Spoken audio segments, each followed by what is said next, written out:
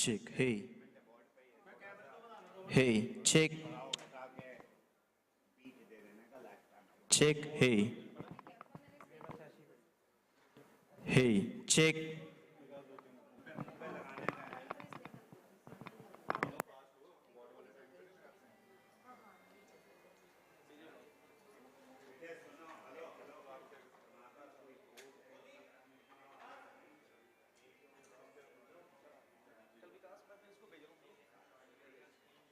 check, hey, check, hey, check, check, check, hey, check, check, hey, check, check, hello, hello, check,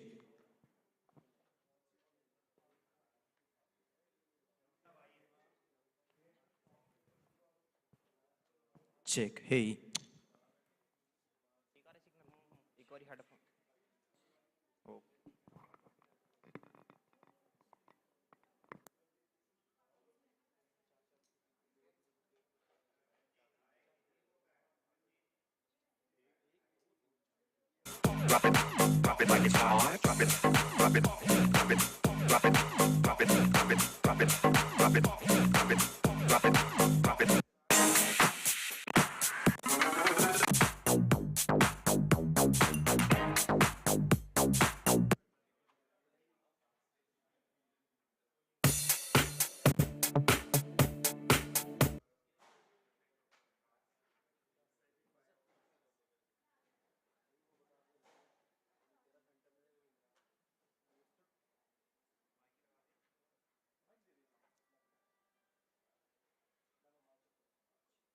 hey, check, hey, check, hey,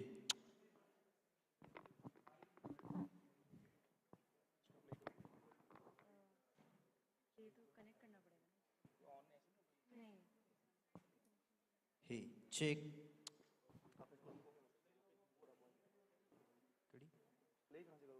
check, hey,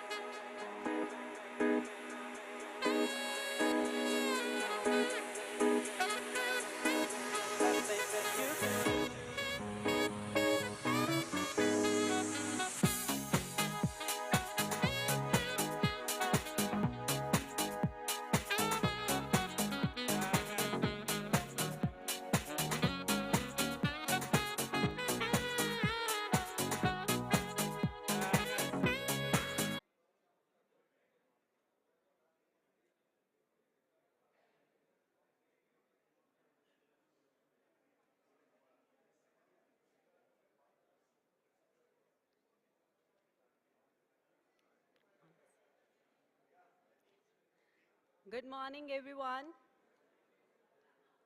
Please have your seats.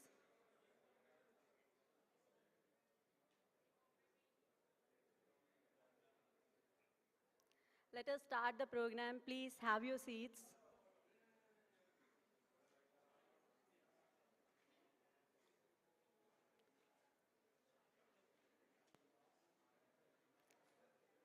Good morning, everyone. I, Dr. Daljit Kaur, Joint Secretary, Ippta, on behalf of our organizing committee, extend our warm welcome to each one of you to this prestigious seminar.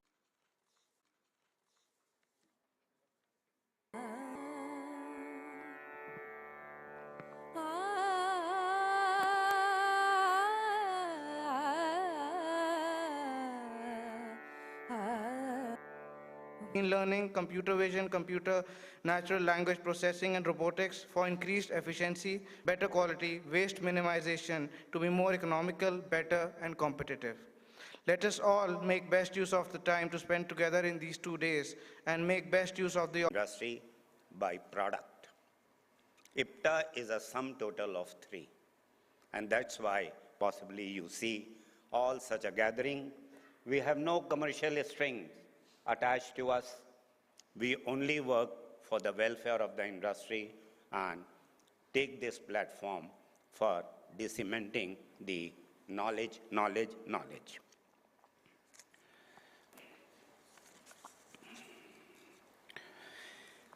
Ippta is also being supported by all the state paper mill association, and recently seeing the trend that the consumption is moving to the kraft corrugated, we have taken International Corrugated Case Manufacturing Association and WICMA, which is Western India Corrugated Box Manufacturing Association, also in our executive committee.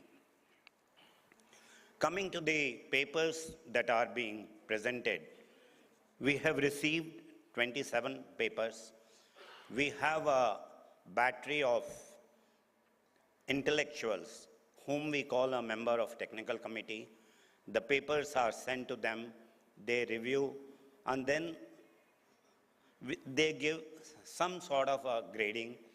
All the reviews are sum total and average is Sri and Gunjan Josna, Kritika, Mahua, Monica, Rubika, Saloni, and Yamini. They all will be charming you with their knowledge. It's nice to hear what these young girls have to say and how they see the future in the coming decades. Another thing is we have a function of this seminar, a career fair.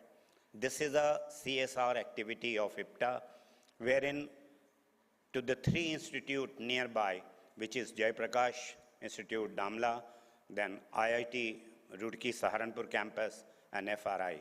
About 100 students have registered, and 10 industries have come forward, and in this career fair, Ippta would be providing a platform. This we've in South.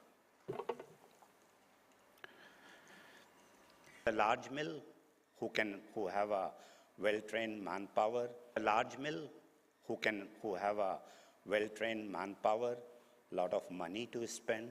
Mills are only 20, 30. What about the remaining 600 and odd mills? Are they going to benefit? China comes up with a cheaper solution under name DeepSeek, and their share prices crash. Give the same keyword to ChatGPT and gave same keyword to DeepSeek. Mark Zuckerberg last week only said that it's a beginning of the end of mobile phone. It's a beginning of the end of mobile phone. So I want this AI technology, which is for the paper industry, to flourish, get into the hands of many people, quickly reap the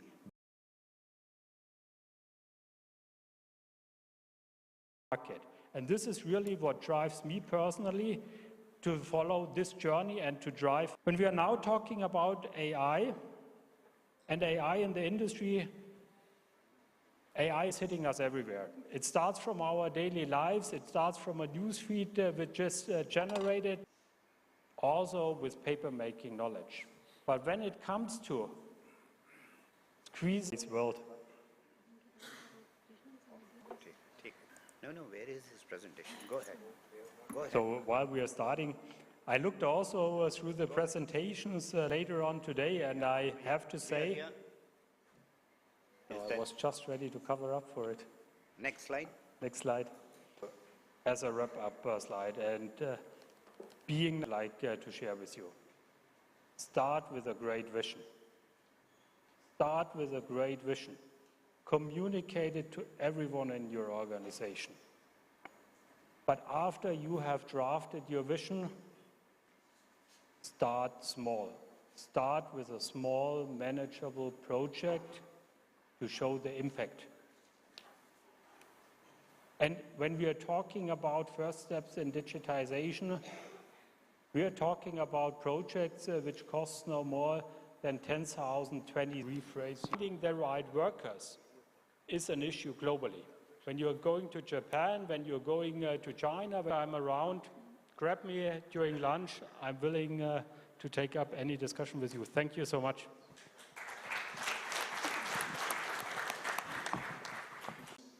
And adapt to new situations. The emerging trends towards AI, AGI, which is the next level, refers to the type that can possess the ability to understand, learn, apply knowledge across a wide range of tasks at a level which is comparable to human intelligence, but I hope not exceeding it.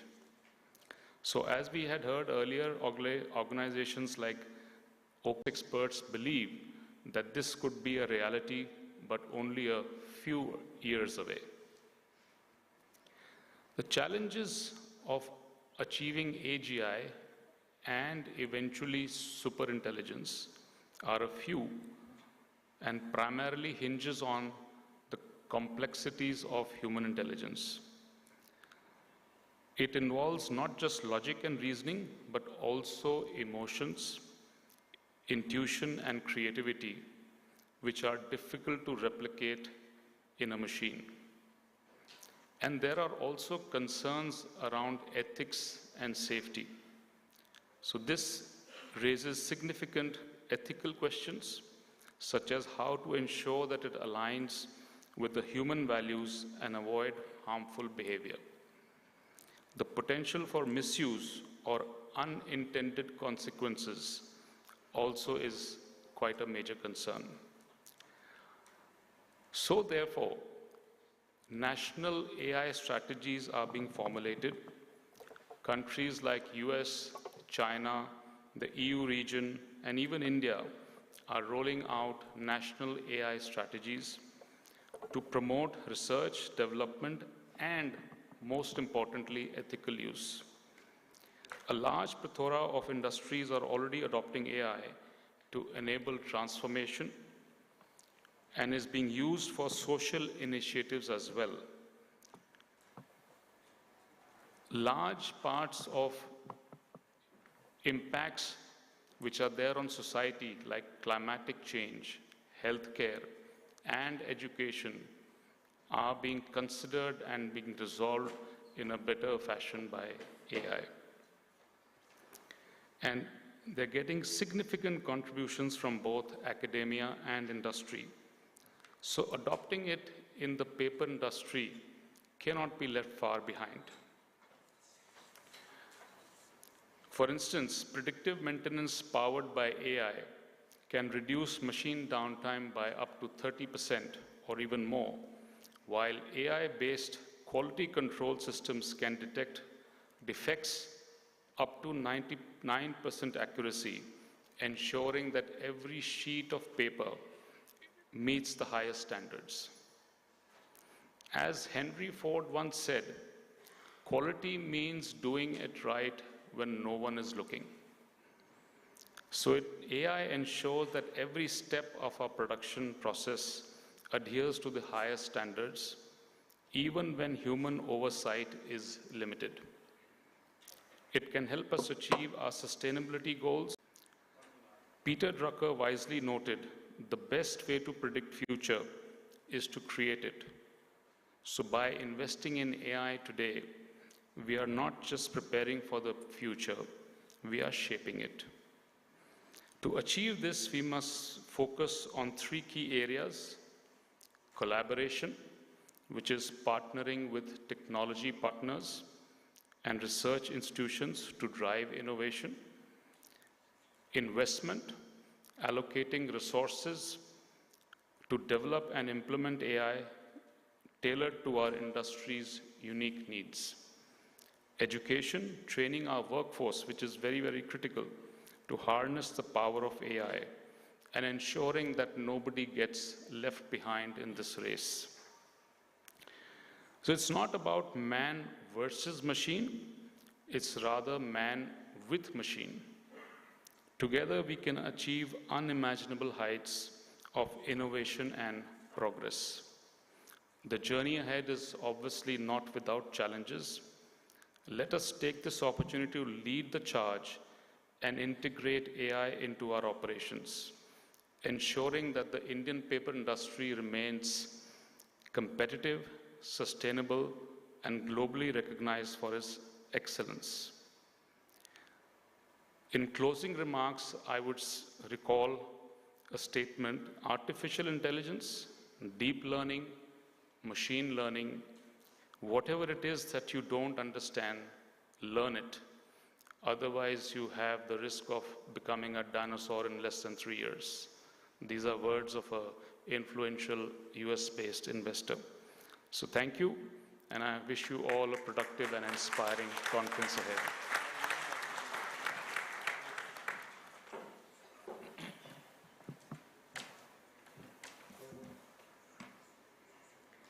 Thank you, sir. Thank you for your insightful address, and always be in forefront for guiding us throughout the Ippta activities.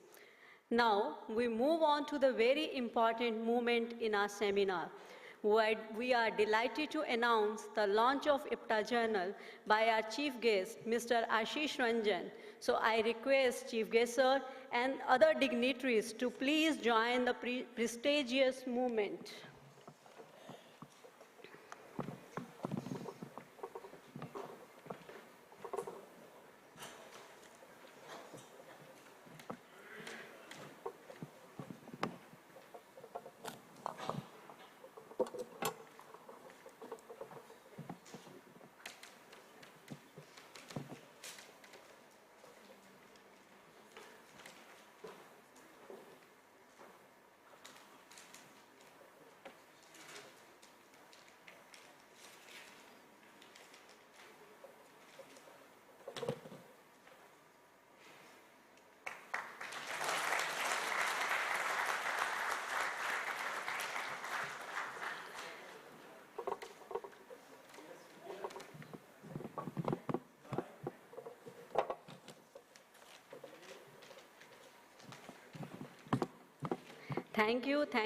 Thank you everyone for doing this honor.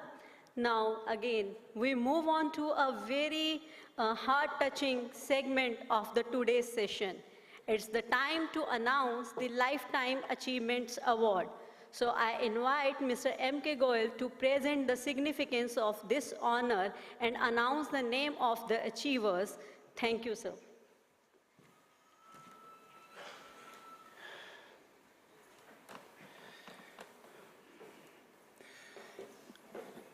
Lifetime Achievement Award is a milestone in individual's life and milestone for Ippta. Why for Ippta?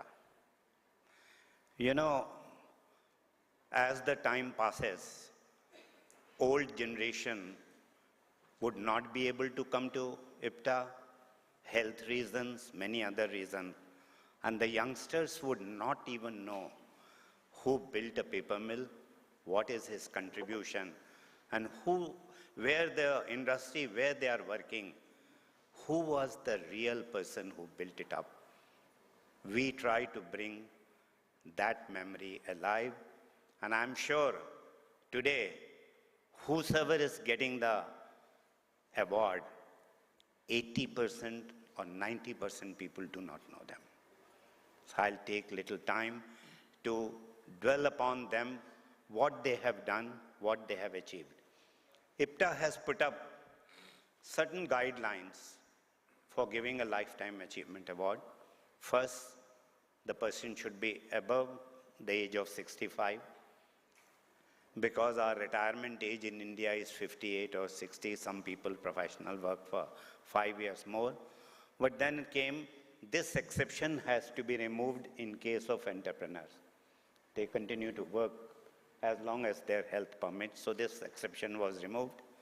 Secondly, so I said above the age of 65 should be retired and then must have contributed significantly to the growth. Now this aspect is decided by a team of, mostly it consists of Ippta past presidents who have spent long time. There are well-wisher whom we consider to be a knowledge bank well-wisher. So I'll first take you to see, these are the past awards given. We started in 2018. Dr. Panda and Mr. Pradeep Dhoble were the first. We thought to give first as a professional. Then in 2019, we said, professional is fine. There is somebody who brought the machine. Ali Bhai Nathani, India didn't have 20 tons machine in 1917, 80s. And then Ali Bhai Nathani did magic and brought, rather made a machine at Vapi which replicated. And that's from where I say the journey of machine making in Vapi as well as Coimbatore started.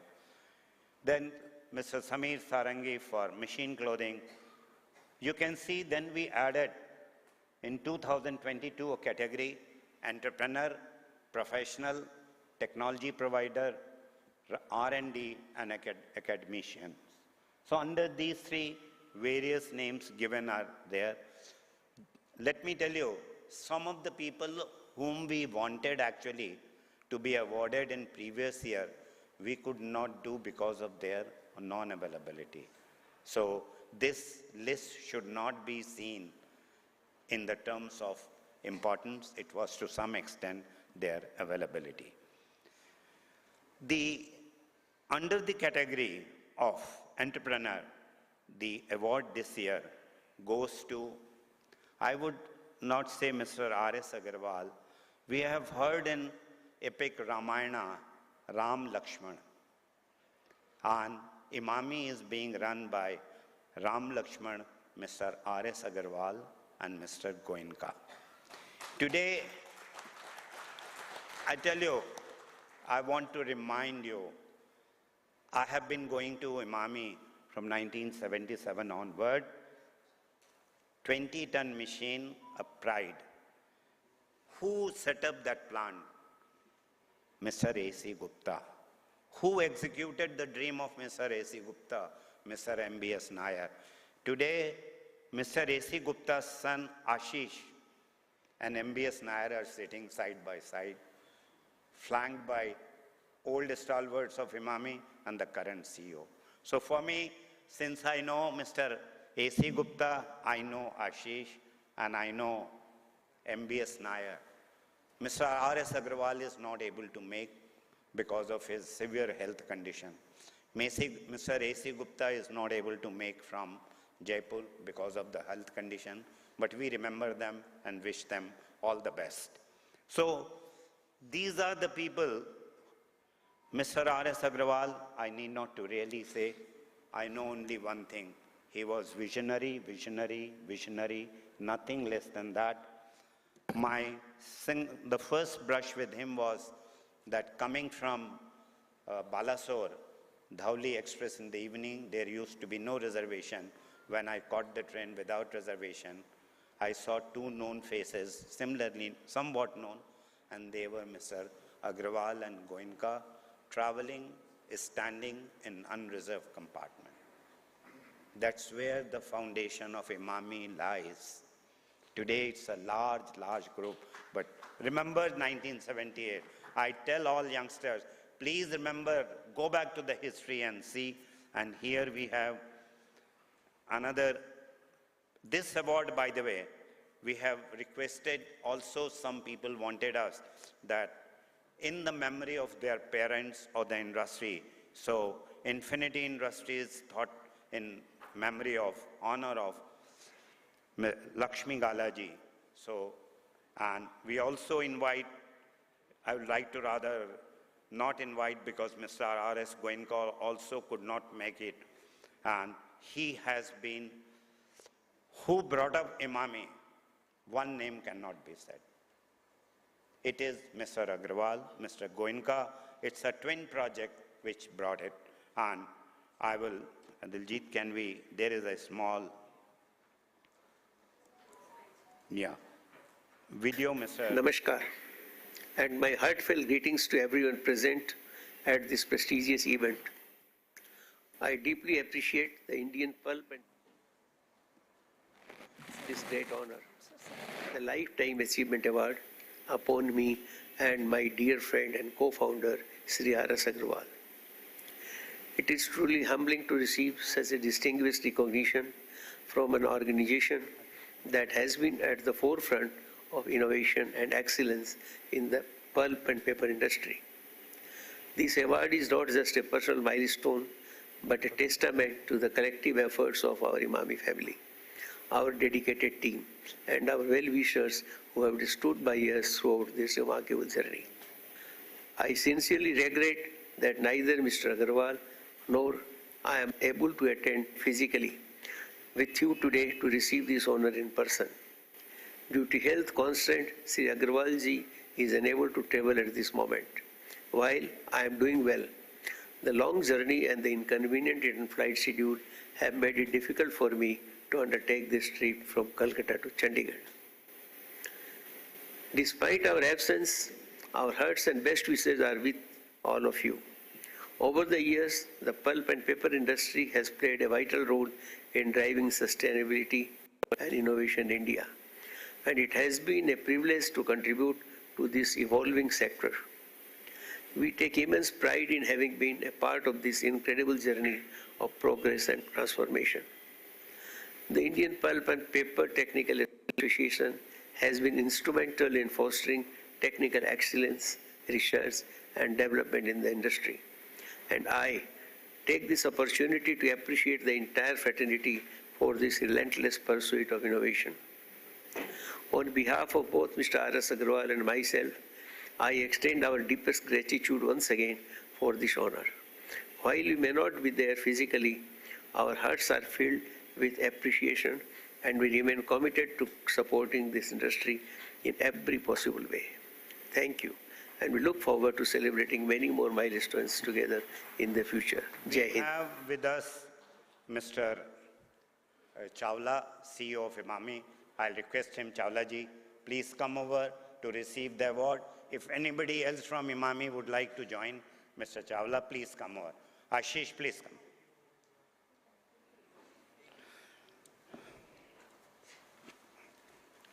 Music. Hello. Yeah, music. Music.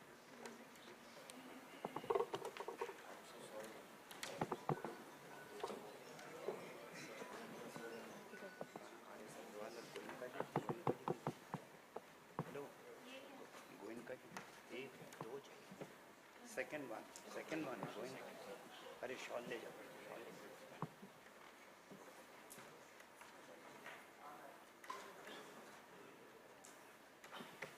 Where is the music? Where is, what about you?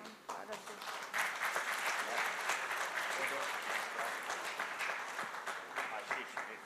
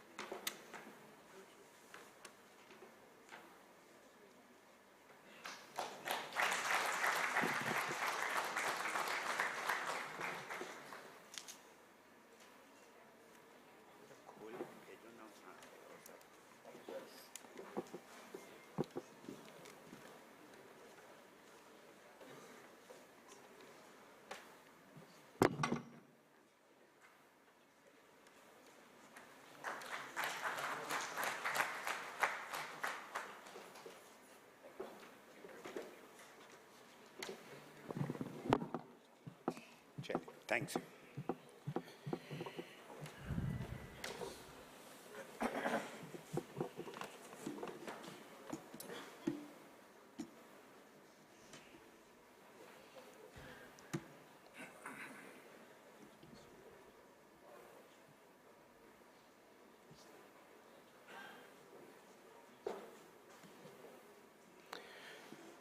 This award was, now we come to the next level, entrepreneur.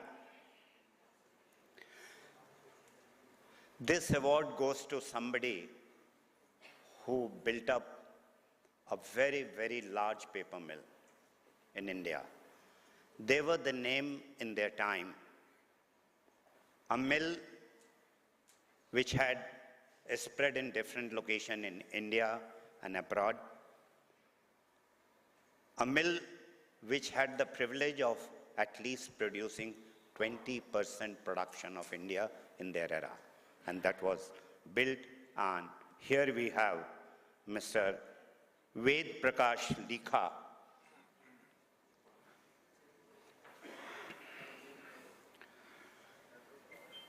Mr. Likha was born in a pre-independence family of engineers, and raised in North India.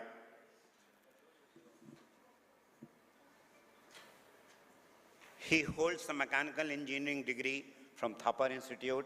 Now, when I was mentioning, imagine he built, the spelling is different. He built from 15,000 to 50,000 tons. Today, the production may not sound very high, but that's the time it really matters how you increase the production. Then, Mr. Likha was a prime player in all the expansion that took place at Ballarpur Industries. Then I remember in Balarsha, I could tell in guest house what color of paper is running.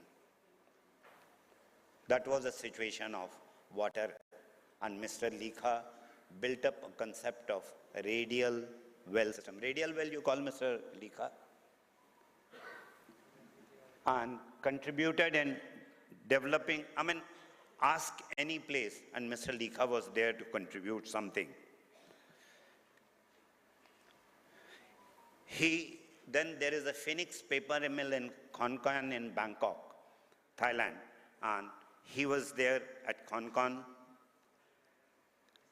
He led the debottling and expansion of plant from 125,000 to 165,000. Then in Malaysia, there is an award, Allah Darja.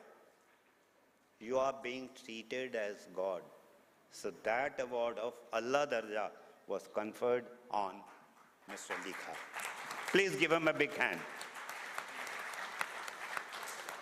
Padamji is another story, from 45,000 tons to 72,000, and mind it, it is on lightweight paper, which nobody else possibly manufactures. It's not a writing, printing craft and run of the day. So 45 to 72,000 without adding a machine, a specialty paper, and Padamji is a name. So with these words, I would like to invite Likhaji to come on the stage along with his family and friends. Please come over. Would you be good enough to please come from that side?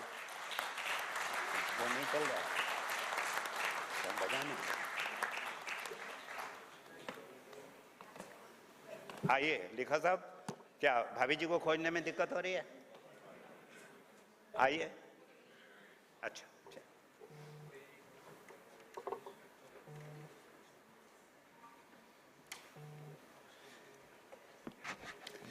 Behind every man's success, there is a woman, and here is Mrs. Likha. मैं मदद करूँ?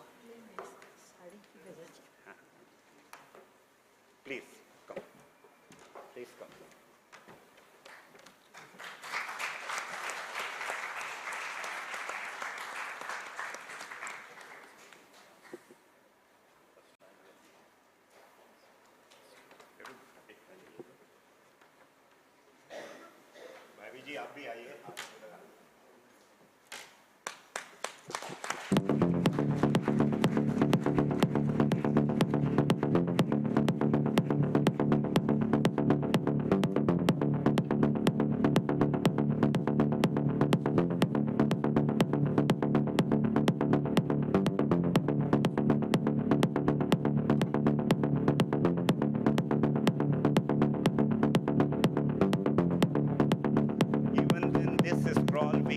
capture what all are his achievements. You can see one of the longest scroll ever possibly seen in a lifetime achievement. Nikhala, would you like to say something?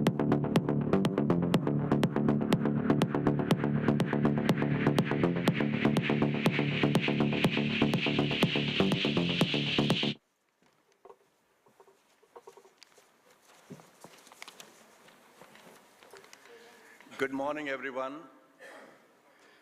Honorable Chief Guest, Honorable President of Ippta, other executive members of the team, and dignitaries on the dais. Learned participants, and I see many faces, and ladies and gentlemen, and other dignitaries in the audience. Thank you, Ippta, for the honor bestowed upon me. I truly feel humbled for this incredible recognition, for being included amongst the League of Industry stalwarts of yesteryears. I do wholeheartedly express my gratitude to the God Almighty, my family, the fellow travelers in my professional life, both in India and overseas, including those from the fraternity of equipment experts whose support gave me the success and recognition I've always enjoyed. I should stand up? This.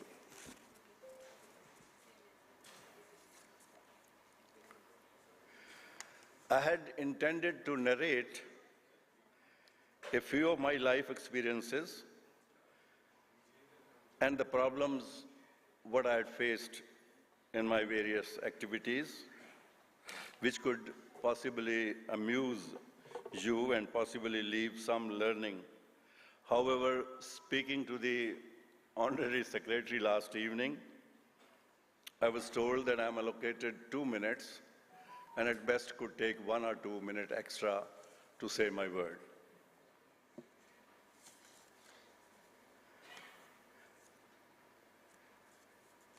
When I glance over the audience, I hardly find very few people whom I could recognize, and that's understandable. I started my first job in the year 1962, and I guess many of you were not yet in this world. That time, the technology was very basic. No iPhones, no emails, certainly not the all-powerful Google.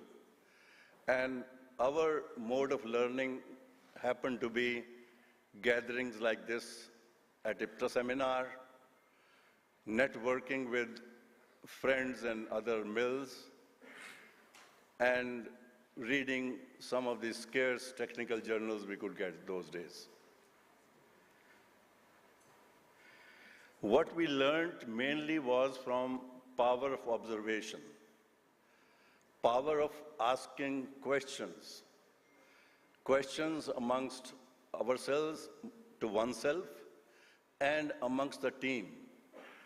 This, in fact, helped in forging the team together to look at the problems, asking questions where our belief system was not sure.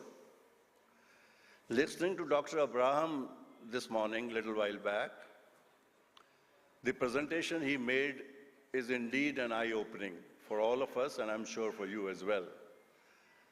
The 4 stages of development optimization that he presented on the screen, I think most of these small mills are still on the very first stage, that's called stage 0 of automation.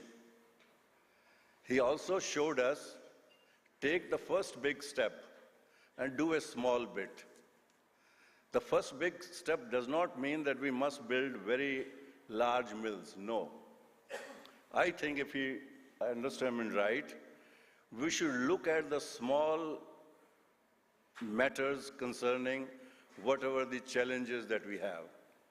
And that is where I take support of his presentation to emphasize upon you, young gentlemen, on the power of thinking, power of observation, and power of asking questions.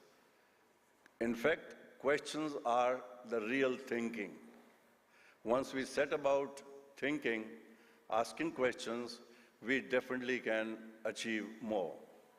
With these words, I wish you all the very best in your career, and thank you so much.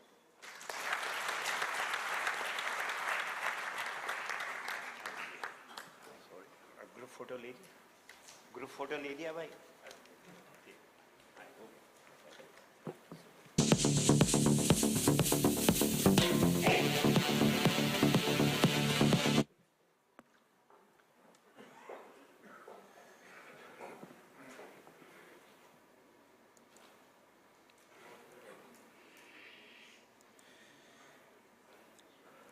This award was conferred in memory of Shri Ghanshyam Das Gupta ji, founder of Shobha Cards, Delhi.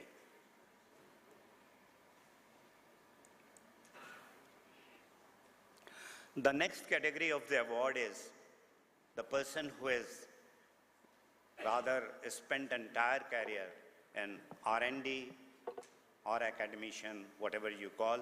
And we have, please give a big hand to Dr. Pramod Kumar Bajpayee. Dr. Bajpayee, please. I think you have Mrs. Bajpayee and friends here. Dr. Bajpayee.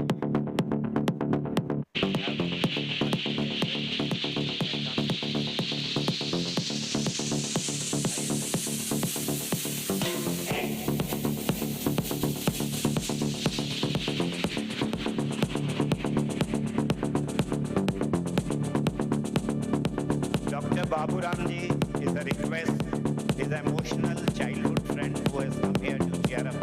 Dr. Bajpayee, are you here?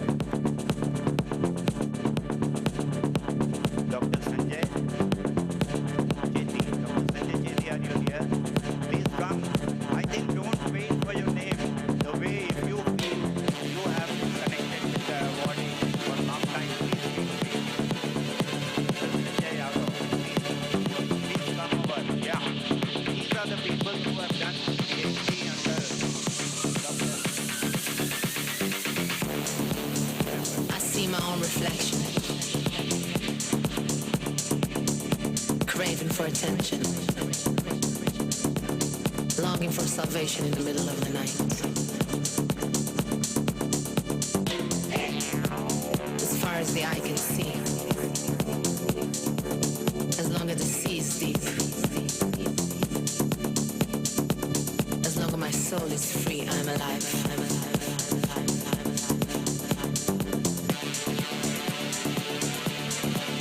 Mind over matter, love over lust, compassion over fear. Love is fire.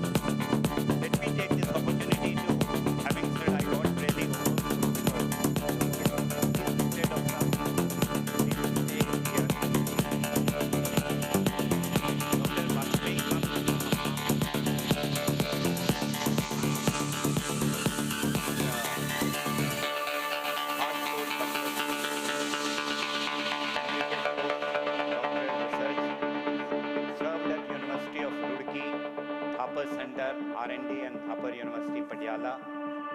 Now, I would like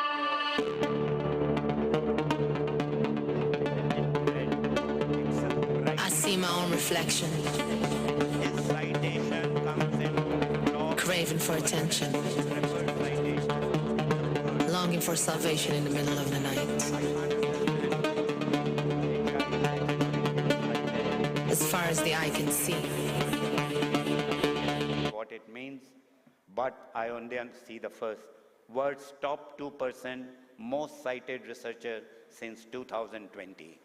And Dr. Bajpayee relentlessly reviews Ippta's paper, comes back with comma and full stop with all the suggestions. That's his power.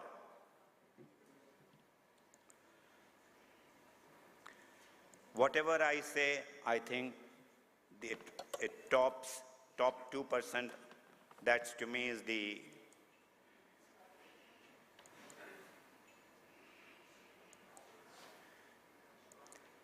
think of any laboratory, think of any association which is on a research and development. There is a contribution of Dr. Bajpayee. With these words, I invite Dr. Bajpayee to say a few words here, please. Please, Ayed.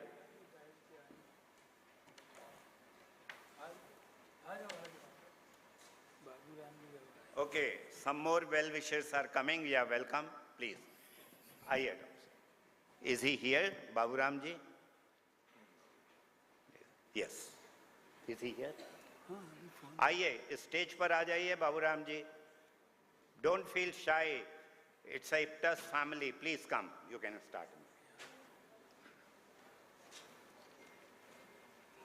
आइए इस पे खड़े हो जाइए.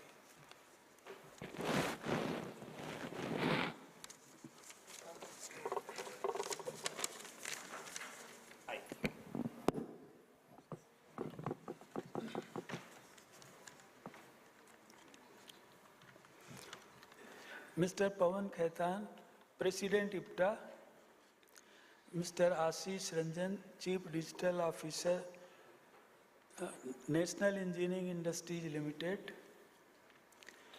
Mr. Chirag Shaitya, Chairman Program Committee, Mr. Krishnan, Vice President Ippta, Mr. M.K. Goyal, Honorary Secretary Ippta, Mr. Ergan Ibrahim, Keynote Speaker, the veterans of the paper industry, Mr. Ved Likha and Mr. Anil Kumar, all the members present on the dais, of the dais, delegates, guests, ladies and gentlemen. First of all, I would like to thank Ippta for conferring this award to me. Actually, this award does not belong to me only. It belongs to my team members. And I would like to mention the name of few of my team members. Initially, we used to have Dr. Subhas Maheshwari, Dr. Nishikant Bharadwaj, Dr. S.K. Chakravarti, Dr. Maheshwar Roy, Dr. Pratima Bajpayee, Dr.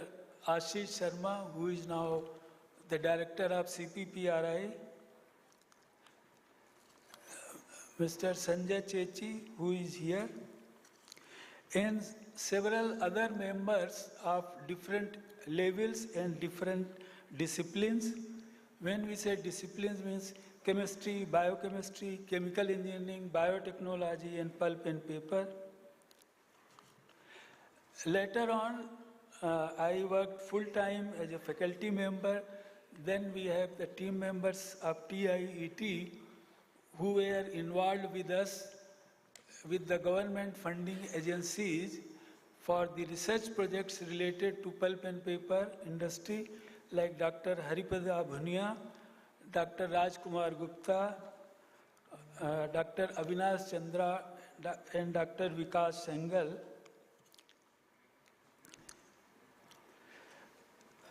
And I would like to mention that since I am a chemical engineer, I used to work mainly on the catalysis and biocatalysis. I would like to mention the name of the mentors who brought me to the pulp and paper research. The first one is late Sri L.M. Thapar, the chairman of Thapar Group of Industries, and late Professor N.C. Nigam, who was the founder director of our R&D center. I would like to mention that the teamwork is very important for the success of any industrial research project. Like academic research professors do in isolation, they don't even disclose anything, and a single person can do a great research. But for industrial research, teamwork is very important. That's why in each and every project, we used to have the persons of different backgrounds and invariably an expert in the environmental engineering. We used to have Dr. S.K. Chakravarti. Of course, he did PhD under me, but he was the expert. So we used to keep in our all the projects as a devil's mind, so that he could tell about the environmental problems related to the project. Many times what happens, you may succeed in various ways in projects, but environmentally you may fail. Then I would like to mention a little bit about the AI. In fact, some form of AI we have been using for quite some time. Like in our experimental work, we have been using ANN, Artificial Neural Network. In that, we used to feed some data or train the system so that by conducting very less number of experiments, we could get the reliable data. And another thing, artificial intelligence and human intelligence, what is the main difference? It's like artificial flowers and natural flowers. Natural flowers have the smells, but artificial flowers don't have the smell. Although they look very good, they last long. With human intelligence, there is one problem, that it gets biased, whereas artificial intelligence doesn't get biased. That's why we are opting for artificial intelligence. So we get the unbiased results, unbiased opinion, unbiased conclusions. Of course, I am not expert in artificial intelligence, but in the seminar we will learn a lot about artificial intelligence. And in the end, I would like to suggest our young friends, be ready for the opportunities when they come, make plans for your success, enjoy the journey, learn from mistakes, make some extra efforts than others, and there is no substitute to hard work. Actually, nowadays people are going for the shortcuts, which doesn't involve hard work, but they want to get the success, which is a temporary thing. So there is no substitute for the hard work. The harder you work, they say that he is very lucky, but the luck comes only to those who work hard. With this, I would like to wish all the best to the Ippta and to the paper industry. Thank you, everybody. Thank you.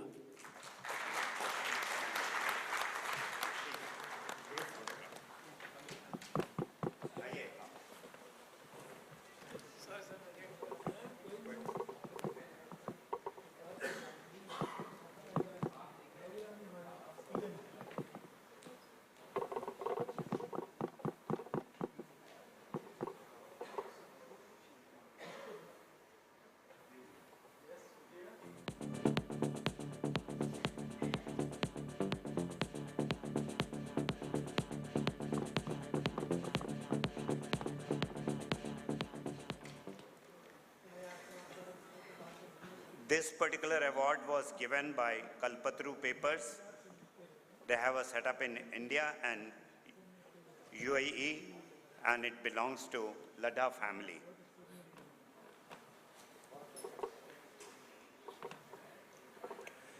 The fourth award this morning under category of technology provider, the nomination is for Mr. Vikas Kothari. Let me tell you something about Mr. Vikas Kothari. He was born in a paper mill, 1945 in Brajrajnagar. His father was working in Brajrajnagar.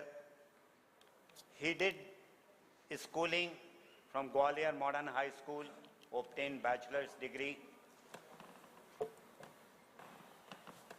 Mr. Vikas Kothari began his career as project engineer and served many equipment manufacturer before he decided to join KMW Johnson in 1974.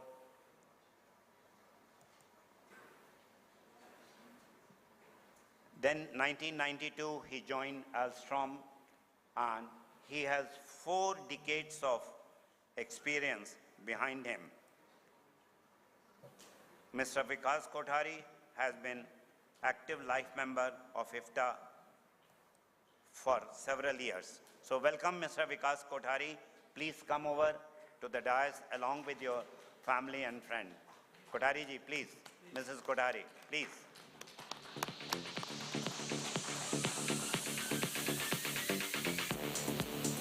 I see my own reflection. I told you it's such a happy occasion. His daughter has traveled from Jaipur to come and cheer up Papa. So that's something. As far as the eye can see, as long as the sea is deep, हाँ नहीं ठीक है. as long as my soul is free, I'm alive.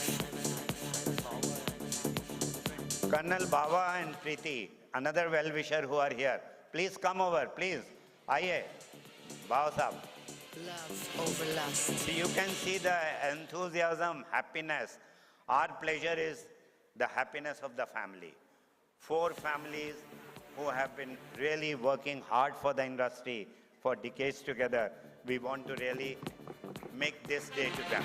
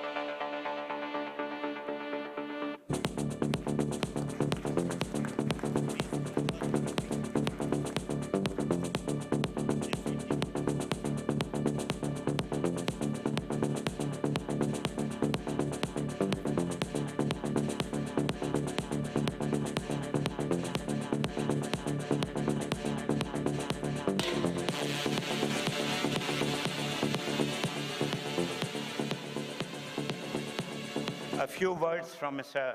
Vikas Kothari, please.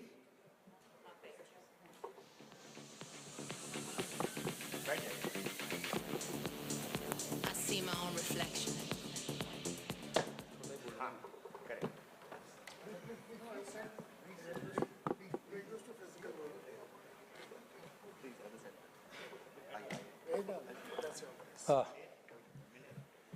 First of all, I'm grateful to Ippta family, I can call it, to really select me for this award, which to me has been really very personal. And as you see from my biodata, that I was born in Brajrajnagar, but I was born in paper mill.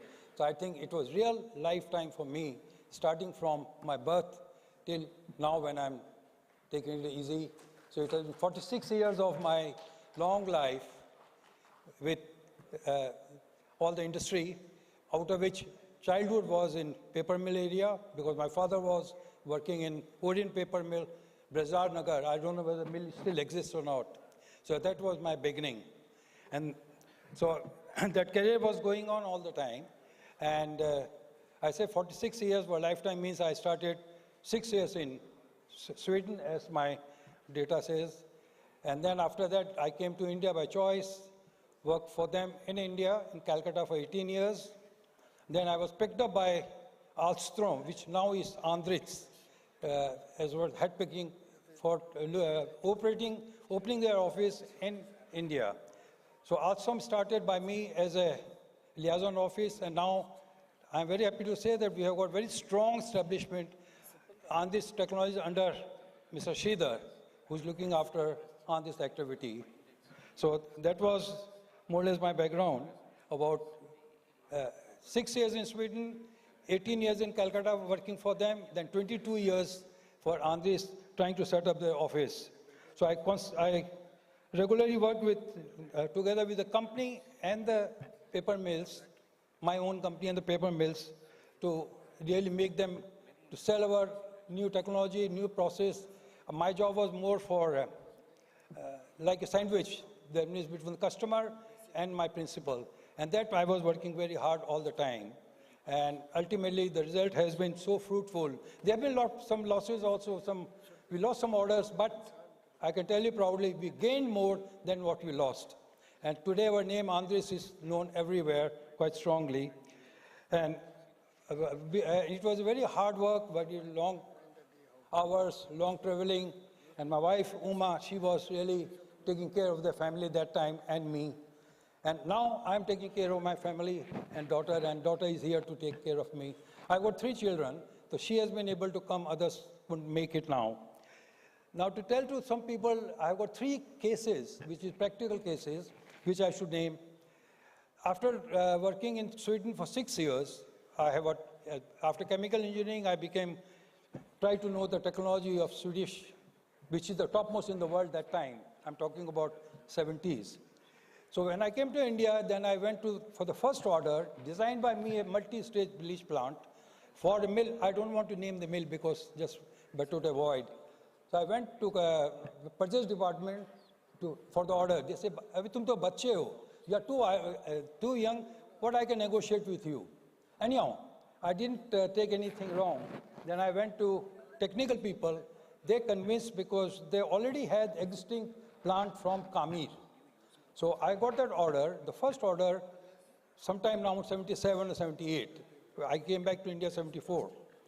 After 20 to 25 years, we got the world's single mill largest order for India. That was complete mill, starting from the cooking side, washing, the recovery island, and that was my job, was coordination between Andritz, that time it was Alstom, Andritz, and then together. And after the order was given, I was called by the chairman of the company, because we have given the order to your company and to you, but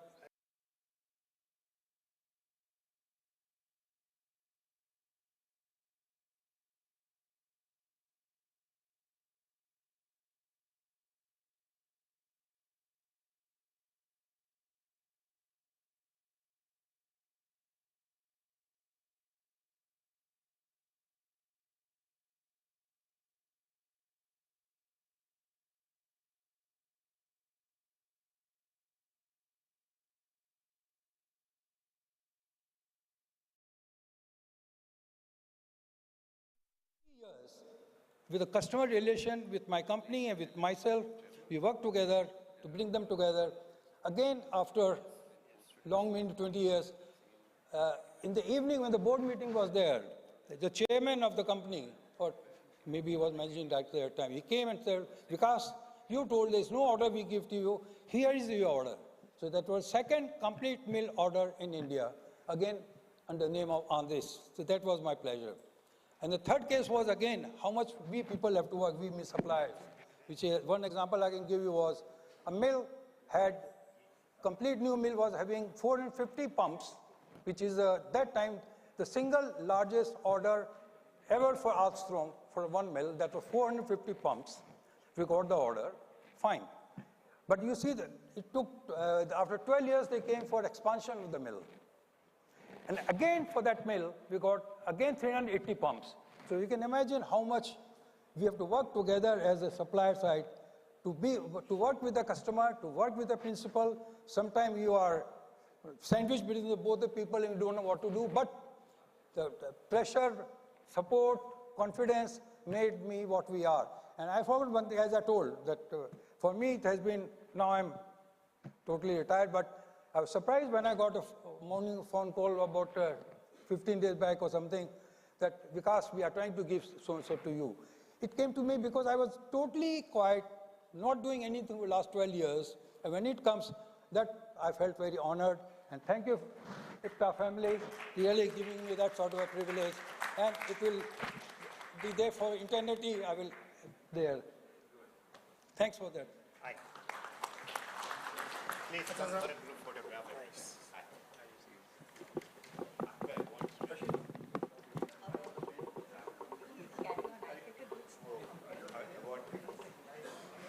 उनका कोठारी आए please right here I suggest they all sit down to understand.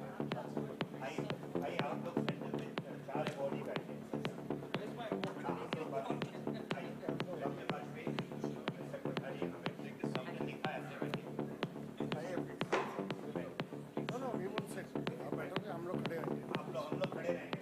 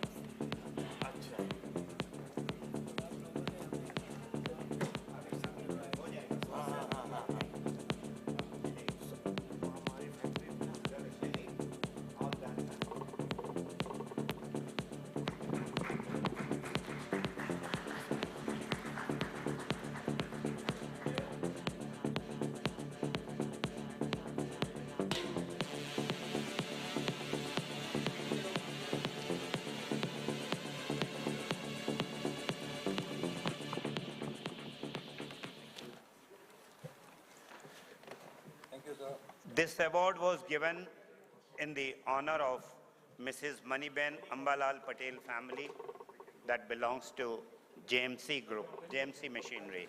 Thank you, JMC. But then I came here, looking after Indian market. Daljit, please take.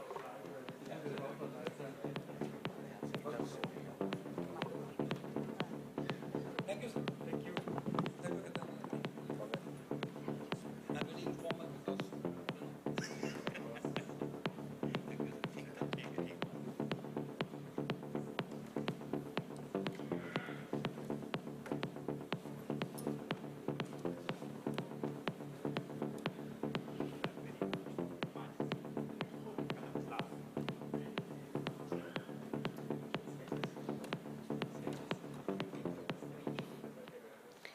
Thank you, everyone. Now we are fortunate enough to have Mr. Ashish Ranjan as our chief guest, and it's an honor to introduce you all with him. Mr. Ashish Ranjan currently serves as the Chief Digital Officer at CK Birla Group's company, National Engineering Industries and BC Bearing. His diverse career trajectory span from one mining as a mining engineer to data mining as a digital leader. He has transformed brownfield factories into connected smart factories, architect greenfield industry 4.0 factories, shaped strategy for an integrated digital mine, transformed from a traditional supply chain to an integrated supply chain planning, virtual integrated HR, and many more. He builds digital capability and transformation teams and foster an ecosystem of partners to execute these strategies. He leads large-scale transformation programs from strategy to execution, emphasizing change management for successful adoption and impact to business. His overarching vision is to establish a data and analytics-driven organization. Mr. Ashish he brings wealth of experience from consulting and industry roles, having worked with companies such as Tata Steel, ITC, Vedanta, and CK Birla Group in both the Indian and global business landscapes. He actively contributes to an entrepreneurial ecosystem as a member of CIA, Rajasthan Startup Innovation and IT panel. He has co-authored a book, A Modern Playbook of Digital Transformation, which shed light on real-world experience in executing digital programs. He is also an advisory board of management studies of IMI Kolkata. His commitment to innovation and practical insights make him a valuable asset in the digital landscape. So I request Mr. Ashish Ranjan, our chief guest, to please deliver his speech to us. Please, sir.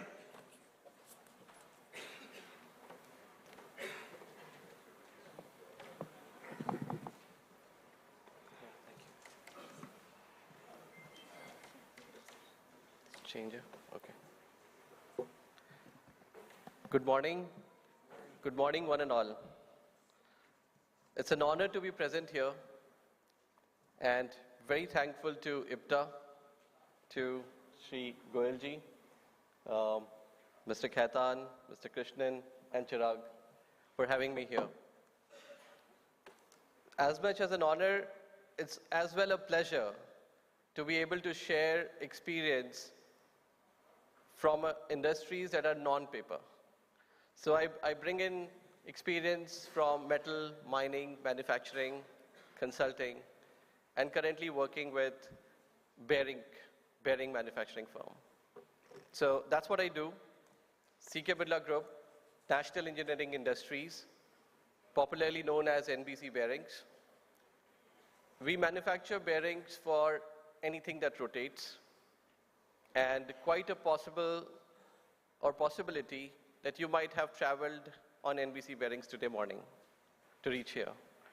So with that, let me move on, and I will rather very quickly squib this. So I think we all agree to this. India is set to grow. So I'll not take much time. Anyhow, I can see that we need to shorten our time a bit. So I'll skip the deliberation on this slide, and with a consensus from you all that yes, India is set to grow. But before that, let me ask a question with a show of hands from you all. How many of you have not used AI till now? A quick show of hands, not used AI. Well, yeah, okay, two hands in the entire room, so thank you. That answers the question, and that also sets the tone for the session today, how AI is important, why AI is important in every aspect of our life. And AI, I'm sure, has touched personal lives more than the professional at the moment for us. Now, as manufacturers, as people who work in the industries, there are two very critical imperatives in front of us. One is the technology adoption, and the other is the skill gap. And this is where I heard Mr. Khaitan as well say, the willingness to learn is all on us. The rate of change of technology is there, and it will continue. Now, how fast we learn and how quickly we adopt to the environment is where or will determine our success in the next or in the near future. As much as it is an individual task, I have seen organizations stepping up and making changes in their training calendars to invest in skilling people. Unless, if we don't do that, it leaves them behind the learning curve. Now for organizations, this is an imperative. Another important point, I heard someone talking, it's the domain experience and expertise in all of our industries that in the next 5 to 7 years, we might see experience retiring from the workforce. So how do we capture it? That's another question to answer, a problem to solve for all of us. Some companies have gone ahead with knowledge management mechanisms. Some need to go ahead with it. Again, there are answers with AI. We just need to explore it better. So that actually brings us to the topic that where are we with AI? Believe it or not, we are in the age of AI today. Do you all remember the date 30th November 2022? Well, if not, then a very quick remembrance there. That was the date when OpenAI released ChatGPT. And this, the ChatGPT, it was an app that attracted 100 million users in just 2 months, the fastest that any app did by that point of time. Now, why is it important? It's important because people, you and I, we have the opportunity to put AI to work for us. If it wasn't just any old technology, for example, metaverse, just taking a name there, it did not touch you and I in our daily lives. But this technology has actually left us in awe. And it has trickled down to ordinary folks in the form of a cutting-edge technology called generative AI. And there is a continuum of AI. If you just go and read a bit, AI has 3 distinctive continuums. First is the diagnostic, second is the predictive, and third is where the generative AI comes. And this is the game changer that we are all talking about. We also heard human intelligence and artificial intelligence. The era in front of us is where human and machine will work together. So we should not be actually thinking a lot that will AI replace our jobs? What will happen? And I was just in a conversation with Colonel. Products, now with more and more digitization, there is a reduction in paper. We take pride in saying that we have reduced paper and we have increased the carbon footprint, or reduced the carbon footprint, contributed to sustainability. How is that going to pan out for the paper industry? Thank you for that question, by the way. Very intriguing, thoughtful. Well, the quick answer and the quick deliberation that we did just backstage was, well, innovation comes to the rescue, and you will have to think innovatively. You will have to think of new products. Maybe the products that you are manufacturing now, they may get obsolete. And this is happening with many, many industries. We are all thinking of new products. We are all thinking how to innovate in products and also in services. That's the role of AI. Dr. Abraham touched upon this, so I'll be very, very fast over here. Now this wave, or 3 waves, he touched upon 4 steps, I call it 3. Start with foundation, work with the efficiency and enabling, and third is the future shaper. What AI is doing is actually shaping the future of businesses, shaping the future of how we are actually going to do things. We don't even know how we will do things, how we will operate. We have been operating in a conventional and traditional manner. With digital transformation, we have been enabling efficiencies, unlocking productivity, improving quality. But what is AI going to do for us? It's actually going to shift our imagination. And this shift will happen in processes, in products, intelligent machines. But once again, human and machine will work together.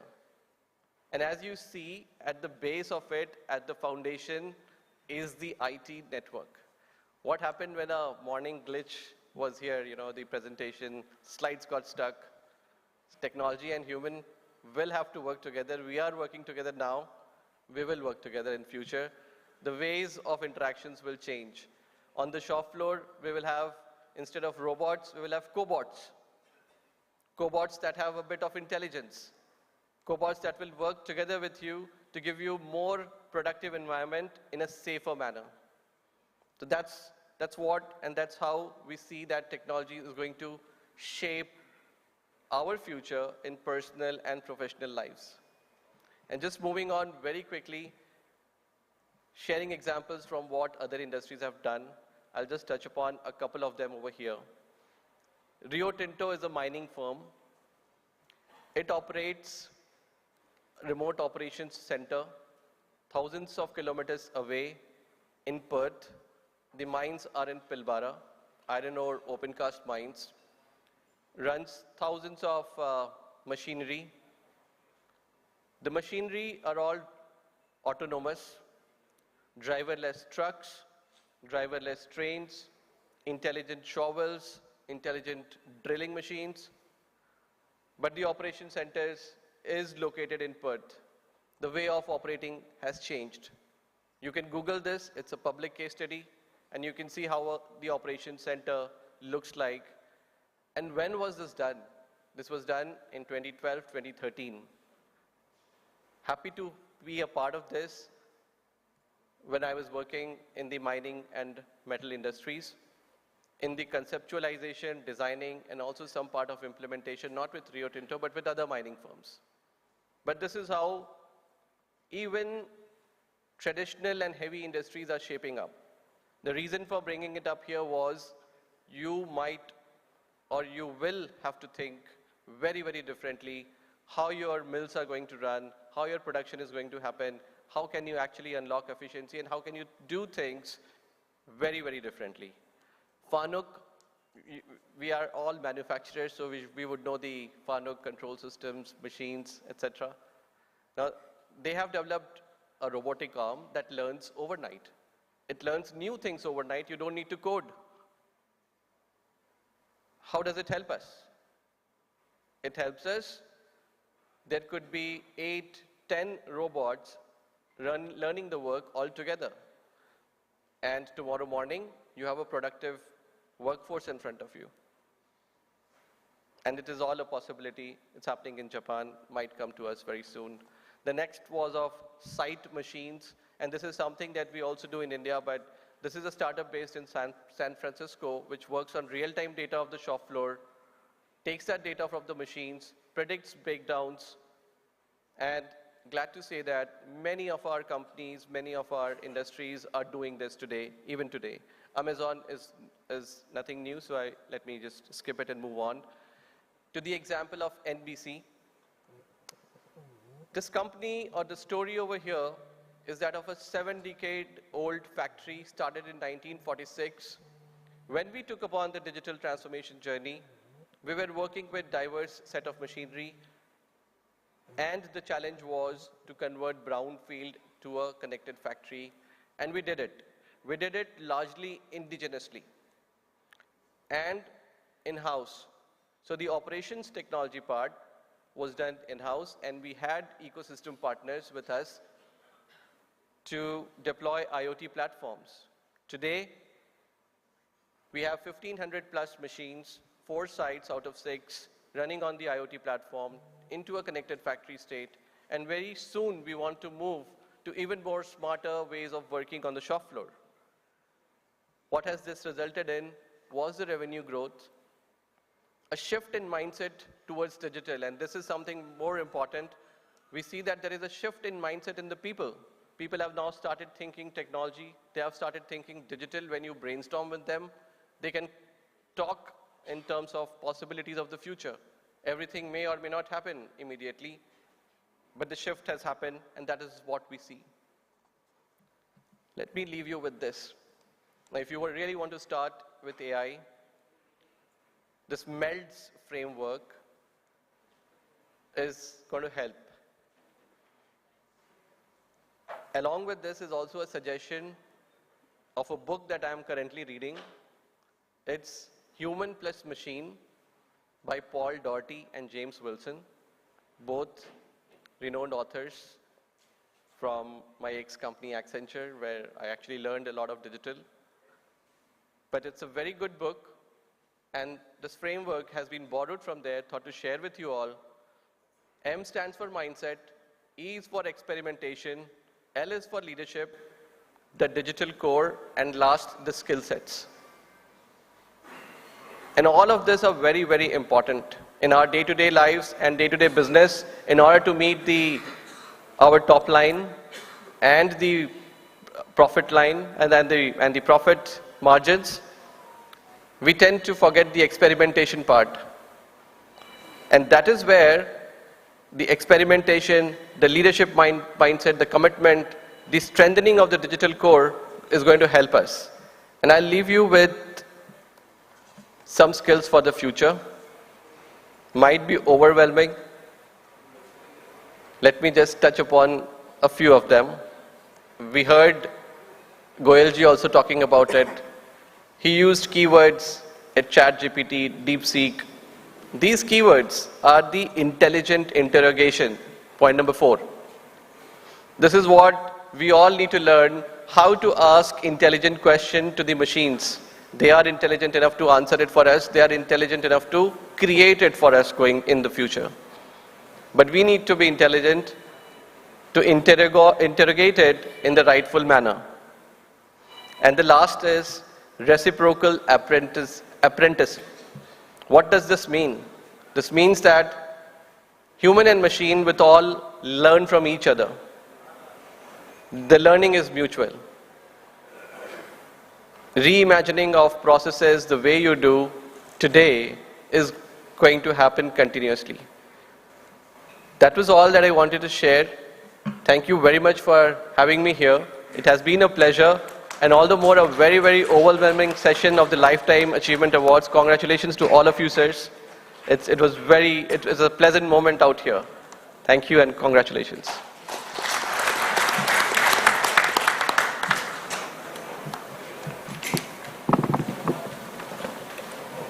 Thank you, sir. Thank you for sharing your inspiring words and your vision with all of us. Now it's a moment to pay a token of gratitude to our distinguished guest. So I would like to request our worthy President, sir, to please present a memento to our chief guest, Mr. Ashish Ranjan. Please, sir.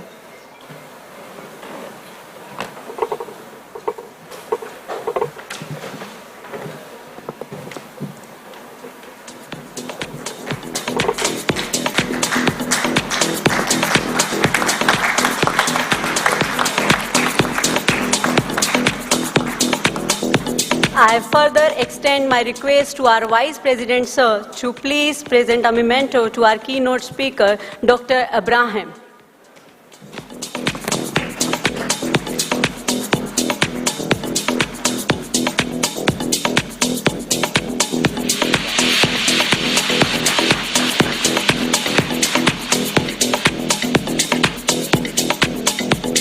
Thank you all our esteemed dignitaries for their valuable contribution to this conference. So here I would like to grab the opportunity to introduce all of you with our Vice President, Mr. SVR Krishnan. Sir is presently working as Executive Director at Khanna Paper Mills Limited. He has over 40 years of experience in pulp and paper industry. He has served on various senior positions at ITC Limited and also Tamil Nadu Newsprints Limited.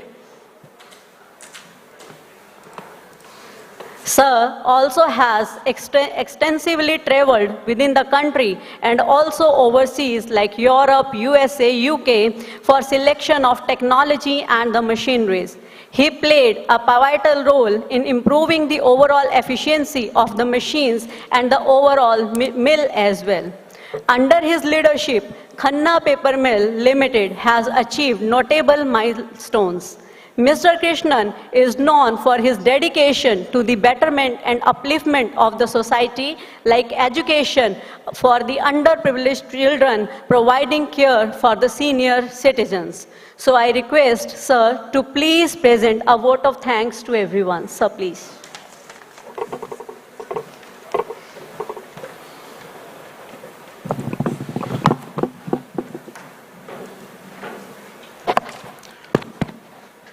Respected people on the dais, dignitaries on the dais, off the dais, ladies and gentlemen, industry, colleagues and friends, morning to all of you.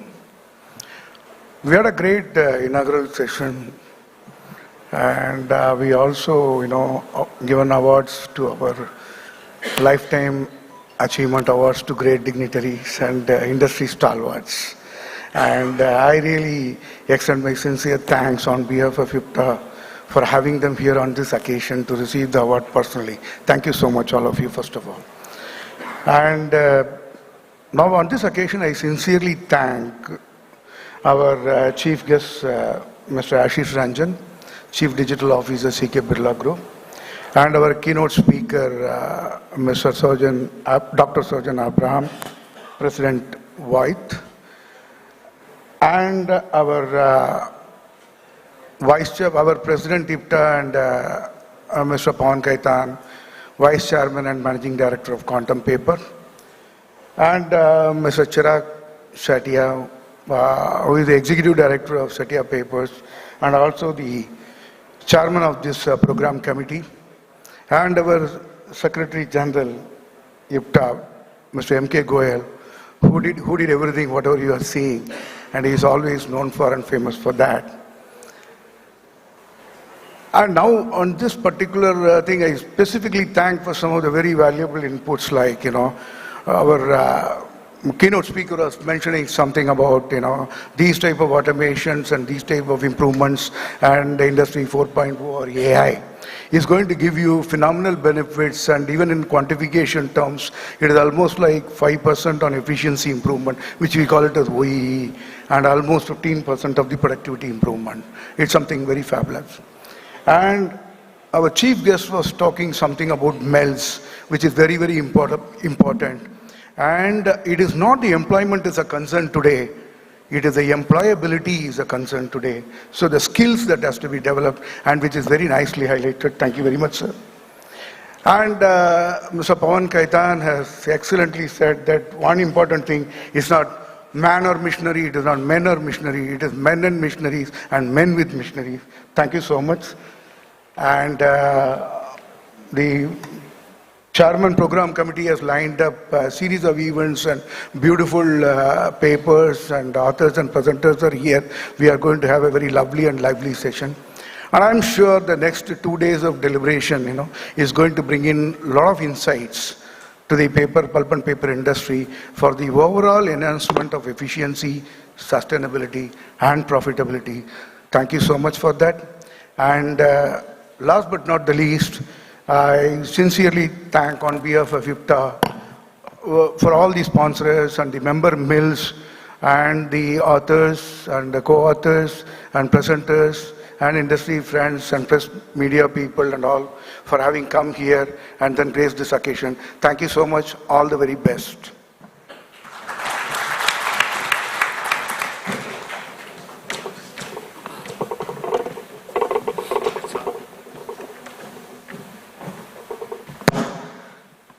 I think before this session comes to a close, it's really heartwarming to see so many of you here, and which just shows that Ippta is growing by the day. But I would like to give a good shout out and mention to a big galaxy of former Ippta presidents who are here. It's truly personally heartwarming to see all of them are here. Mr. Nair, Mr. Anil Kumar, Dr. Ashok, Mr. Bhatti and Mr. Nihar. Thank you so much for your grace and presence, and which just shows that what you left us is a legacy that we need to carry on within good hands. Thank you.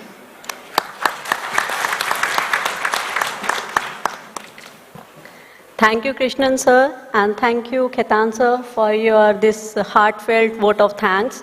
Now we conclude and kindly request everyone to please stand up for the national anthem as we are closing the inaugural session.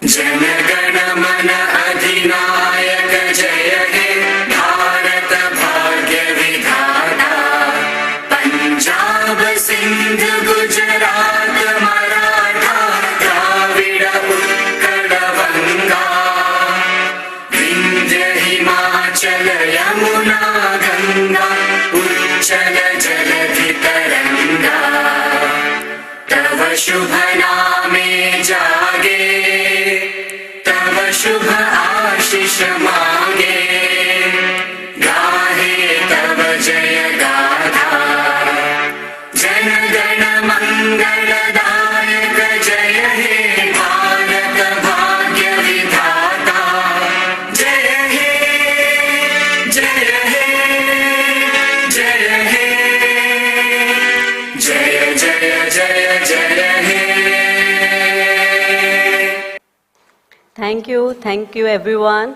So now we invite all delegates and guests to join us for inaugural tea and coffee. And please enjoy the time for networking and informal discussions. And the session will be resumed shortly. Please.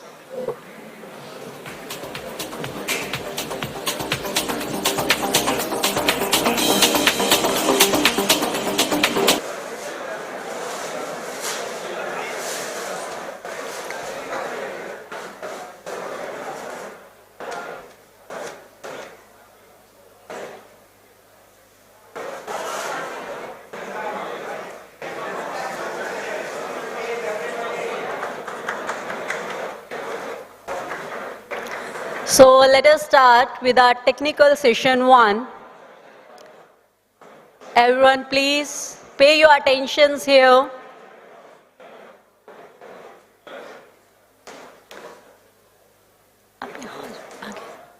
आगे आ जाइए.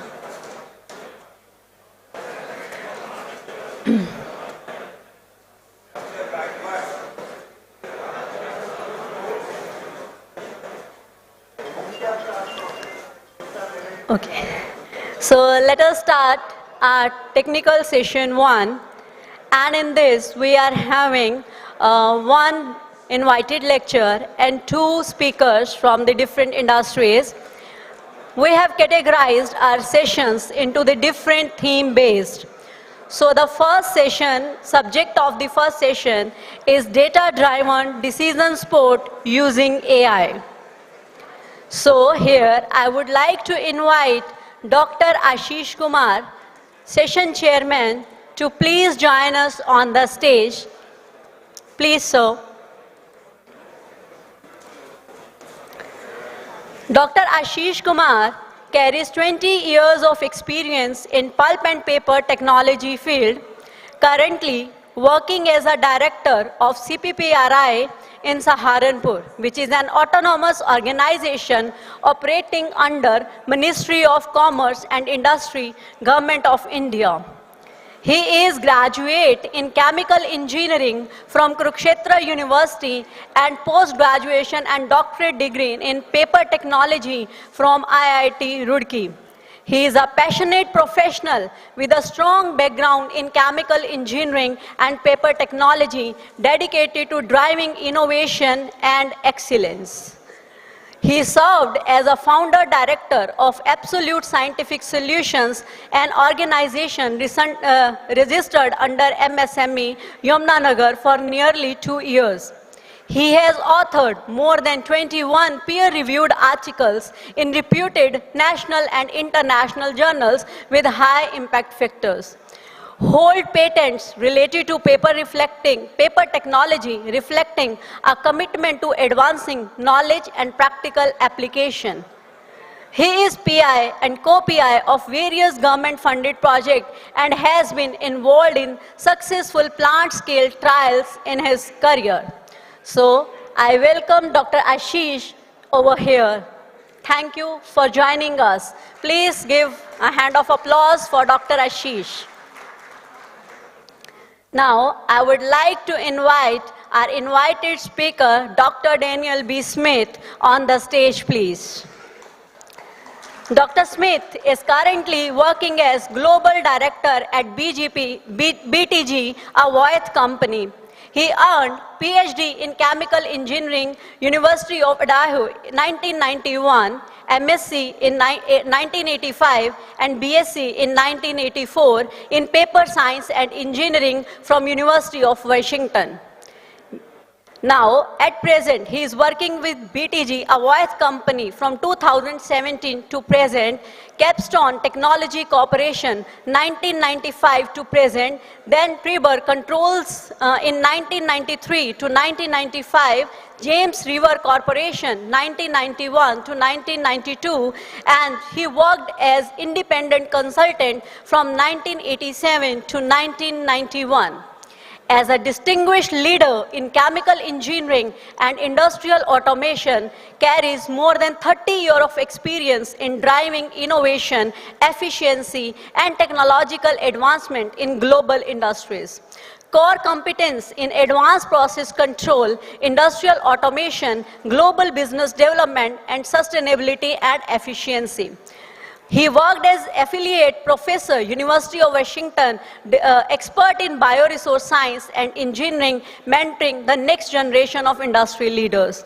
He played a key role of instructor, International Society of Automation, teaches system identification and advanced process control, bridging theory and the real world application. I welcome you, sir. I welcome you on the stage.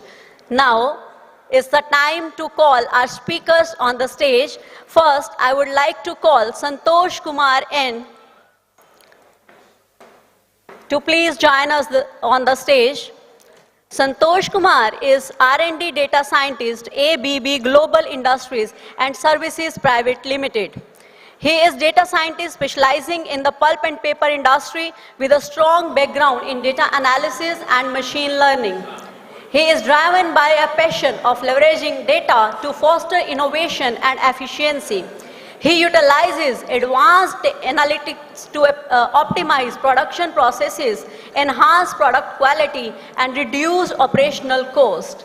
He has a great expertise in data-driven insights, analyzing large data set to uncover valuable insight and trend, and industry-specific knowledge, understanding the unique challenges and opportunities within the pulp and paper sector.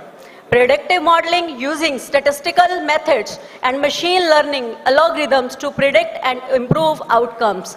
So I welcome you, Santosh, over here. Now, I would like to invite our next speaker, Mr. N.M. Reddy, to please join us on the stage. Mr. N.M. Reddy is currently working as Vice President, Business Excellence and Quantum Papers. He carries 27 years of expertise in pulp and paper operations. He specializes in driving technical and operation improvements to enhance efficiency and reduce the costs. His strength lies in integrating innovation with production excellence for sustainable business growth with strong leadership and management skills. He focuses on optimizing quality and minimizing the waste. His strategic approach ensures continuous improvement in manufacturing the excellence in the field. So here I would like to show you all the people who are joining us on the stage. Now I would like to hand over the stage to Dr. Ashish Sharma and to please commence the session. Please, sir. Hello. Yes, a very good morning to all present, various dignitaries, delegates, ladies and gentlemen. So, in the day one, to commence this technical session one, so in this session we are having three presentations. The first presentations will be a next step in industrial digitalization, which will be delivered by Mr. Daniel, and the second presentation would be data-driven decision-making in paper machines using the virtual measurements that will be delivered by Mr. Santosh Kumar. And the third presentation, which is on quantum leaps in paper industry, and that will be delivered by Mr. M.N. Reddy. So to commence with, and I would like to first of all thanks Dr. Daljit for the wonderful introduction, for all the delegates, for all the presentees here. And I would like to invite Mr. Daniel to commence the presentation, which is the first presentation and next step in industrial digitalization. So, Mr. Daniel, please, you just start the presentation as per the schedule. So please.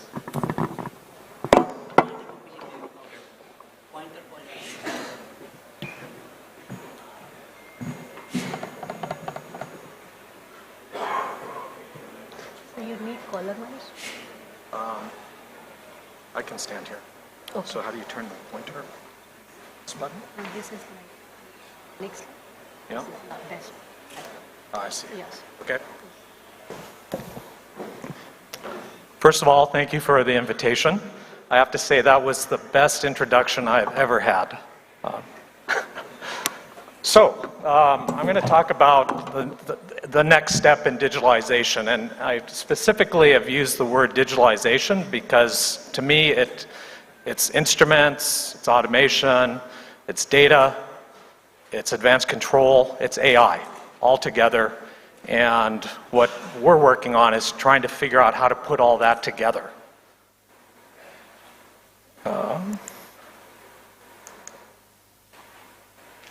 All right, so you saw a similar slide in Jürgen's presentation about this, where we think of digitalization as a journey, starting with measurements, collecting data, visualizing and acting on the data, automation, and ultimately automation or autopilots.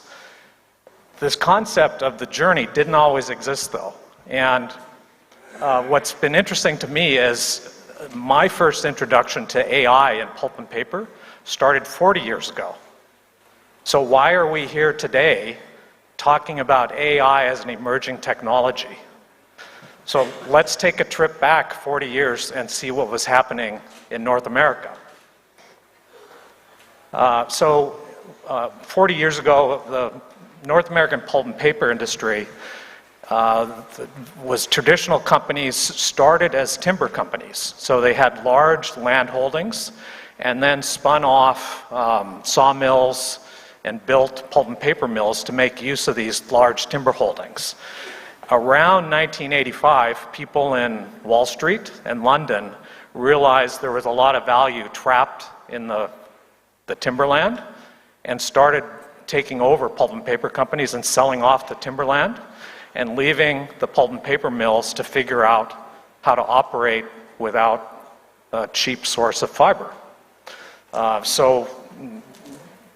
started an era of reduction of headcount in mills, with really a focus on trying to stay viable in a very different pulp and paper manufacturing environment. At the same time, like today, we had our super fast chips and AI, but it was called Intel. And they had invented a chip called 386, which really blew open the computing capability on a desktop. And there were famous people like Elon Musk, but their names were Bill Gates, Steve Jobs, Larry Ellison. So all of that technology stuff was happening at the same time as the big disruption in pulp and paper. So the people in pulp and paper, they knew they should be doing something in digitalization. They didn't know what, and what people looked for was this. How do I find something easy to transform my process, save money, automate, produce paper without people? And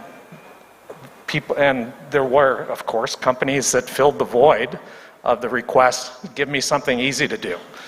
And so I was actually involved in some projects working in that time. So one of the technologies was expert systems. So back in the early or mid 80s to early 90s, the vast majority of the Fortune 500 companies in the US had big expert system applications going on. And the idea behind an expert system is you would interview people, collect knowledge, and capture that knowledge in a rule base, if then else sort of logic. And so we tried one. I was working at James River, and this was part of my PhD research also. And so I had a fancy recovery boiler model, and we thought, well, we'll just go interview the operators and get their knowledge and meld it together with this model, and we'd have a way to give people information to help them operate recovery boilers. Sounded great. Problem was, we interviewed the 4 shifts of operators, and all 4 of them had completely different ideas of how to run the boiler. Well, so how do you put that together? And then as we collected rules, it got more and more complicated to check if the rules were consistent with each other. So imagine you have 10 rules, it's very easy to say, oh, yes, they all make sense, but you have 10,000, and you add 10,000, another one, how do you know it all makes sense internally? So it got more and more complicated to validate these collection of rules. And eventually, we realized also that we just didn't have enough knowledge. So back in '85, that's when we were just starting to understand about non-process elements, really how recovery boiler combustion worked. Very early in our understanding of how that part of the pulp process worked. So we just didn't know. So we learned, and what we really learned is we needed to learn more. And so expert systems just kind of faded away. So what came next? Well, at about the same time. So if you think about expert systems, with the idea is you would have to know everything. Neural networks were sold on the basis you could know nothing. So the 2 extremes. And in the mid-'80s, that was the early days of data historians in pulp and paper mills. So there was some data around in electronic form, but you might have very sparse data, like 1 measurement a day, for instance, because hard drives, disks, were extremely expensive.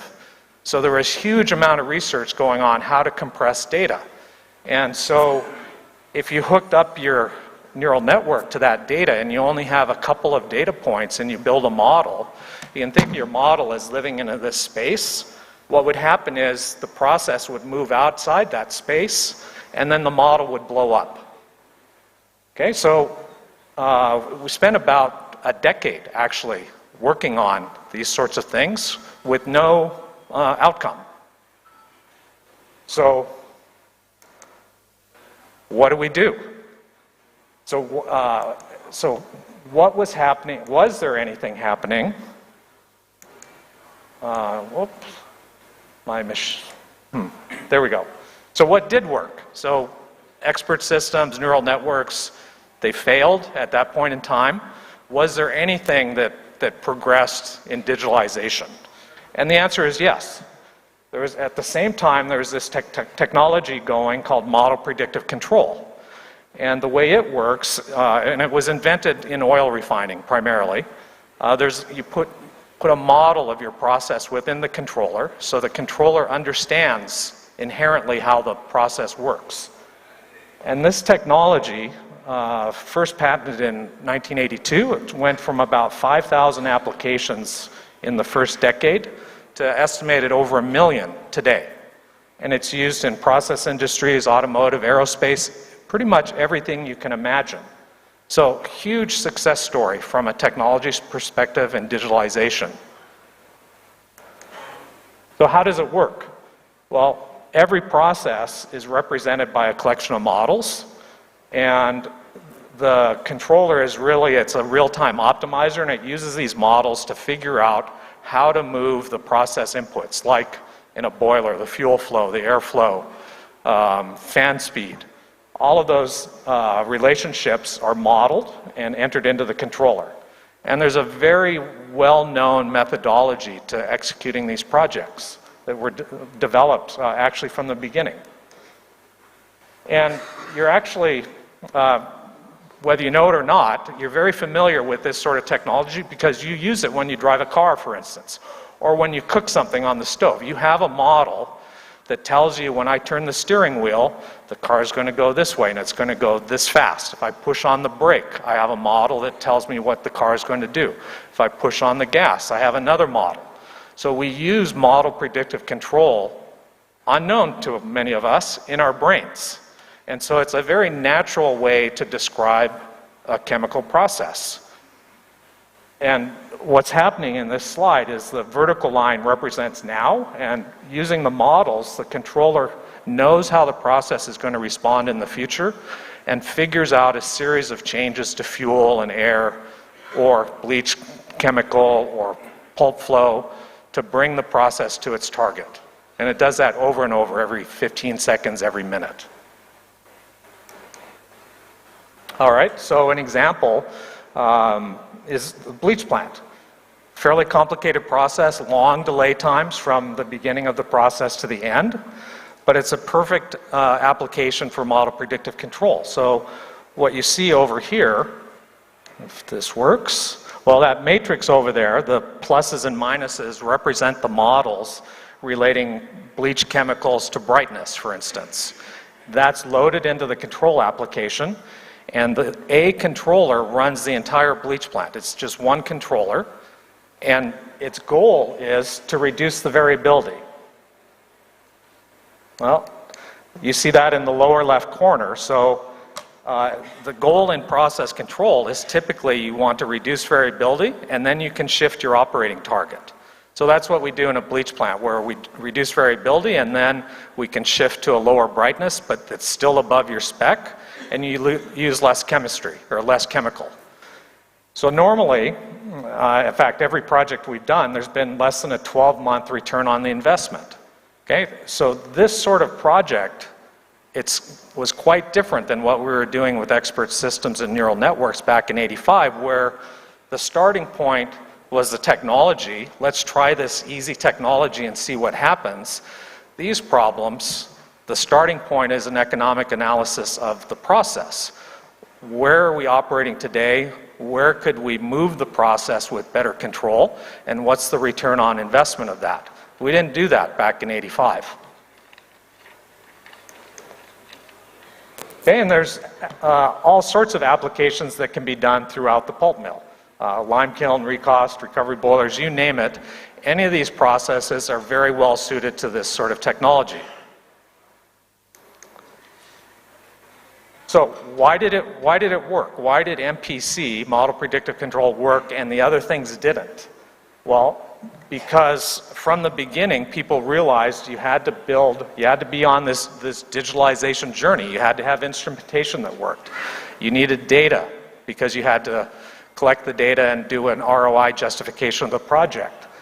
You had to understand the technical capability of the people executing the project. So this was all established very early in the development of the technology, and it continues like this today. And then there was also a very realistic understanding of the amount of engineering that would go into one of these projects, which we didn't know back in '95 when we tried expert systems and neural networks.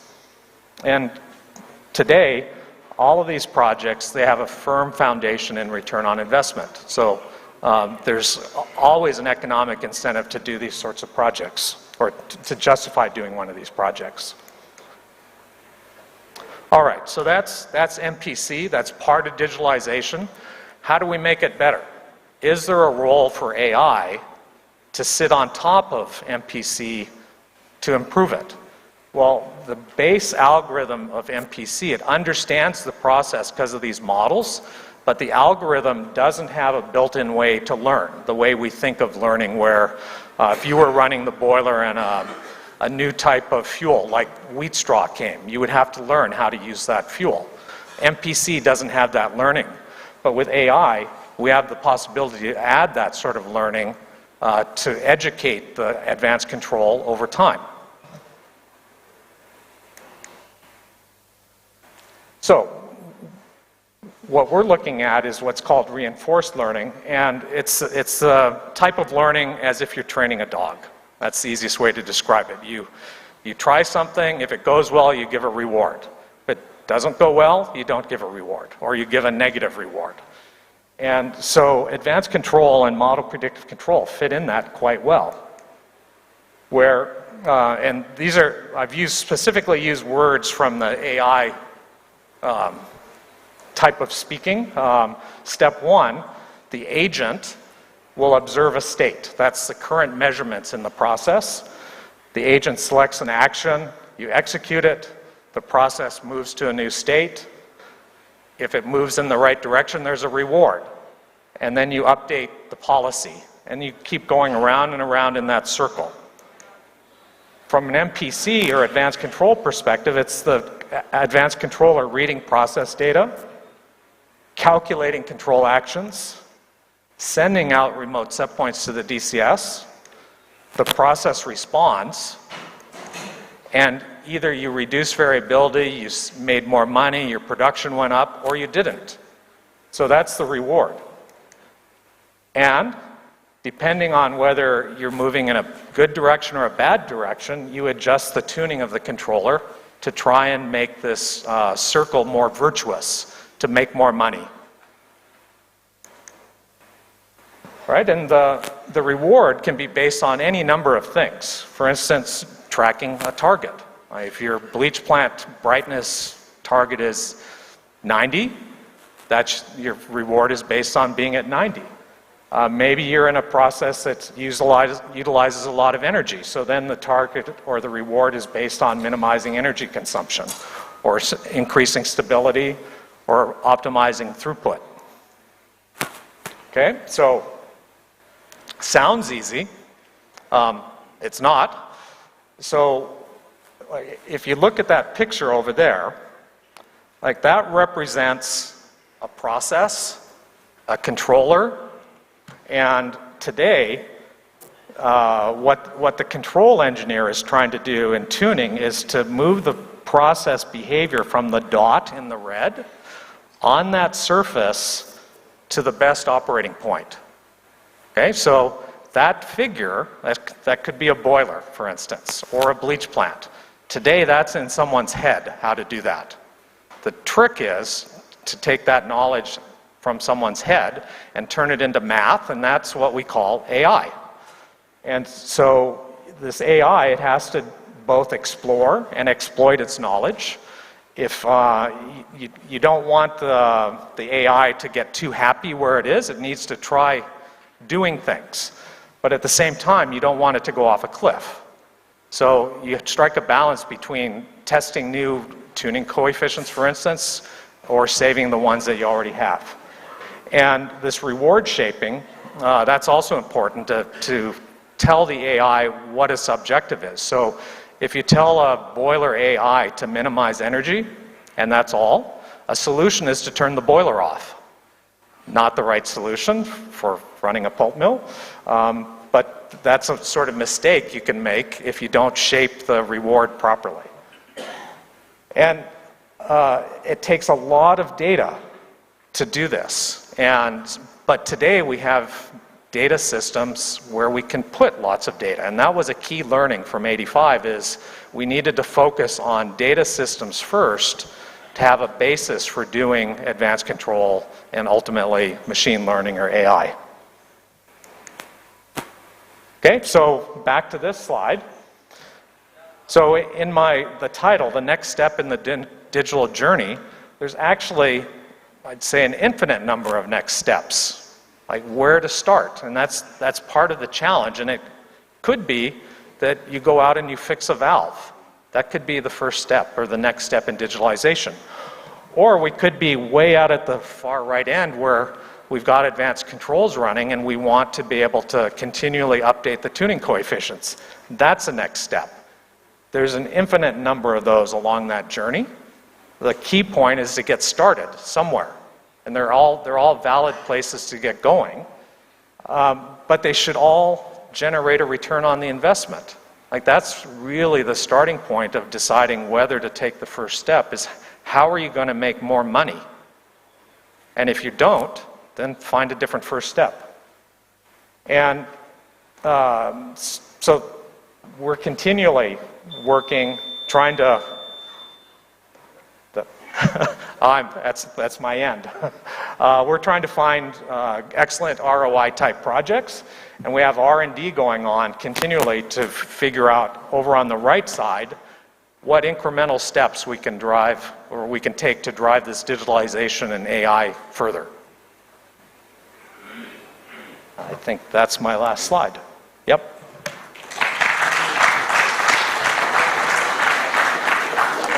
Any questions? Yes.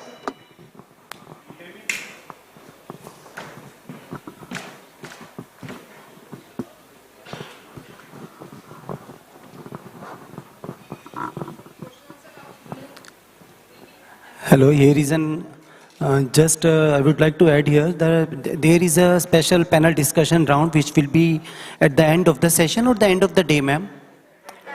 End of the session. At the end of the session, there will be a panel discussion. If any of the queries raised by any of the delegates can be addressed at that particular point of time. So, thank you so much, Mr. Daniel, for your wonderful presentation in the next step in industrial digitalization, where you discussed about the various techniques related to your efficiency improvement using the recovery boiler as well as your machine, your bleach plant efficiency. So how you incorporate the updation of the MPC using the AI and where the various AI techniques like MPC, model predictive control, as well as your neural networks was discussed very nicely. So thanks for the valuable insights on this hot topic. Now I would like to invite for the next presentation here, as per the schedule, Mr. Santosh Kumar, for the data-driven decision-making in paper making using the virtual measurements. So it's over to Mr. Santosh Kumar now. Good afternoon, everyone. My name is Santosh Kumar. Today I'm representing team from ABB who are the real author of this paper, data-driven decision making using virtual measurement. From day one, we are talking about QAC, quality, efficiency, and cost. So these are the things achieved optimally for any industry. What do you think? Do you agree? So keep this in mind. I would like to start talking about today's topic. Before getting into the agenda, I would give some information about virtual measurement, which is also called as soft sensors. Okay, it's camera.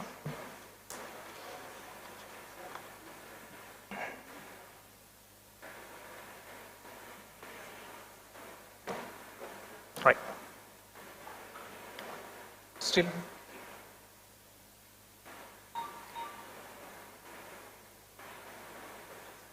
Okay.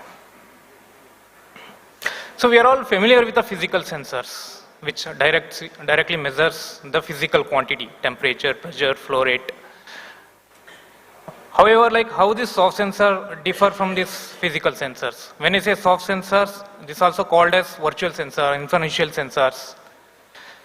So which works basically on the software based, uses algorithms and mathematical models to measure or predict the actual variable or measurements.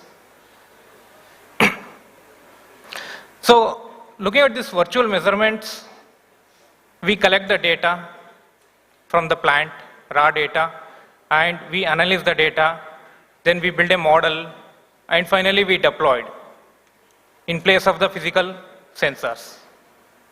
So talking about virtual measurements, I would give information about like how these virtual measurements are developed, deployed and tested, and what are the methodology involved here. And I would also be talking about case studies. I will be talking about weight virtual measurements and strength virtual measurements. Okay.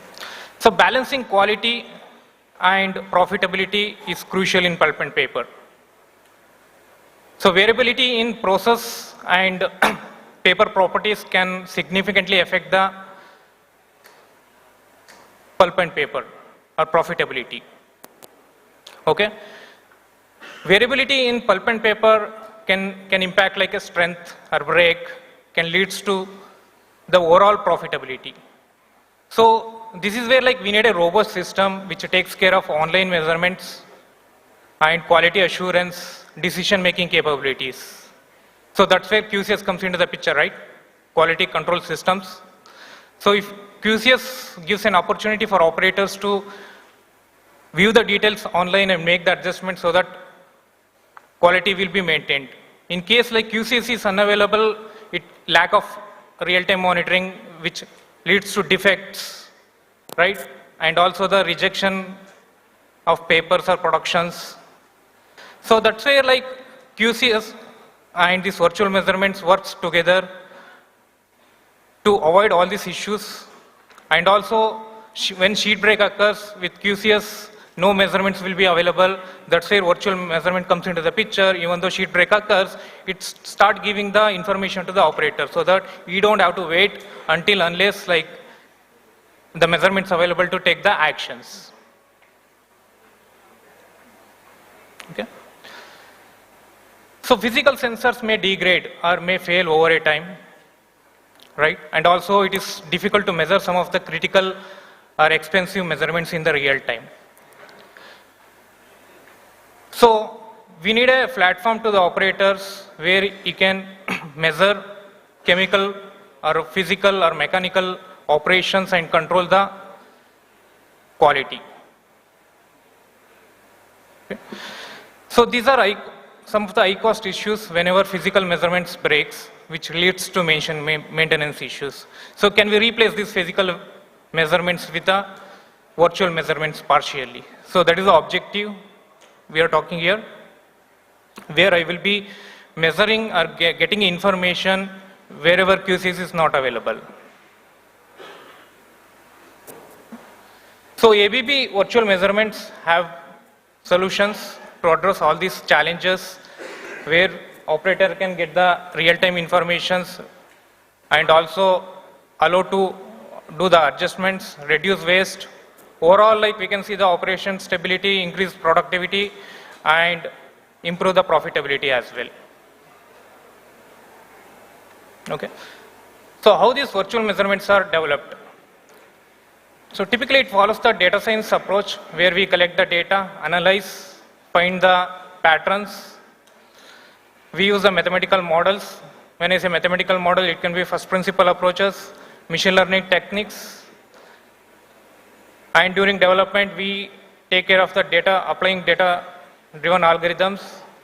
With enormous data ML algorithms, we are using MLR, multiple linear regression, and ANN, artificial neural network, to come up and develop some of the virtual measurements.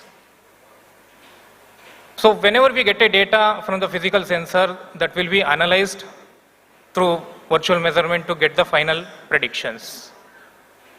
Okay. So this is the workflow. You could see here, we get the raw data from the field devices or instruments. So that again, getting into the DCS or QCS systems. So further, as a data scientist, we pick the data, we analyze, find the patterns, and take care of data pre-processing activity. That's where like we handle some of the null values, anomalies, and also analyze from the grade aspects as well. During model development phase, we take care of the EDA, exploratory data analysis. We apply the algorithms, machine learning, it can be MLR, ANN, or it can latest Gen AI related models can be used. Finally, we go for the testing. So here, testing what happen, we have to make sure our models are in with a good accuracy. During initial data collection only, we make sure like model is not biased by separating the data into train and test. Okay, once the model is developed, we do the testing offline as well as online by deploying at the customer place or at our testing environments. So once the model is able to get the accurate results, we come up with the integration with the dashboards. So that's where like the operator would get information, what's happening, okay, what should be the actionable items you should take care. So finally, we integrate and deploy at the customer place. So, but as you know, like models, this is one of the challenges. Like as the model we developed and deployed, after some point of time, it may degrade. So that's why like timely fine-tuning model is needed. So that's where MLOps comes into the picture. So this virtual measurements and all, like we have incorporated all technologies. Okay. Case studies, weight virtual measurements. So whenever sheet break occurs, what will happen? There won't be any paper, there won't be any online measurements. So operator has to wait until unless sheet back on the reel, right? And once sheet back on the reel, the scanner has to be on the paper. It takes good amount of time to recover the sheet break. So, and once paper scanner on the paper, he might get the weight values. So based on the current value, he has to do the adjustments to get the on-spec target values of the weight. So it's going to take good amount of time. With weight virtual measurements, we are giving a offline values, even though sheet break occurs, so that he can make sure like the weight is on spec, so that weight will be recovered, sheet break would be recovered as soon as possible. Okay. So in the above graphic, you can see the flat line, the gray color flat line.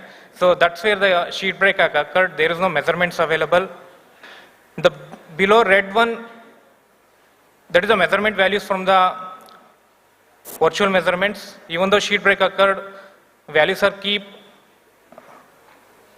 appearing, and whenever sheet break occurs, there is a degrade in the weight value right now. So during this time, like operator can do the adjustment to get the on-spec, so that as soon as the sheet back, it will be on the on-spec productions. So these are the benefits you can see: decreased sheet break and recovery time, improve runnability, and overall faster grade changes.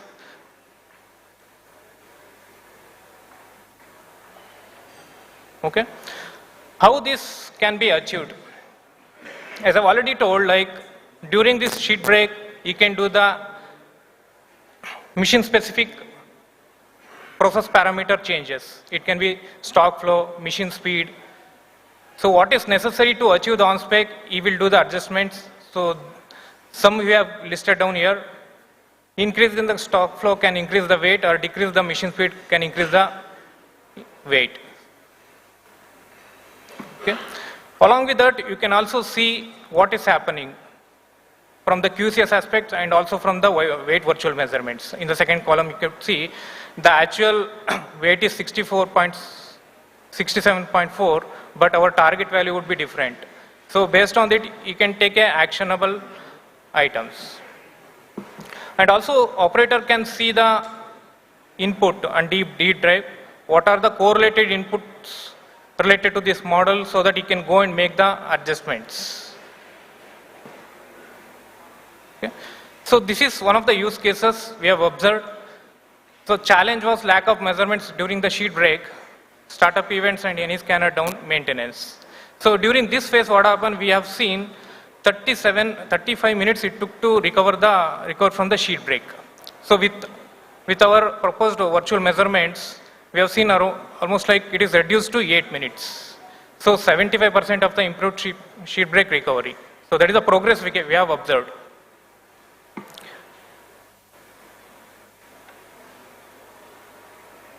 Okay. Let's move on to the next use case, strength virtual measurements.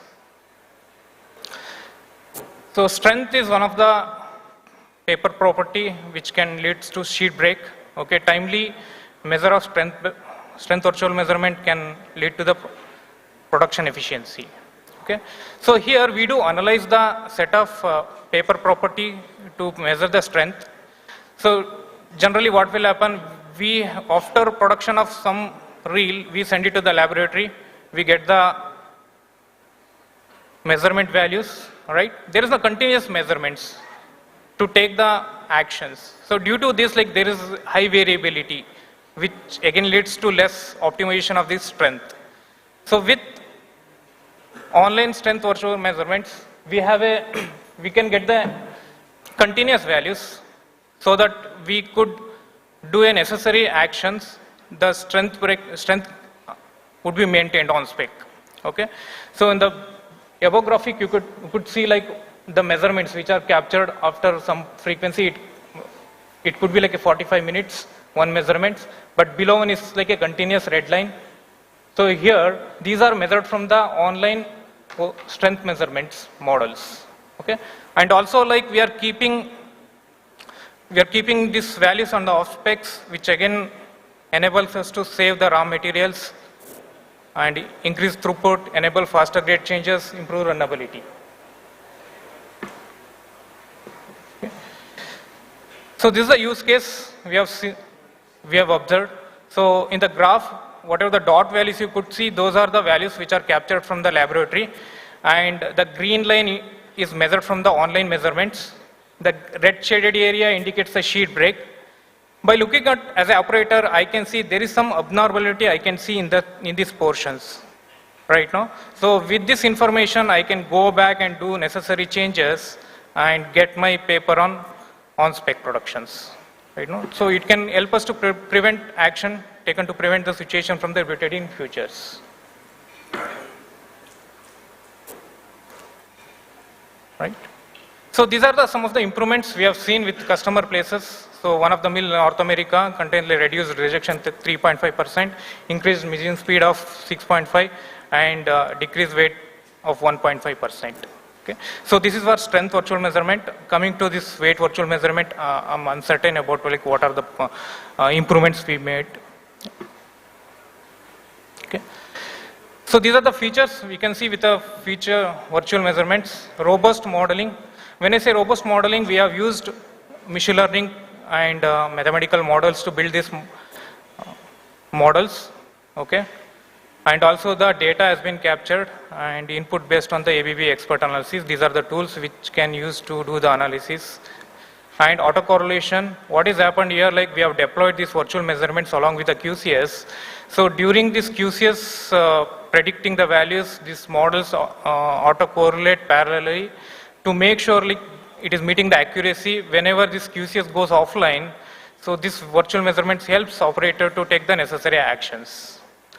Intuitive display, along with these virtual measurements, like we have the dashboards which can assist operative to give the information, like deep dive information, what is happening in the paper making process to achieve the sheet break or intuitive affecting weights. Right. Okay. So with this, I am concluding a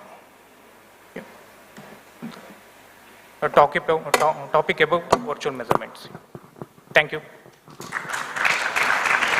So, thank you, Mr. Santosh, for your valuable information regarding the data-driven decision making in paper machine using virtual measurements. And definitely the various techniques, the various, you can have a seat right now. So whatever the case studies you presented here regarding your weight virtual measurement as well as your strength measurement, definitely I hope these informations will be valuable for the other industry partners so that they can also improve the productivity, increase the sustainability as well as reduce the machine breaks and get analyzed time to time. Online measurement will definitely help with this type of experience you shared here. So thanks again for this information.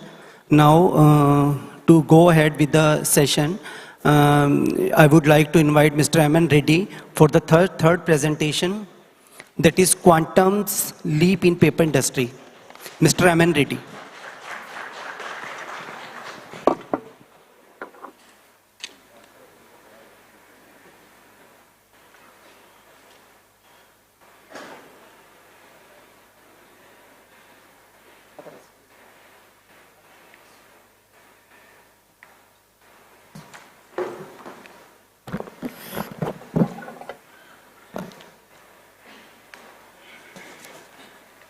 Good afternoon, everyone. Imagine a factory where machines just don't follow the controls or commands, but if it starts learning from the data, predicting the problems before it arises, and analyzing those problems, and acting on the variations to reduce the issues And all this is happening along with humans to create something better, faster, and sustainable operations. This was a fiction few years back, but this is not anymore. And now this is happening in pulp and paper industry, which is rooted in tradition, operational, but yet at the brink of technological revolution. At Quantum, we are not just adopting these changes, we are leading it. Today, I will walk you to the Quantum's remarkable journey towards 5.0, which started around 2 years back, where AI and automation are not just the tools, we are seeing them as partners in transforming our operations and productivity and quality like never before. So let's go through the presentation. This all we know, industrial revolution started from 1 and we are entering into the phase of 5. Today's topic is industrial revolution 4 and going forward towards industrial revolution 5. What it has done, it has changed the way we live and we work. Each phase of industrial revolution has revolutionized the industries. It's changing the way we live and we work, which is more important. We are spending most of the time over here. Industry 4.0, where the AI, big data, IoT, like these tools came in and made the production intelligent and interconnected. The factories are becoming smart by adapting to these real-time changes. So what is Industry 5.0? 5.0 is bridging the gap between the machines and the humans. The future is all about the collaborating machines and the humans to work for a smarter and sustainable world. So quantum journey towards 5.0, currently we are under 4.0. So if I see quantum journey 5.0, it's mainly 2 phases. One is before starting the journey of 5.0 and the journey of 5.0. So we were operating like most of the mills, reasonable automation with different DCS platforms, with different lab data, shift logs, SAP data, so multiple data. So it's not the machines or the factory that we are operating. If you see the other side, we are operating a data factory also. So when we march towards industry 5.0, we can see this is 3 phases. One is the data management system, which is the foundation step, which gives the data visibility. The second phase is the profitable automation, where advanced process controls and model predictive controls we have implemented. The third phase is sustainable phase, which is marching towards industry 5.0, where we will be becoming future ready. Foundation. So we have data, but every great transformation starts with a strong foundation. So we believe that. So for quantum, the foundation is about harnessing of the data. In fact, for every industry, the data should be harnessed to move towards industry 4.0 and 5.0. So what we have done is not just harnessing of the data. It's not just the data alone is enough. It's about the data needs to be organized, analyzed, and to be used for decision making. Otherwise, data is just data. So we worked on that one. So we pulled all the data of the different platform to a single data factory, which we call as data management system. So to pull this, as the data isn't only enough, we need people, as rightly in the morning session I have seen, we should have the capability to interrogate the data, what it is telling. So we have to build the skills. So we trained 14 power users across the mill to build this data management system. The tool is available, but manpower is also more important, that we have to impart these skills. Today, we are 30 power users across the mill from various sections who is mastered in data management systems to reasonable extent. So once the data management system is set, what it is giving a real-time visibility, very impactful dashboards. So this effective foundation was set. A single source of truth for all our processes. So the data we want to make more reliable. We want to go by the data because we want to drive our culture from guesswork of operations to the data-driven culture. So we build the data, we made this data as single source of truth. So as I was explaining, we pulled all the data in the plant factory to a data management system, which is giving us the real-time data. So we have created impactful dashboards across all sections of our plant operations, right from CRP, power boilers, even chemical plants, pulp mill, machines, and even we have mastered in creating some of the minor dashboards, which is as the subparts of the main dashboards. So what it is giving is, it is pulling all the data, like even the lab data, physical inventories and everything. So it's not about only the data that is creating a nice dashboards. It has got some tools. So we should be enough trained to understand the tools. So what it does have is center lining, golden runs, and you can spot the inefficiencies. You have the analysis tools. So we train people in analytical tools also. So this is another case study. This is our power boiler dashboard. Bottom, you can see it's very small, but this can create multiple data into different sets where we can analyze it very easily. We know all the Excel, but if you don't know how to use it, then it's only Excel that lies. So we have trained there, and what we have done is the team is able to drive the decisions based on the data, as I said, rather than the guesswork.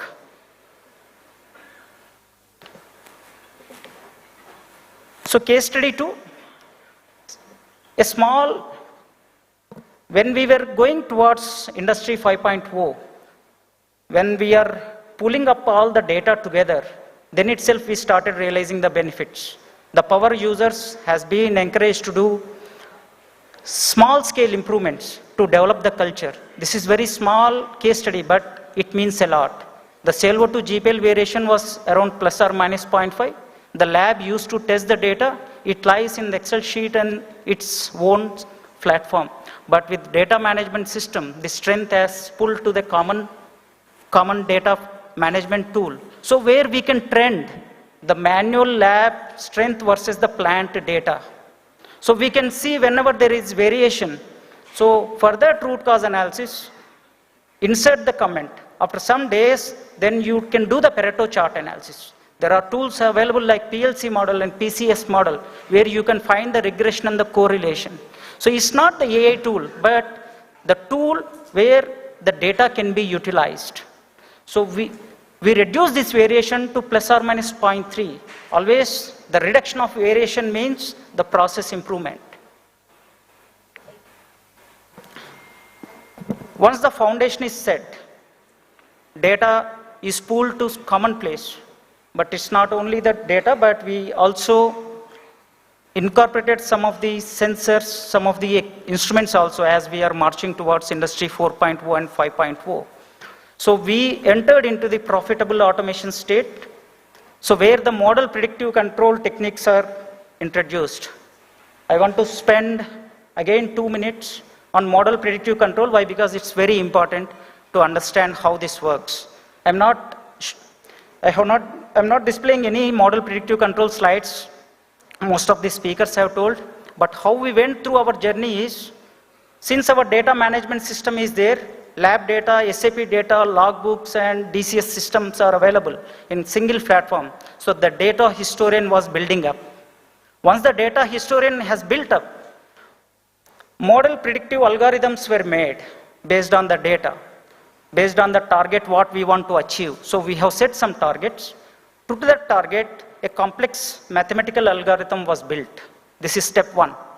But this method to test whether it is good or any fine-tuning is required, we took some bump tests to test our model, whether this model is functioning to as expected mathematical formula or not. So we fine-tuned. We made sure that our mathematical algorithm, whatever we are thinking, it's going to be right. Once this algorithm is set, we have all the sensors, all the DCS models that are giving the variable inputs, controllers. So all this data, once when we are live, it is started feeding, so the data collection is happened to the algorithm.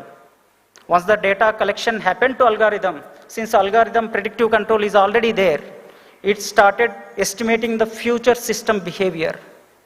So if it is a brightness, how my brightness is going to be? It's not a single stage, like D0, EOP, D1, D2, what we are following in our hardwood. So if you set brightness, so what is the brightness that is expected of D0? What time it is going to come? How much time it is going to take when it reaches D2? So all complex algorithm. So these limits, what are these sensors will predict the future system behavior. So we are not waiting it to fail if the prediction is above or lower. If it is above, we are wasting chemicals. If it is below, we are going to be making a non-conformance product. So it analyzes each stage of limits and it derives the control action. That is the fourth step. Once the control action has come, from the data management, data goes to the predictive algorithm. Algorithm drives the controlled output to the DCS, not to the data management system. It utilizes the data management system. So it's bridging the gap between our automation predictive control versus the DCS, what the traditional way of operating. So that's how the model performs to minimize the variation. But does the work stop here? No. There is a prediction made, analysis made, controls were driven, then it checks what is my prediction, where am I, whether my prediction is having any difference, is it lower. Then it modifies the algorithm in the real time. It's not a static algorithm, it's a dynamic algorithm. So then the model works. So it's very important to keep our sensors in good condition. Our algorithm should be perfect, then the model will work. Setting this, the level 1 is the fix the foundation, which I already talked about. Analytics, which everywhere we cannot start in a holistic, in a bigger way, but some of the data we can do with the data analytics, so that visuals and analytics where our team is trained, and control loop, which I explained on model predictive control, and the minimize production cost, that is sustainable phase. So pulp brightness improvement. So we implemented Industry 4.0 and finally towards Industry 5.0 journey in pulp brightness. Pulp brightness is very key. Why? Because we are having 4 machines and single output, the pulp brightness. So which impacts all for the 4 machines. So by adopting this model predictive control in the hardwood bleaching, we have achieved 1.49% increase compared to our baseline of brightness, 2.94% improvement in the whiteness, and more importantly, 70% reduction in the variability of the low brightness values. That's what our major aim was. If you see, this blue color lines are the baseline. The brightness is varying from 85 to 88.5. The spread is more. When we started in the initial phase, we all pulled up the target towards the positive side because, okay, 2 more minutes. Because we want to narrow the variations. So once the variations are minimized, it's very easy to shift the target. First we have to control the variations. That's what we have done in the phase 2. We pulled back to our base, but still we are getting higher brightness and higher whiteness. This is what I am talking in the month of November. October and November we were having 14 instances of low brightness than our target. But in the optimization phase 2 of the December and January, very recently, we had only 3 instances. Case study 4. So we got consistent quality with brightness. But what about the bleaching chemicals? Is it at the cost of the chemicals we got the brightness improvement? No. We optimize the chemicals. The chemical predictive control program is taking care of all the chemicals as a common loop. And we have seen remarkable savings with respect to caustic and oxygen, 26 and 24% respectively. Chlorine dioxide reduced by 7% and H2O2 was decreased by 10%. But there is an increase of H2SO4 by 10%. It's not the single loop, it's an totality we are saving. So this model predictive control works on the seven controls. So the output is derived from all these 7 controls. As I said, the predictive model, I have showcased one example, the caustic. So in the initial phase, it was running between the control limits. When it realized that it is touching continuously on the lower limit, the predictive model has defined the lower limit to go further down. So it has taken out some of our old mindsets also that this much of caustic needs to be given. So there is no bias.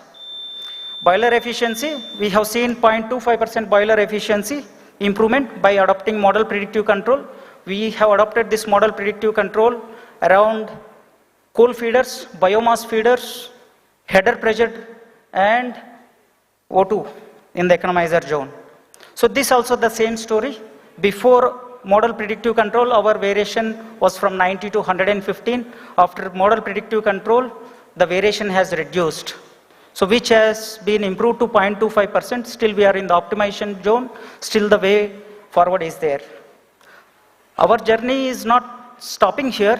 We are going to have in couple of months in agro cooking, agro bleaching, hardwood bleach. We have seen 2 case studies where we are moving towards sustainable phase, and boiler efficiency in the optimization phase, and header management where the better steam management will be done.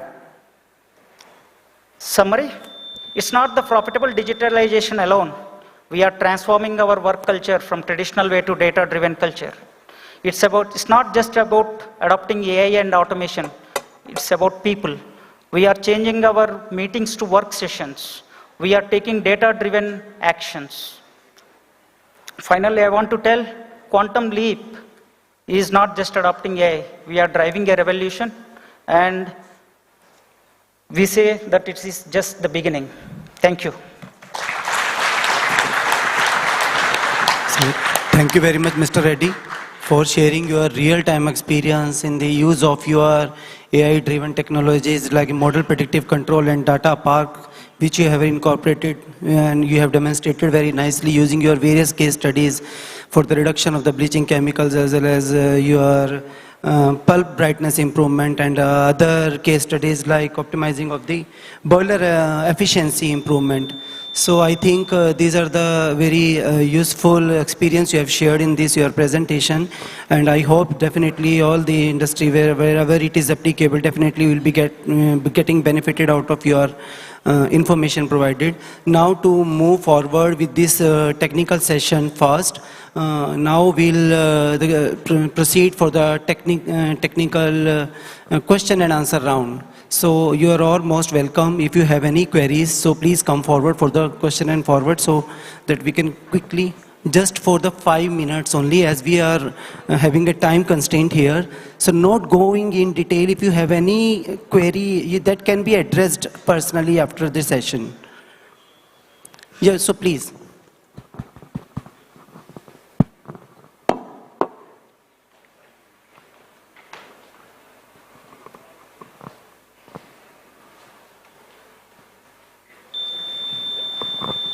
Hello. Thank you. Hey, this is Shantabhav Pandian, so Director Data and AI, Rhode Island Consulting Services from UK. So it's a wonderful day, and we start with a nice presentation. So my question to Mr. Santosh, your presentation is really good there. So you mentioned that like, I could see like the pipeline you had mentioned that is really interesting. And you mentioned that like 77% of reduction sheet break recovery time using the model, right? So have you used any, you mentioned that like multilinear regression as well as CNN model, right? The multilinear regression as well as CNN model, correct? Right. The last visualization chart, it talks about your timing based, like 10 minutes, like the variations. If you see the last visualization chart, it talks about the 10 minutes variations. So have you applied any time series analysis to derive that one, or how you derive that one? Okay. So basically, these models are built on MLR and ANN, okay, based on the data complexity and also the use case. So what has happened here, main objective is to get the measurements wherever the possibility QCS is unavailable or offline, and also instruct the operator to take the immediate actions.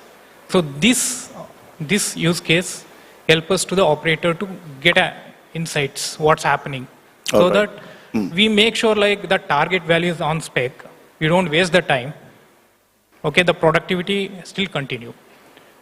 That's how like we are bringing down the recovery time during the sheet break. So that's what actually you mentioned, like based on the timing.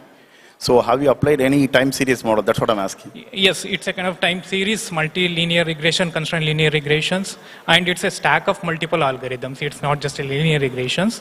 We are trying to address these issues. Okay. So have you used any ARIMA, VARIMA, SARIMA, anything? Right. It's all involved actually during our exploration phase. Okay. But because I couldn't see that, that's the reason I'm asking. Right. Thank you.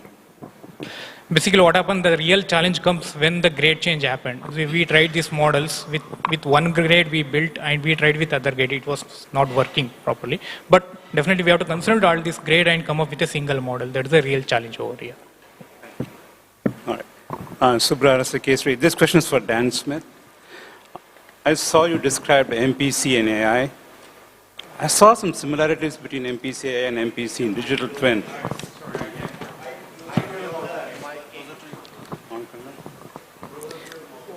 You are audible, but your mic is not. Please keep your mic. Okay. For Dan Smith, I saw some similarities between MPC and AI, and with MPC and digital twin, the way the technologies are kind of working, from what I saw in your description. Can you explain when you want to choose what's the benefits of each other, and where would I choose what?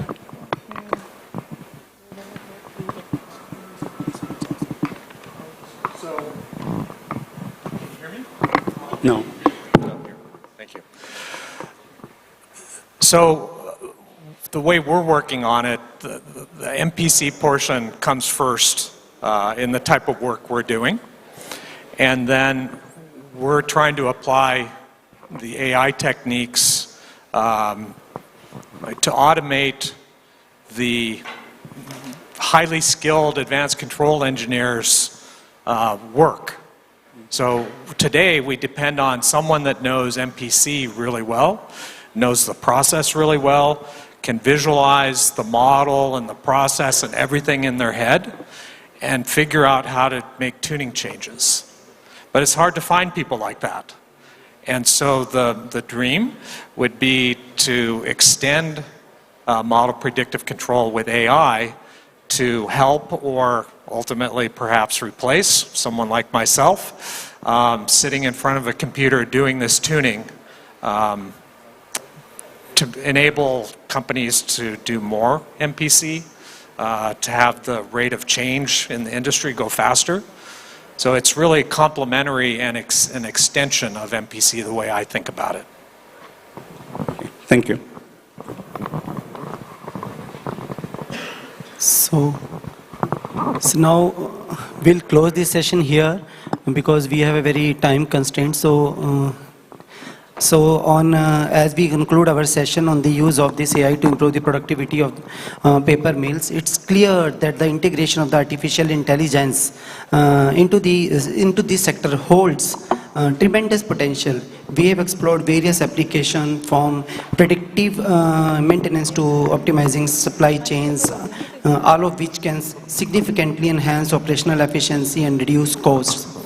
So the case studies we reviewed here as a part of this technical session demonstrate that mills leveraging AI technologies are not only able to streamline their processes, but also adopt more swiftly to market demands and sustainability goals.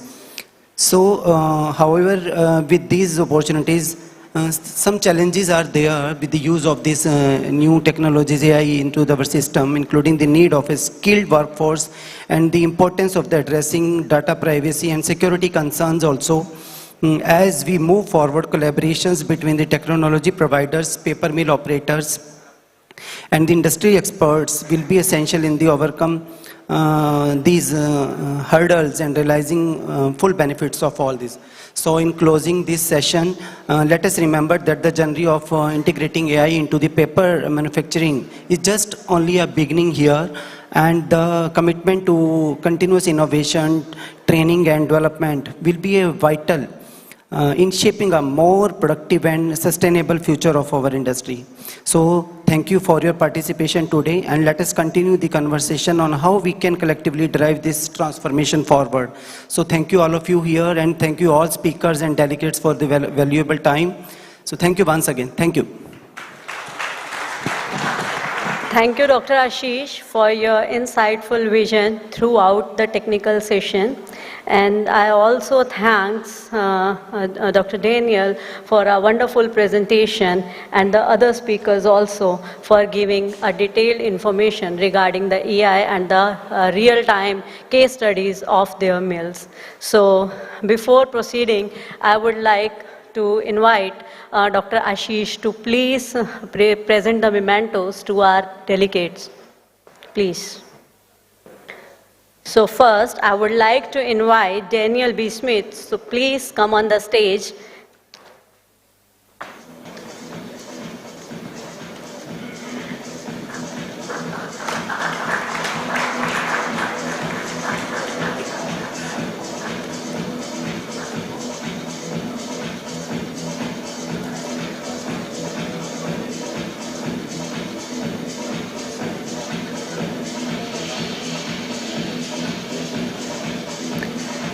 I further request Santosh Kumar to please receive the memento, please.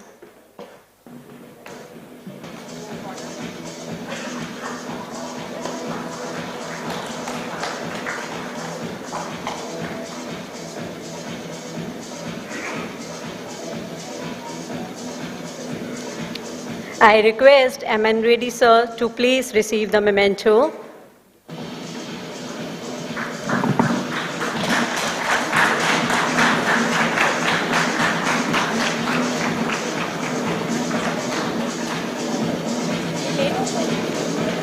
Thank you, Dr. Ashish, for doing this honor for us. Now I request our President, Sir, Mr. Pawan Khetanji, to please come on the stage and present a token of gratitude to Dr. Ashish.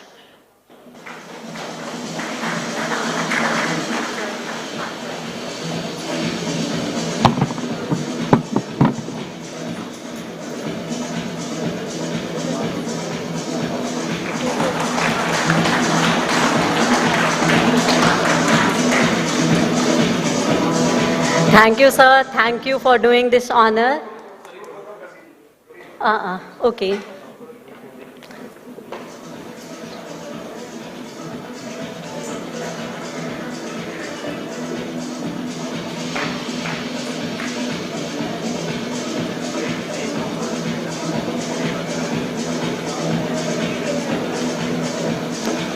Thank you, sir. Thank you, Dr. Ashish. Lunch के लिए break है. Yes, sir. Okay. So now I request all of you to proceed for the lunch break. Sorry, one information. This place is very tight, so all those who are young, they can stay here. The senior citizen and those who do not feel so young, they can come out of the hall, take a right turn to a Jasper Hall. There is a additional space for dining. Okay, thanks. Thank you, everyone.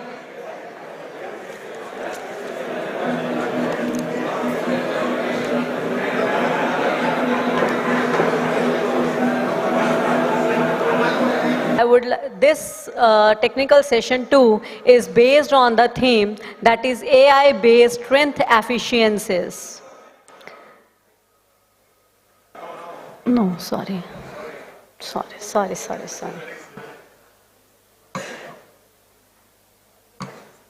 Oh, yeah.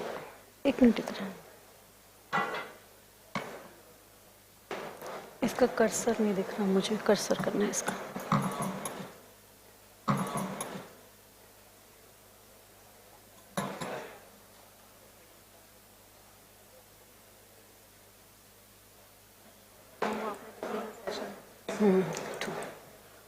Okay, thank you. And quality with AI.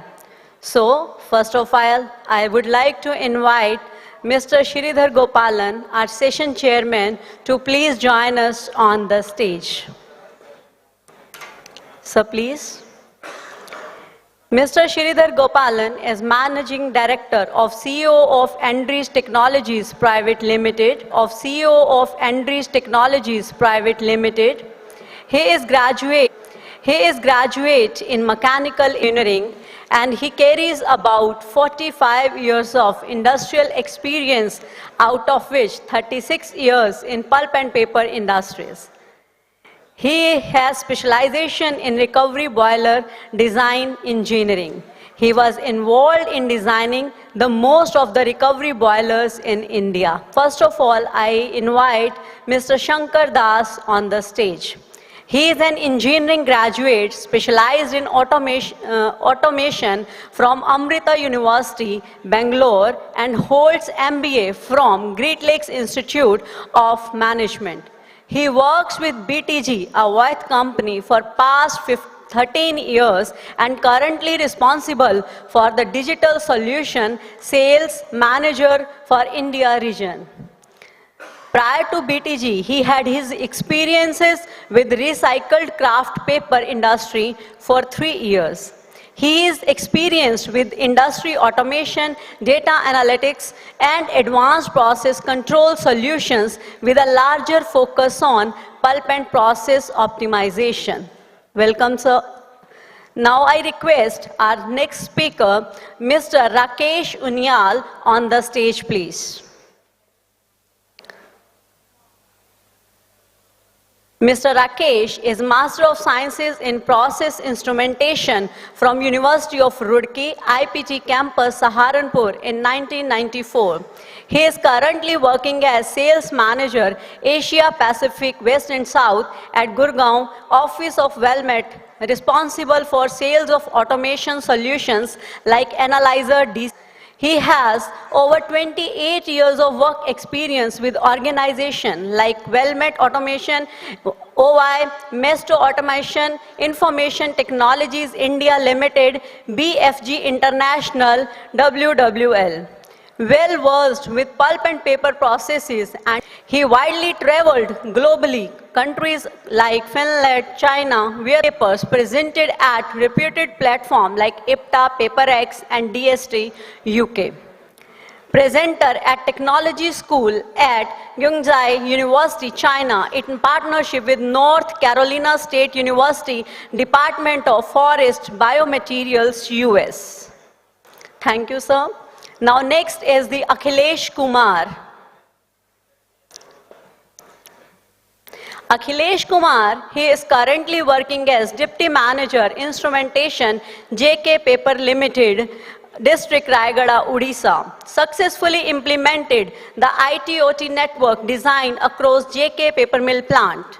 He is the core team member in installation and commissioning of petcoke, methyl hydroxide, and back pressure turbines. He is the core member of LEAP 200 initiatives contributing to strategic improvements across the plant operations.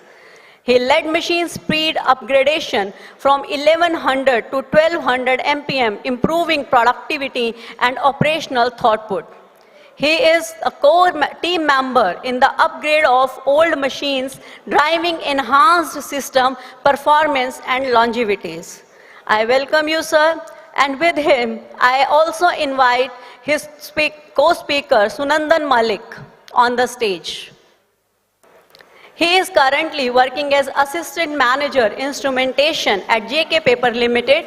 He successfully implemented the IT/OT network design across JKPM plant.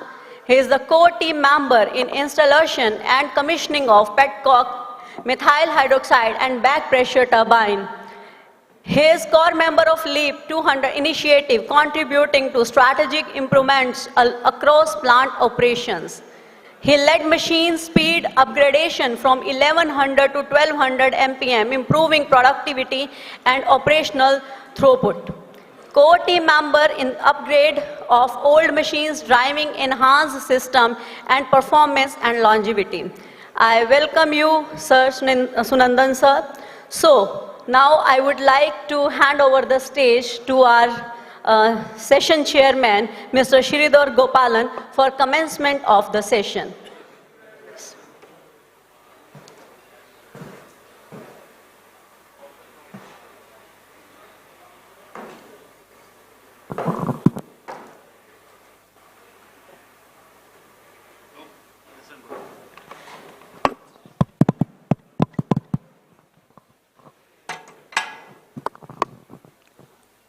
Good afternoon, everybody. It's a real challenge to be focusing on some technical insight after a beautiful lunch with typical Punjabi hospitality. But given the quality of the papers and the kind of depth of analysis that they carry, I'm sure you will all be engrossed in very valuable introspection and analysis in the next 1.5 hours. 3 papers, first by a colleague from BTG, then from, was it Foyt? Walmet, our brothers Walmet. And then JK presents a paper on real-time stiffness and moisture. If you see this, the enhancing productivity and quality through emerging artificial intelligence. This is the theme of this session. This is also the theme of this seminar. And this also happened to be the theme of the last paper that came in the previous session. So that goes without saying that this is the focal area, enhancing quality and productivity through emerging artificial intelligence. Without taking much of your time, I now invite the speakers, the first paper, and 15 minutes each, and you have the timer on the right side for you. Wish you all the goodest.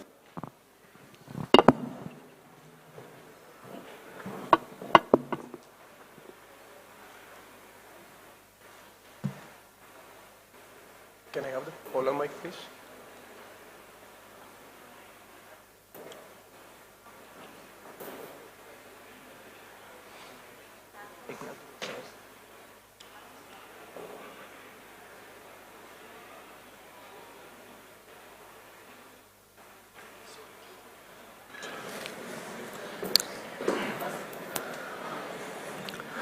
A very good afternoon to all of you. Hope I'm audible.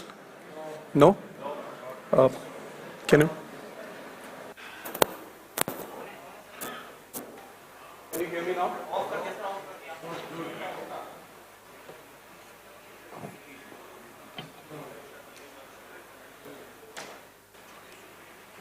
Or I will use this microphone.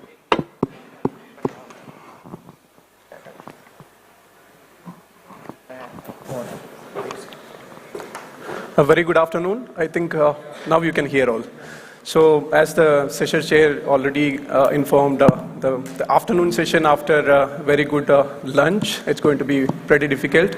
But we will try our best to keep it more engaging and with a lot of informations for all of you. So this session is more towards showcasing how the AI is transforming in terms of human intelligence to the artificial intelligence collaborations. So we have seen that in the morning sessions also. Obviously, we cannot completely avoid the requirement of the human mindset or the human intelligence altogether. But it is pretty much important to collaborate between both the capabilities, what we have available right now, and to leverage out from those the available tools. So in this session, I'll be showing you some of the stages in AI versus the human collaborations, and I will be taking you through some of the use cases for each stages. So one of the initial stages more about, as you can see that, okay, there is a y-axis with the human intelligence, and the x-axis is more about the artificial intelligence. The first block, we can call it as an assisted intelligence. It's nothing but AI being considered as a tool. So obviously the decision making is always with the human part here. You can see that it's on the higher side, but it will be supported as a tool in terms of utilizing in our day-to-day lives also. Some of the examples, as you can see that, I mean, if you're writing something in the Word file or something, obviously the spelling corrections keeps happening. So it's becoming an assistant as a tool. At the same time, in an industry like ours, like the paper industry like ours, if we can bring all the data together and to show it in a real-time visualization spaces, then it will be considered as a tool to be taking corrective actions. The next stage of AI versus human collaborations is more about augmented intelligence. It's more about enhancing the human dimensional thinking. So there will be little more complex AI tools will be utilized in this stage, which can be a bit of a predictive analysis like the PCA, the principal component analysis, or some kind of partial least square method analysis and all. We will be taking you through some of the case stories in this aspect also. Another interesting stage would be more of a human oversight involved, but in that the decisions and the controls are made by the AI tools. That's the autonomous stage which we'll be talking about. The self-driven car is one of the example, but how we can incorporate the same kind of technology in our industry will be one of the use cases we'll be showing around. So the first case is more about the assisted intelligence, where we are capturing all the data wherever it is available, and a bit of a new term like extract, transform, and load, which is nothing but a data acquisition part. Initially, we have to acquire the data from various sources wherever it is available and transform it for the usage of the people, like whoever is using it. It could be a managing director of the company, it could be the operation guy in the company. So these data needs to be converted and used to the need of the requirement. And load it. Load it is nothing but to use it for a control purpose, or it can be used for some kind of predictions and models and all. So in mill-wide data integration, the major thing needs to be considered is like all your data needs to be come together to a central platform. It could be a historian or a real-time data capturing setup. It should not be limited to any kind of data sources. It can be an electronic data source, it can be a manual data source, or sometimes it is, to be more technical, it could be a SQL data sources also. The idea of bringing all this data together is nothing but to break down the silos. I mean, we know that, okay, in the power boiler there will be a different DCS set, and in the paper machine there will be a different DCS set. How we can bring these two different communications together to improve the controls and improve the benefit for the organization. So some of the use cases, this is one of the visualization dashboard which we have done in many of the mills, but what is happening here is like you can see certain data which was, sometime it is available in the DCS format, sometime it is available in the ERP systems, as coming together and utilizing it for the betterment of the operations. Certain DEs, which is very much required on the management point of view, that has been on a real-time basis, it has been visualized, calculated at the back end, and it's been visualized and utilized also. And at the bottom side, you must be seeing that there are costs and margins which can be showcased. If you see that, I mean, the data sources are from various areas, like it could be from the ERP system, it could be from the laboratories to capture all this cost informations and showcasing it. Another interesting use case is in a chlorine dioxide generation plant. So it's more about the safety of the system. So this particular operation was looking forward for any kind of chlorine detection, whatever is happening in their unit operations, chlorine and hydrogen detection. There were multiple detections which was available. So we were able to pull everything together to a common platform and visualize it on a continuous basis. What you see on the slide is a kind of a pattern which the operator is recognizing. So this is for a real-time trend, currently utilizing for 24 hours of data trend, but it's more about realizing the pattern. If you can see that it's a sinusoidal pattern which is normal for that kind of operation. But what you see on that white rectangular box is more about an abnormality. So there were some kind of spikes happening whenever the process is operating, and the operation team was able to identify that on a real-time basis. They took the corrective action and they were able to remove it out from that. Another interesting example of considering AI as a tool is using this AI tool in terms of assisted intelligence, like in terms of centerlining the process, irrespective of whatever the process is. What you see here is more about a recovery boiler system. The operation team wanted to centerline all the recovery boiler critical parameters, and they wanted to compare it with whatever is happening currently and along with the previous batches. It could be the previous shift, it could be the previous day or a month, or it can be a golden runs also. The interesting portion here is, it's not just about comparing the real-time data.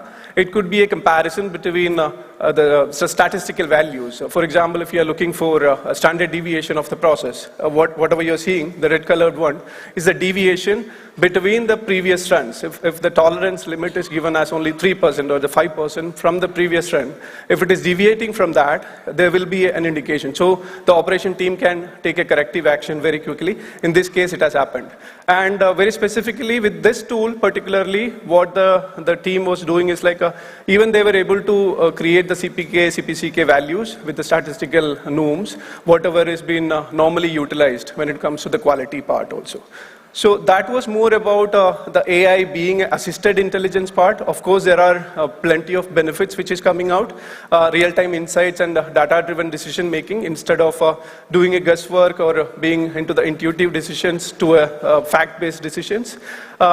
Moving on to the next block, which I have shown you in the beginning, augmented intelligence, where data or the AI can be used to enhance the dimensional thinking of the human brains.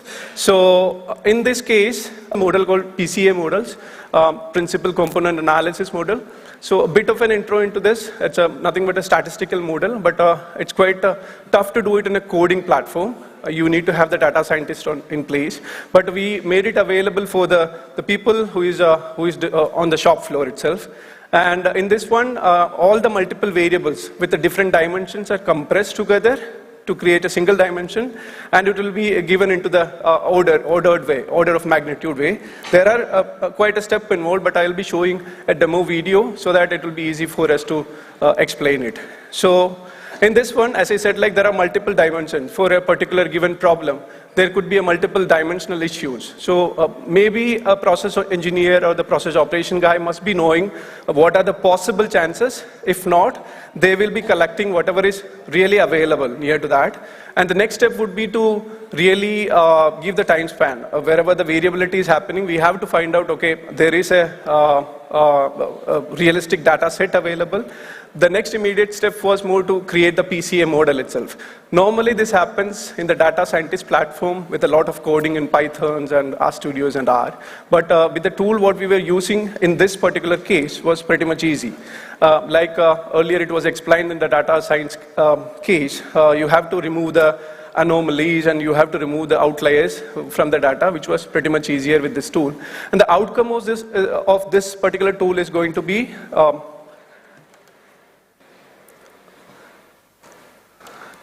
I'm just fast forwarding. So outcome of this is going to be the multi-dimensional thing as comes to a single dimension, and we were able to showcase what was the contribution factors for that particular interval of time, like what was contributing for making that particular changes during that specified time, but how it can be used on a day-to-day basis. This is more of a post-mortem analysis, but if we can model it, this PCA model can be modeled on a continuous basis, and if we can predict it on a continuous basis, there is a bigger use case of that.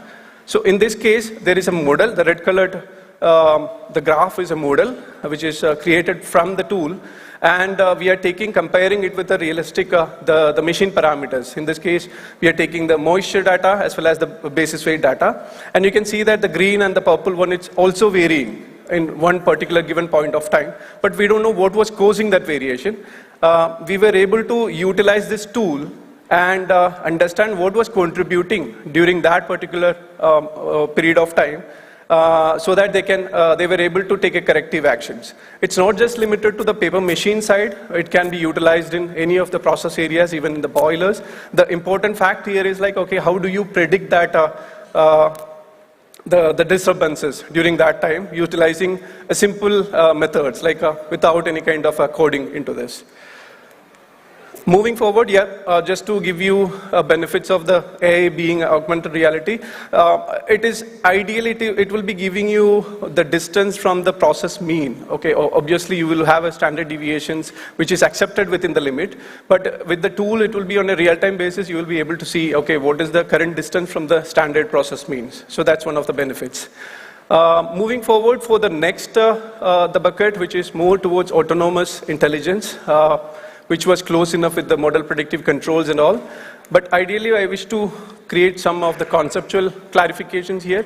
So whenever we are talking more about this model predictive control, what is this model is all about? There are bit of a clarity required here. So there are static model and there are a dynamic model in the statistical world.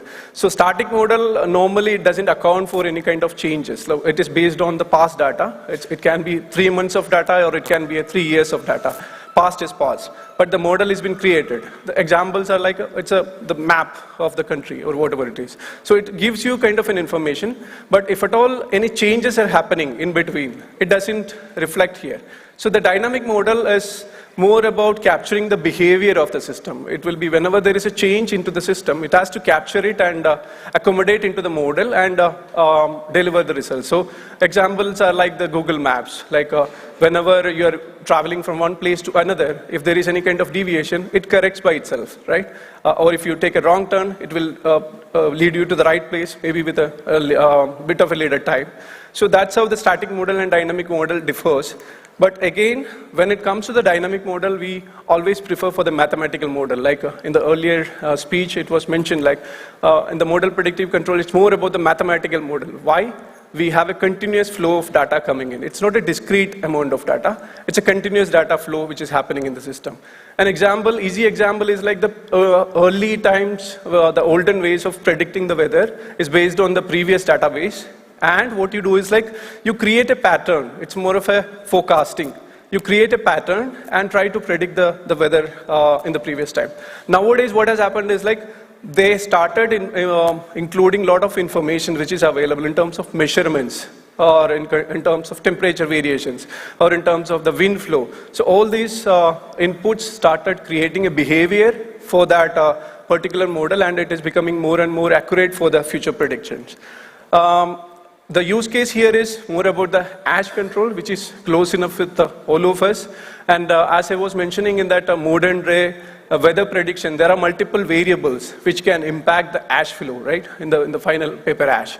So if we can capture it, it's not that everything can be measured, but something can be obviously measured and something can be get from different data sources also. If we can capture that and model it perfectly into the mathematical formula, and create a control action, that will be the best results we can get.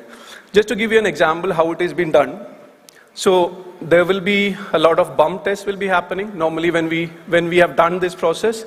So this is a realistic case we have done in 1 mill in Austria. So what happens is like we will be able to identify the manipulated variable, which is nothing but you change it, like it's like an arm for the controls, and you will have something called a controlled variables, which is the quality or the targets which you are looking forward for.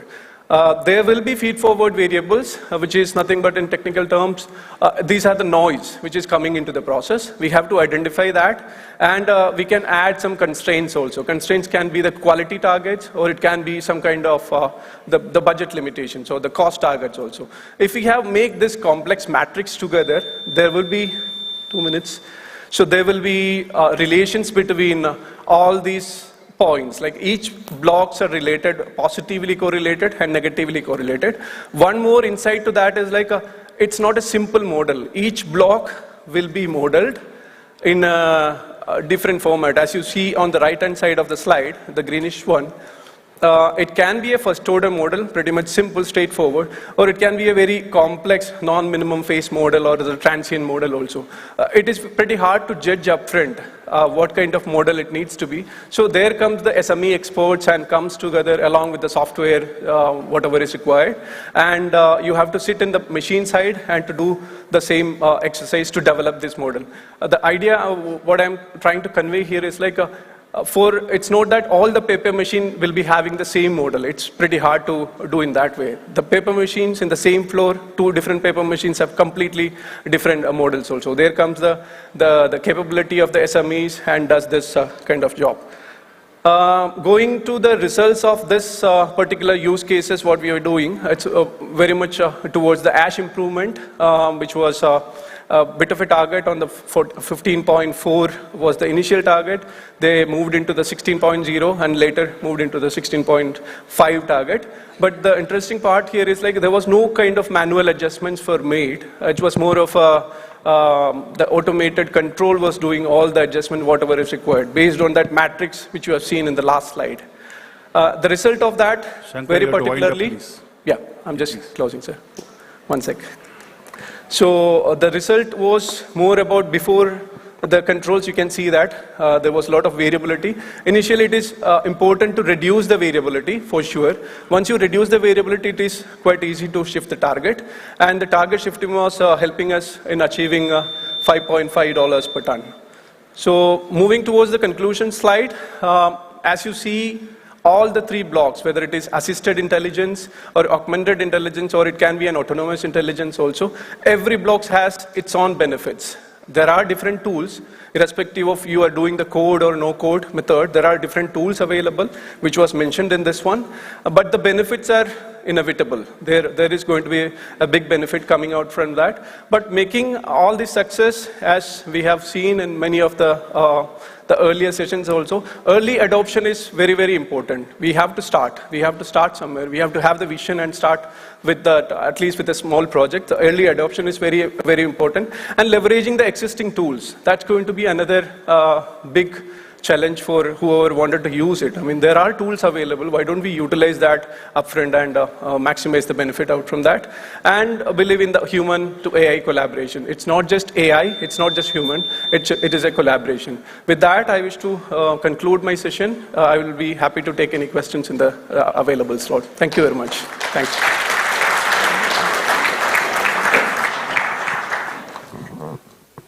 Thank you, Mr. Shankar Das. That was a very insightful presentation on the three evolving stages of artificial intelligence: assisted intelligence, augmented intelligence, and autonomous intelligence. What it means, how it performs, and what kind of results, use cases, examples. Very nicely presented. I will only request a little bit of time management for my future speakers. Thank you very much, and we move on to the next speaker, Mr.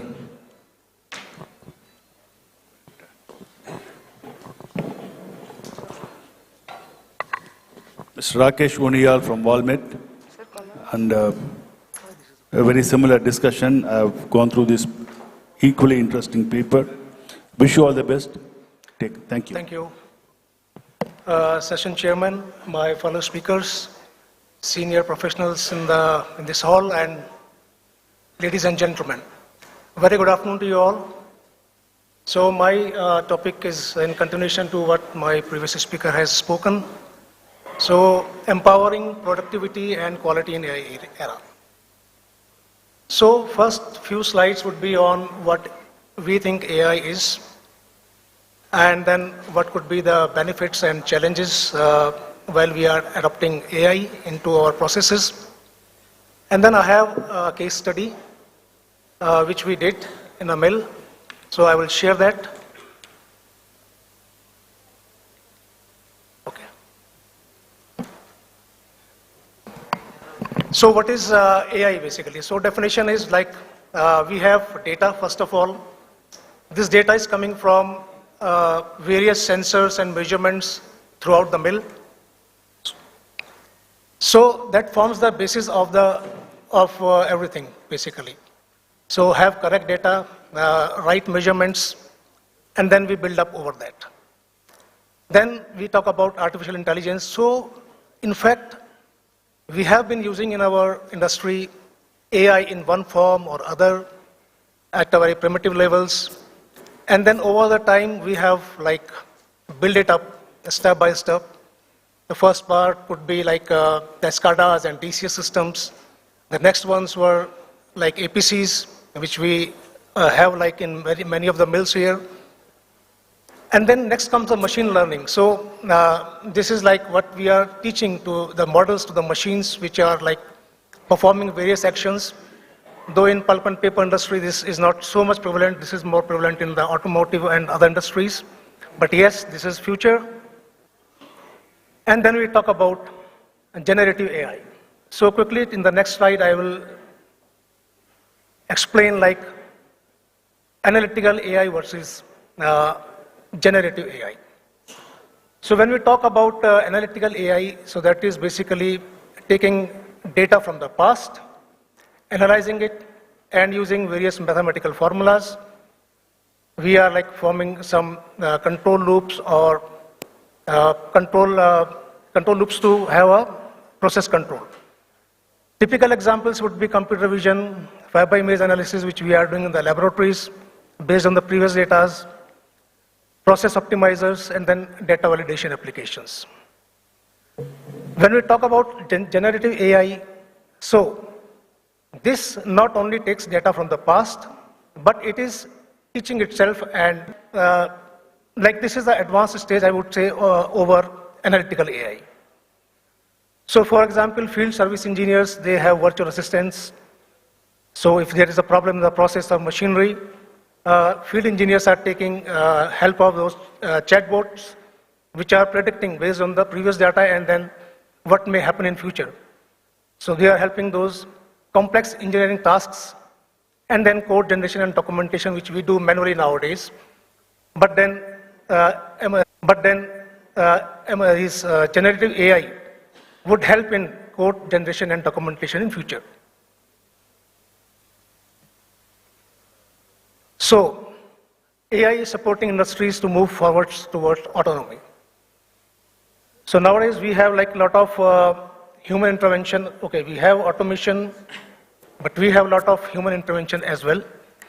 And we are moving slowly from manual. So manual interventions, they may often prove challenges with regards to safety. Operators, they might sometimes use those safety factors while they are operating the process.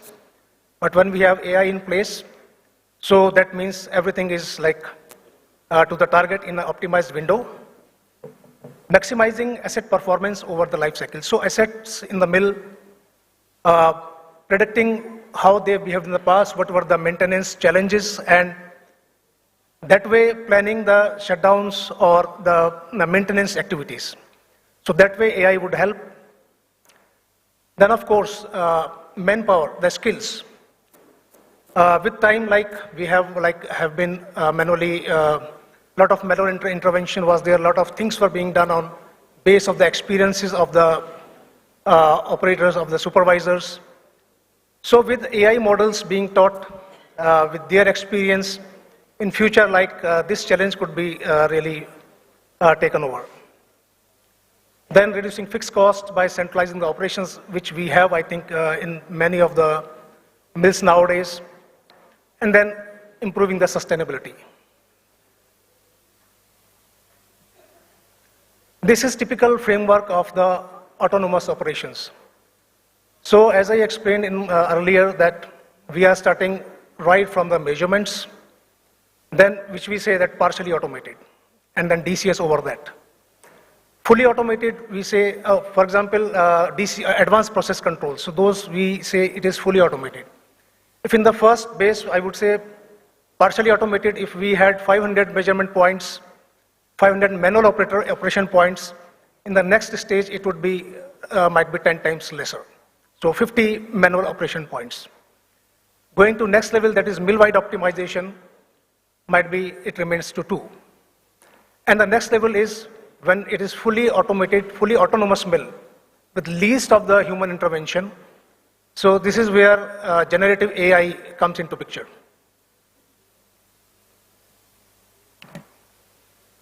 Now, as I think some speakers in the previous session also mentioned, so AI, definitely it's a great tool for us, but then it brings its own challenges as well.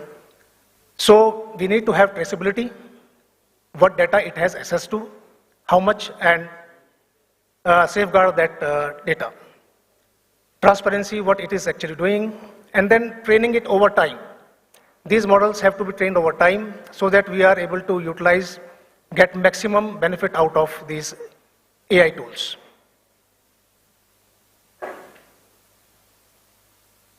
And then examples. Like we are talking about area-wise. So one area of the mill, we are talking about APC in one area, APC in other area. But what about the overall mill balance? So departments, when they are interacting with each other, that is the ideal situation. Working in silos would not really help. So if we are talking about AI, that means coordination between all the departments and mill-wide balance, I would say. So reliable data collection is important, which I already said. For example, here I am quoting one example from wet end of the paper machine. We have a lot of measurements, and wet end is like one of the key when we talk about the end product quality. So we have data from retention, we have data from charge, chemistry, and then we have dry end measurements, which are QCS, TSM, caliper, moisture ash, and color and whatever.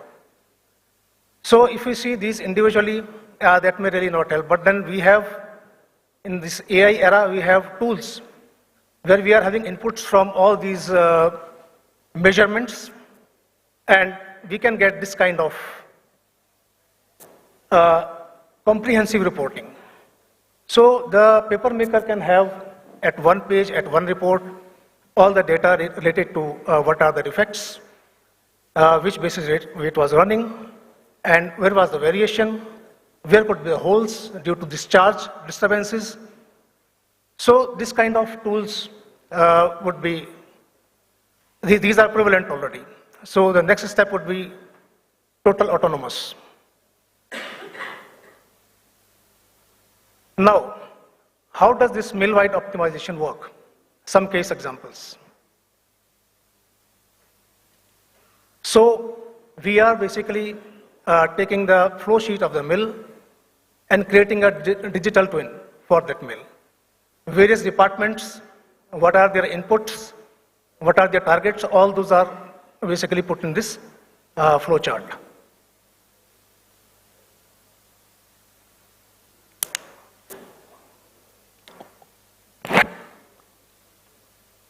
So when we say co-pilot your mill 24/7, so we have here a planning mode in the mill-wide optimization, where we are having all the inputs from each and every department, their costs, their raw materials, chemicals, all those things. It is simulated in the offline mode, and then it is put into the online mode. So this is how mill-wide optimization works. The data is basically taken from the DCS, and DCS is having data from the field measurements. And these are the various areas where, application areas where mill-wide optimization can be applied. So be it production planning, be it cost planning, quality planning, everything. I have taken here an example of mill-wide production planning. So here it comes. So in this case, on the left-hand side, you can see the flow sheet of a pulp mill, where we have digester and the whole process. And here, the costicizer is basically going for maintenance. You can see on the right-hand side, there's a window of, it is 8 hours shutdown, and it is happening after 12 hours. So what kind of impact would be there? This can be calculated with this kind of mill-wide optimization tool. So here, the first possibility is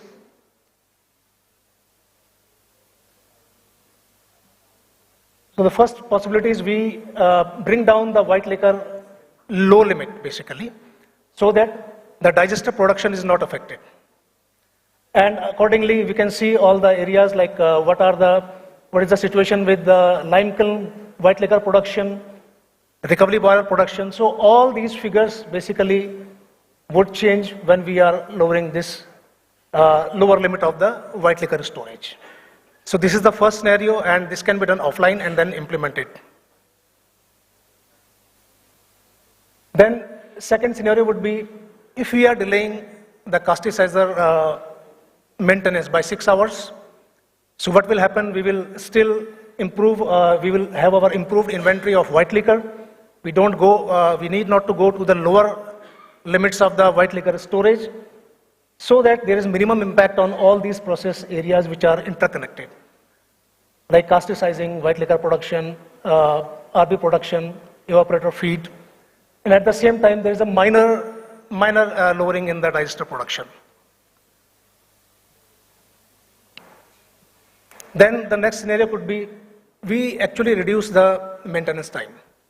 So instead of 8 hours, we keep it 4 hours by applying additional manpower, and that would mean that we are keeping the digester production at the same level, and at the same time not disturbing the other process areas which are interrelated to that. So this is a quick example of how mill-wide optimization works in production planning. Similarly, this could be for quality planning, for cost planning, everything.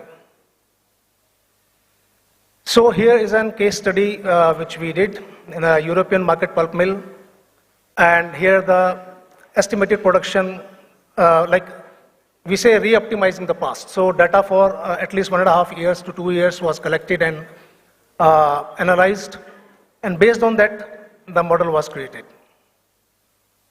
And if you see here, 5.2% of digester production could be increased, and then we had record production months.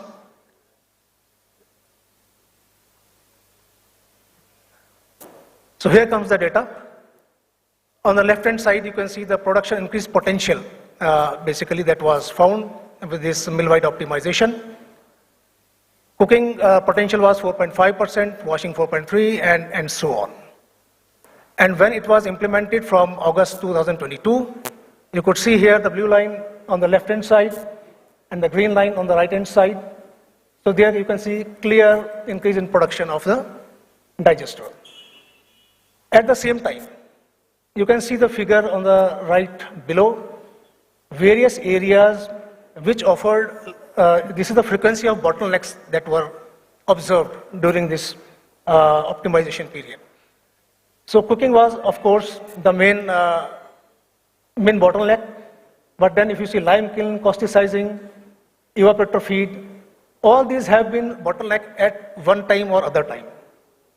So with this tool, all these bottlenecks can be optimized, and you can actually balance your overall mill balance. So I think, to summarize, I would say that AI have been there, and now it is going to the next levels. And basically the need is that we teach these AI models time to time, and when we are going towards the generative AI, definitely it will be teaching itself, and we would be having really a step forward towards autonomous operations. Thank you so much. Thank you, Rakeshji. There was a wonderful presentation coming from my dear competitors. I really appreciate the depth of the analysis. And I know for a fact, for sure, that companies like Foyt, Walmart, Andritz, BTG are racing ahead to create value for the customer in terms of these kind of solutions. And we Indian mills are not any less appreciative of the benefits. I'm sure, I'm personally aware of the journey many of our medium-sized mills have embarked over the years, and how much they have achieved with the same assets, with the same production infrastructure, what kind of productivity and quality increase they have achieved using certain levels of artificial intelligence. There's more to come, and the analytical intelligence has given proven results, and the generative intelligence is now evolving. It has already evolved in very many fields, and still more to come. A very exciting future where we can achieve a lot more with the same equipment, same infrastructure, more profitability, more productivity, and greater safety. And that was very beautifully explained by use cases and real-time examples by our friend Rakesh Munial. Thank you very much, sir. I now request Akhilesh Kumar and Sunandan Malik, two people, but only 15 minutes. So please share it usefully between you and wish you all the best. Thank you.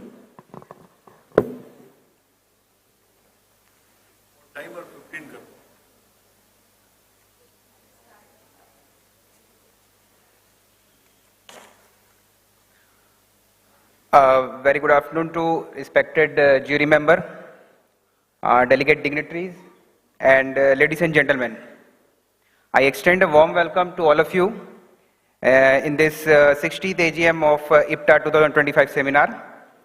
It is a privilege to stand such a distinguished audience and present a topic that aligns with the future of paper manufacturing. I am Akhilesh Kumar, along with my colleague Sunandan Malik. We are representing from JK Paper Raigada unit. Today we are here to share our case study, that is AI-driven real-time prediction of paper stiffness and moisture. As we adopted Industry 4.0, digital transformation has become a key enabler to improve our efficiency, quality, and sustainability in our industry. This study shows how AI and advanced analytics are helping us to overcome our traditional challenges. By integrating real-time data processing and predictive analysis, we have successfully enhanced our production quality and optimized our resources and cost savings. Through this presentation, we will take you to our digitalization journey, what challenges we faced, and what solutions we developed, and the measurable impact that this initiative has had on our process. So without further delay, let's start with our first slide. That is a vision, mission, and core value of JK Paper Limited. Our company has always been committed to the case study we are presenting is directly aligned with our mission, that is digitalization and innovation. By leveraging AI and real-time analytics, we are taking a step forward in transforming traditional paper manufacturing into a smart, data-driven solutions. Our journey starts, digital transformation journey starts since 2013, where we adopted small automation and upgraded our systems. And we have taken a major step in 2022, where we started Leap 200, that digital initiative transform our operation process. The AI-driven case study we are presenting today is a result of this ongoing evolution of digital transformation, that is at JK Paper Limited. So under Leap 200, we sectorize our unit into a different section where we implemented digitalization across different sections. That is like manufacturing, logistics, sales and marketing and procurement area. As a part of this initiatives, we have developed a data flow network under Leap 200 program. Coming to our bottom level, as you see, we have developed we have connected across 64 PLCs around one data lake server. And real-time data exchange and centralized monitoring also, we developed this in IT/OT networking.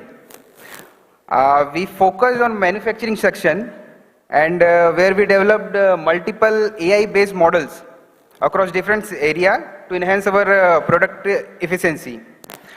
Today, we will present such case study from the paper machine area, where we have successfully implemented an AI-driven real-time prediction of stiffness and moisture percentage.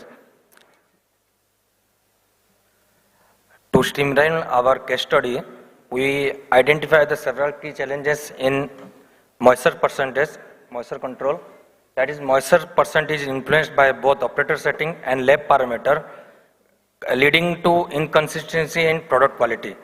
Different paper grade have different set point, making the standardization difficulty. Lack of real-time monitoring parameter that prevents from the timely process adjustment. No predictive system are available to predict the moisture percentage, leading to high energy consumption.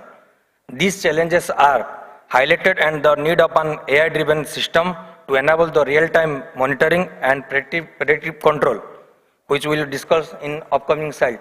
We can see in the trend that GSM versus steam versus moisture, all paper grade have same moisture percentage vary from 4.0 to 4.2, and the specific steam consumption also above same as 1.6 to 1.65 for all grade.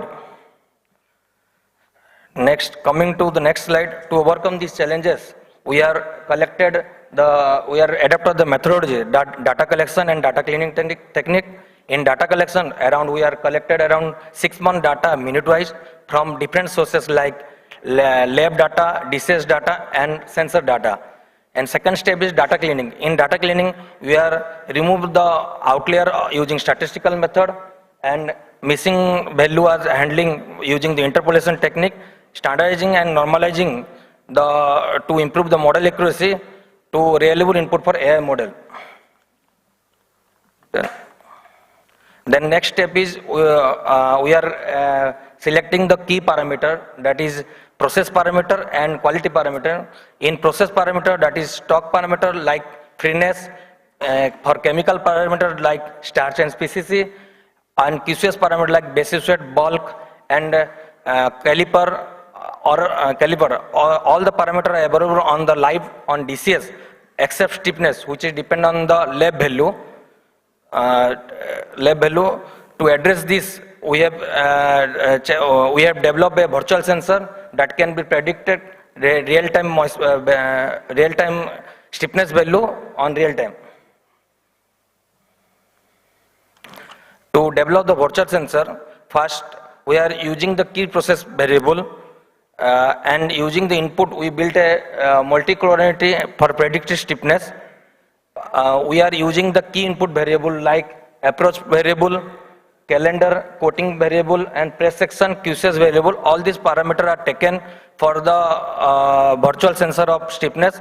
All these variables are using correlated and predict the stiffness by the model. This stiffness value was checked and cross-checked with the lab value, found 95% accuracy, and we are given the online and given to Pi dashboard in the moisture in the virtual sensor. First, now moving to the next step, we building the moisture model with all key parameters available in real time. Our first objective was to select the best analytical tool. We evaluated multiple analytical tools like GBM, linear regression, PLS, and random forest. After testing this model, PLS is the highest accuracy model, around 80%, making the best choice for our application. Then building the moisture model, using this approach, we develop the AI-driven algorithm that analyze and real-time paper parameter and recommends the optimal moisture percentage while maintaining the minimum stiffness requirement. To validate the model, the predictive moisture value are compared with lab data, showing the reliable input. Operators were guided to check and adjust the minimum and maximum moisture percentage as per the grade setting, ensure the moisture optimization while keeping the stiffness within the quality parameter. As in the dashboard, this model has successfully helped us to increase the moisture percentage up to the target level and enhancing the efficiency and reducing the energy consumption. To ensure effective monitoring and control, we implement a real-time dashboard on Pi that predicts this allows the operator to track the moisture percentage, predictive moisture percentage, and predictive stiffness value. Additionally, we also integrate a closed loop monitoring system where the AI model automatically adjusts the moisture level based on the real-time prediction. This reduces the manual intervention and enhance the process stability. To maintain the data integrity And in reliability, we also implement an error detection system whenever any data losses or any data flow stop, that it can be alert immediately on Pi dashboard as well as on DCS, or also send to the email to the concerned person to rectify the issue. This integration of AI, automation and real-time monitoring ensure a smart, adaptive and efficient manufacturing process. Now coming to our value delivered by the project, as you can see in the trend, you observe that we have achieved around 9% of gain in the moisture. That 84 to 100% is in a percentage level. If I tell you the baseline, we consider 4.1% of moisture, and we achieved around 4.5% of moisture level in a percentage increased. So this AI improved our consistency, reducing manual work as operator dependency reduced. In second trend, you observe that we have 5% of reduction in our steam consumption. As the manual work and operator dependency reduce, steam consumption reduce from our baseline. So target achieved is a 5% of reduction in our steam consumption. And after successful completion of this project, our next proposed idea for improving moisture percentage in a cross-directional profile. AI-driven CD moisture profile optimization and virtual sensor implementation. This all we anticipate advantages like precision, efficiency and better quality. So at the end, I conclude that the harnessing AI in our real-time moisture percentage level, it's setting a benchmark for our paper industry, and the adoption of AI continues to transform the future of paper manufacturing. So let's make life sustainable. Thank you for listening us. Thanks.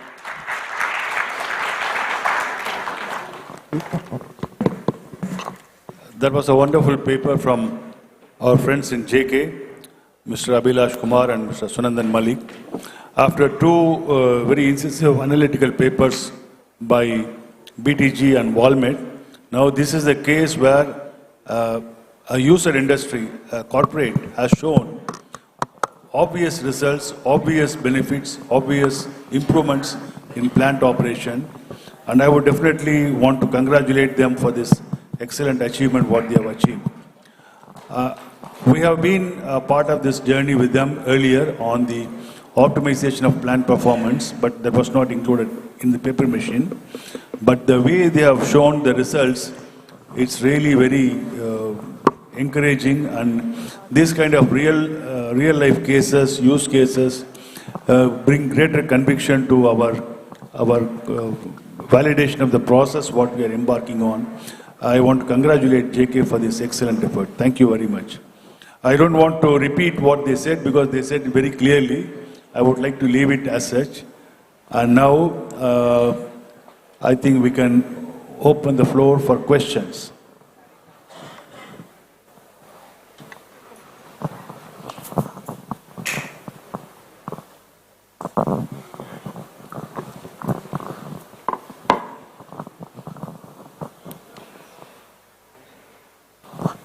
Hello. Thanks for the wonderful presentation after the lunch. And certainly, like the sleepage dose not affected us. Not able to hear? It's fine? Okay. Yeah. My question is to Shankar Das, Mr. Shankar Das, for the digitalization action. So you have mentioned that you have built the ETL blocks, right? ETL blocks perspective, actually have you used any? To whom is this question addressed? Yeah. To BTG or? Yeah, to Shankar Das. Okay, Shankar, yeah, please. Please go ahead, please go ahead. Okay, your name is Shankar, good. Okay, yeah. So you mentioned that actually you built that ETL block, right? So have you used any cloud services for that, or is on premises? So, yeah, so in this case, it's always on premises. So There is a reason behind it. Because when it comes to just for a data storage purpose, yes, you can rely on cloud platforms. But in this case, it's more about the analytics. We are getting the data, storing it, and using it immediately for some kind of analytics. So we cannot induce any kind of diversions in between. Like the bandwidth itself is a different dimension, which can complicate the analysis, right? So in this case, in almost all the cases when the analytics is involved, it's on-premise data servers. Okay, but do you think actually the cloud service is not much easier than, like, faster than the on-premises? The cost of cloud services for time being in the initial stages would be okay to consider, but what we are talking about is capturing the data for a longer time duration. Like imagine we are holding the data for 8 to 10 years. The volume of data which is going to the cloud services is going to be huge. That point of time, the cost of cloud service is going to be very high. At the same time, how do we utilize the data is more important. It's not just for storing the data, right? So when we want to utilize the data for any kind of analysis or any kind of model building, then you have to pull the data all the way from cloud back to the ground again. So rather, whenever there is analytics is involved, it is always been advised to have the on-premise servers. Really? Okay. Yeah, because actually the most of the customers and even proper solution architecture point of view, so if you move that into the cloud, so that will be the fastest, the throughput is very high when we are comparing with the on-premises. Yeah, I agree. When it comes to a discrete data point, like it's not continuous, then okay, you have enough storage space and you have a little bit cheaper in terms of storing it in the cloud. But when we are talking about the continuous process industry, like in pulp and paper, the data flow is tremendous.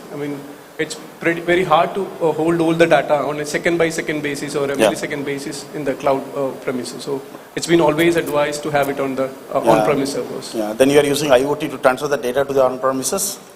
Are you enabling an IoT? Yes, enabled? when it comes to a complex IoT platform, you can use always on-premise servers. And whenever if somebody wants to access the data within the corporate enterprise, yes, you can give the access to that particular on-premise server. That's been advised. Okay, just last one call. So have you implemented a data quality and data governance aspects to use the data, or just lift and shift the data to the system? Well, I think we can continue this discussion offline later. Sure. Because this is a very insightful conversation. Probably you can do it in a more relaxed way and provide the time for the other people in the audience to ask them. Yeah, let them ask. Thank you. Thank you.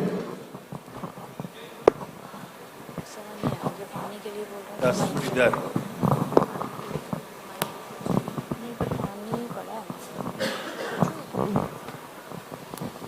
We need the mic there, not the camera.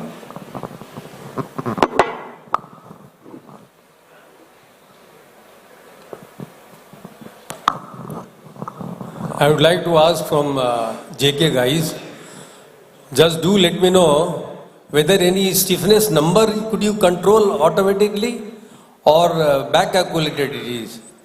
Sorry, sir. Stiffness. You said that it got controlled through AI. With whether you would be able to control directly stiffness or through back calculation you can do. Actually, we don't have a stiffness sensor. So we have back calculated through data, and we prepare a virtual sensor. That is stiffness. Control our moisture percentage. That's correct. That's what I am telling you. I wanted to know that directly is it coming or back calculated. So okay, fine. That back calculated. Thank you. Thank you, sir. Next question.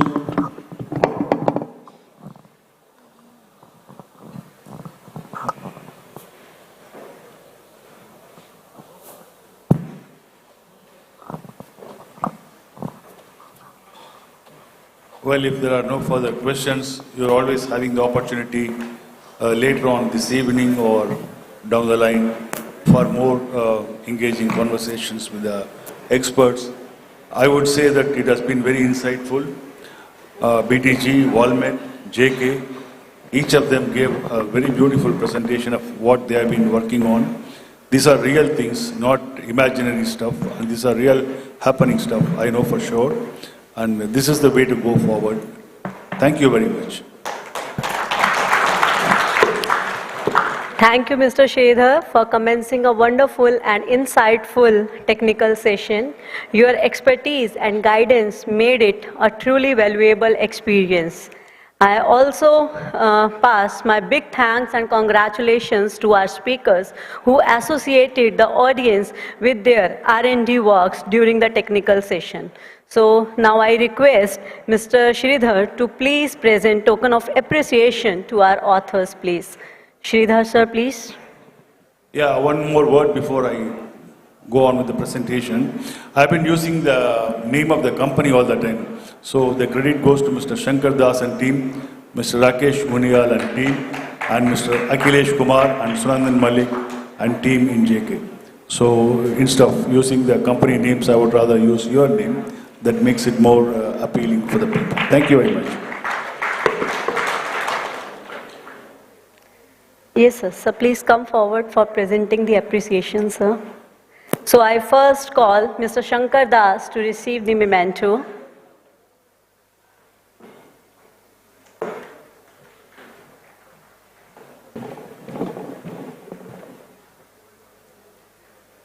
Your applause is missing during the session.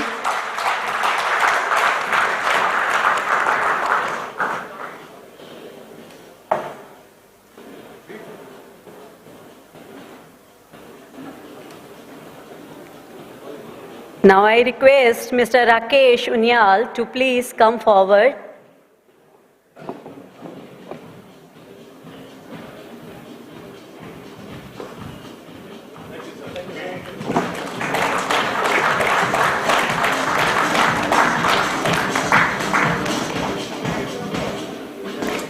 I request Mr. Akhilesh Kumar and Sunandan Malik to please join for the memento.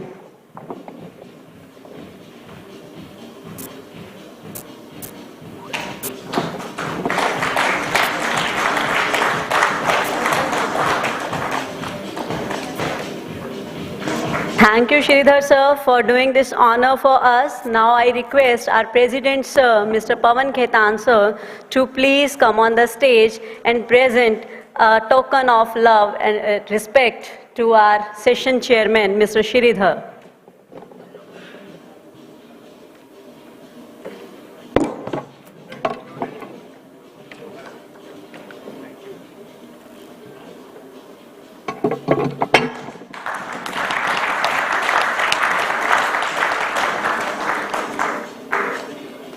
Thank you, Pawan sir. Now I just want you all to stand for a group photograph.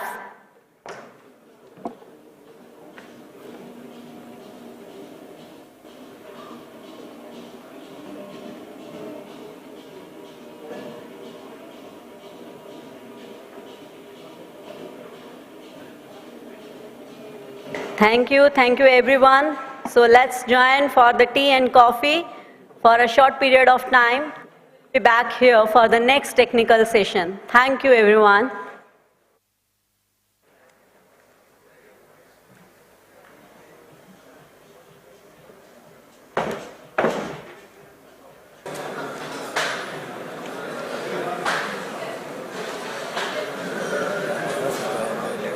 You all are requested to please take your seats.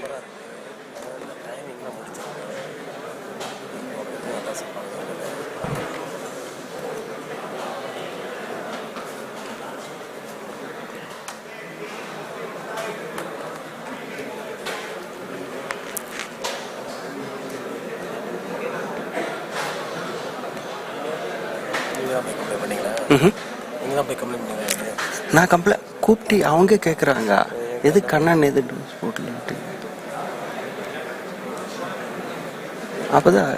அப்போதான் நான் பேசிட்டு இருந்தேன் ஒரு ஆள் தான் present பண்ண போகிறோம்னு சொல்லு அப்போ நான் இன்னொரு ஒரு ஆள் தான் ப்ரெசென்ட் பண்ண போகிறோம் அதனால இருக்கு So good evening everyone. வந்துட்டீங்க Please pay your attentions here. Good evening everyone. In the last technical session of the day, the theme of this technical session is AI-based product strength efficiencies. So, first of all, I'm glad to introduce you all with our session chairman, Mr. Ajay Gupta, and I invite Sir to please join us on the stage. Mr. Ajay is MTech from BITS Pilani, PhD in Marketing and INSEAD Leadership Credentials, driving success in manufacturing, automation and marketing expansion. He is presently holding a position of CEO, Century Pulp and Paper, Aditya Birla Group. He holds more than 30 years of experience in transforming large-scale manufacturing operations. His expertise in managing 2,500 to 5,000 crore business, consistently delivering industry-leading EBITDA and profitability. He led the construction of the world's largest greenfield viscose facility, turned around loss-making units, and pioneered industry-first Make in India projects. He has strong ESG leadership, cost efficiency through automation, and global recognition for sustainable operation and industrial excellence. I welcome you, sir, on the stage, please.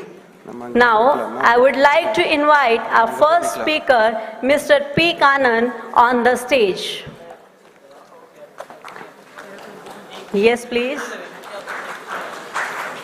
He is proprietor at Optipit Consulting, pulp and paper technologist with masters in management studies. He carried 27 years of experience in the field of paper industry. He has great expertise in process optimization, loop performance analysis and tuning, sheet break analysis, high frequency analysis, and innovative solutions. He has operated 150 plus paper machine optimization has been done across over the globe. He designed various methods and tools for pulp and paper optimization. He is multiple winner of Your Terrific Award from ABB Singapore for the development of paper machine optimizations, APC implementation and success.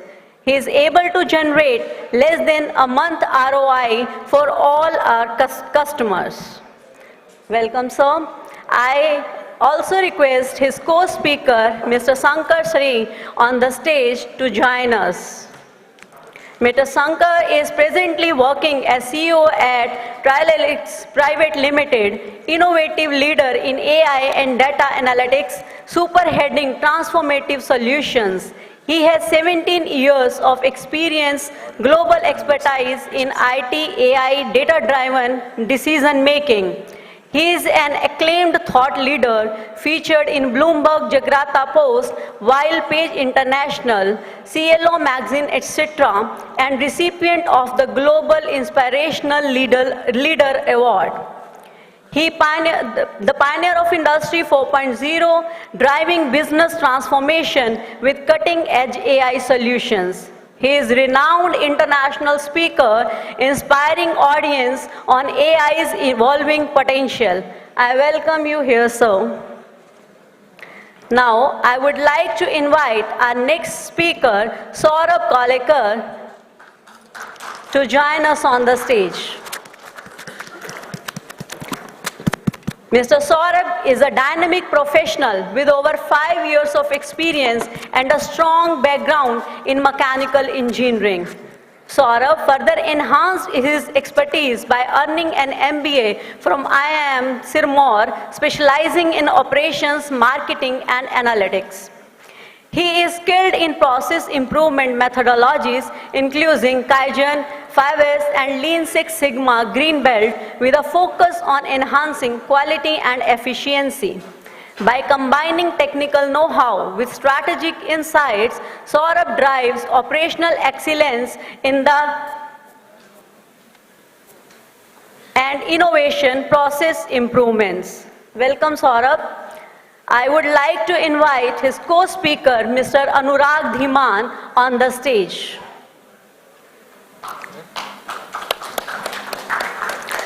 Mr. Anurag is a senior data scientist specializing in machine learning, AI product development and process optimization.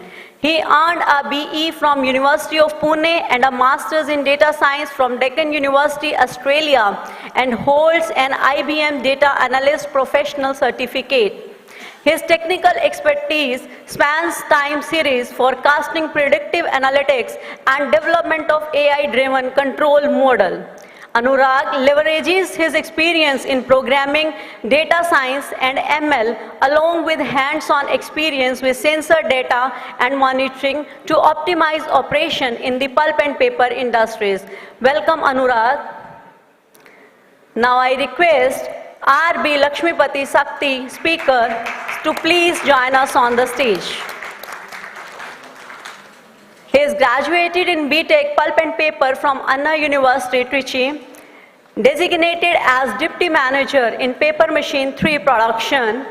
He has 14 years of experience in TNPL, Paper Machine 3 erection, commissioning and operations, TUV certified internal auditor for ISO 9001-2015 and 14001-2015, 45001-2018 and 5001-2018. He participated and presented in technical forum organized by Ippta, PaperX, CII, IEI and NIQR. Welcome, sir. Now I would like to invite his co-speaker K. Shaktivel on the stage. Sir is postgraduate diploma in pulp and paper from VSI Pune. He is designated as Chief Manager in Paper Machine in TNPL. He has 17 years of experience in TNPL, Paper Machine 3 erection, commissioning and operation. He gained 30 years of total experience in paper making, writing, printing, newsprint, and posters, insulation, varieties for electrical applications also. I welcome you, sir. So now I would like to hand over the stage to our session chairman. Please, sir. Yeah, thank you. Hello.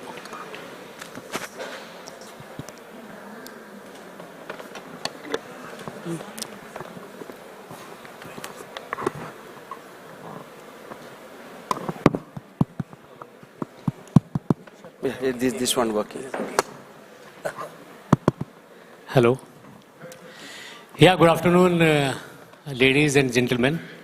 I feel privileged to chair this session where I would be listening to 3 different presentations, so paper by 3 different industries. But before we come to the presentation part, I would like to share few of my views. Friends, today we stand on the brink of the industrial revolution in the form of AI. Today, artificial intelligence is no longer a concept of the future. It is already there. And it is believed that whatever AI we are talking about today, it is the form of only weak AI. And already the things are under research and development that when the strong AI would come, or super AI, it is believed that it will surpass all kinds of human intelligence. So just believe that what will be the world like when we'll be having super AI. And I feel that the day is not far, because if you look the tradition of industrialization or evolution of the different technology, industry 1.0 to 2.0 took around 80 years. 2.0 to 3.0 took around 50 to 60 years. Whereas 3 to 4, it took hardly 40 years, and 3 to 4, only 20 years. And now we are already talking about Industrial 5.0. So friends, with this pace of changes, I think it is imperative that all the industries, and since we all belong to pulp and paper industry, we should be very, very adaptable to the different technologies. The few benefits which most of us would like to attain from the AI is, how can we improve our cost structure? How can we improve quality? How can we do the faster decision making? How can we achieve the customer centricity? And all these things would require, because most of our paper industry or pulp industry, they are in running, because implementation of such concepts, it becomes easier when the plant is new or wherever we are putting up a new project. So to all the service providers, I would like to tell them or request them to please see that how can the implementation cost could be lower than what it is today. How can we take care of the data privacy? How can we take care of cyber security? How can we build the skill of the manpower? I think unless until we address all these things together, we will not be able to adopt these technology in a much faster way. If we look worldwide, we have to learn from the different industries also. Today, if we see the automotive industry or aviation, in case of GE, there are a lot of AI is already there in the advanced stage. So as is with BMW, Amazon, a lot of robotics is happening there. So my take from this AI technology is that the change of pace in paper industry is at a lower pace as compared to whatever is happening in other industry. It may be the requirement of that industry or the cost structure is forcing them. But it is better that we also attempt to adapt as quickly as possible and put something of the futuristic also, whatever we are doing today. So friends, with these thoughts, I would start our first paper, which is about the leveraging big AI for productive sheet break prediction in pulp and paper industries. It is by Optipid Consulting India, and I would invite Mr. Dr. Sankariya Shrimula and Kanan Patabiram to take this session forward. Thank you. Good evening, everyone. Good evening, everyone. Is it audible? Okay. Before I start my topic, I just wanted to talk about how AI can help every pulp and paper industry, right? If you are looking at it, I think 99% of people here are a paper industry people. I am exceptional. I am completely computer science background. So if you look at it, today I can understand the process and paper industry. So only because of I understand data. So I only have seen the data. I have not seen any of the process or any technology of how the paper machine work. So same thing, AI is revolutioning today.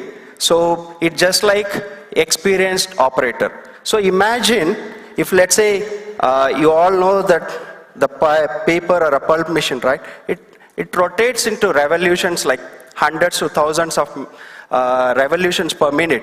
Such a fast revolving machine, complex interconnected machine.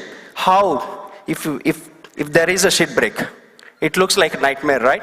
Every operator runs here and there, and that becomes lot of problem and lot of wastage, lot of financial losses. End of the day, if you're looking at a revenue, lot of losses.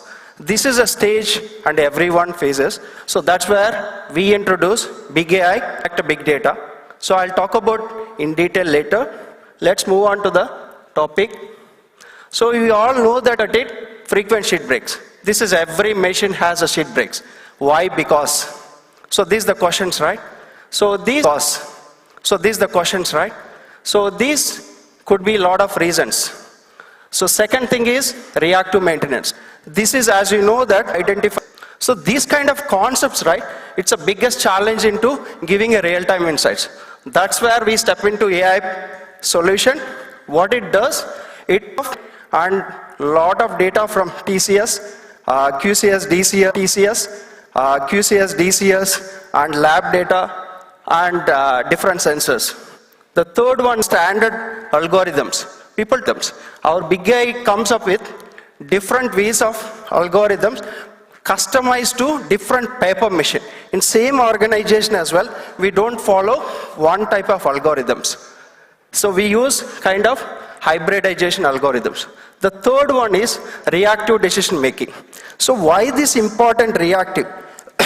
If you're looking at it, right, even though if I give insights, any kind of technology gives you insights. If that doesn't give proper action on time, and if you don't take actions, then it's no use, right? That's where we are stepping. We are not providing you fancy dashboards or any kind of reports.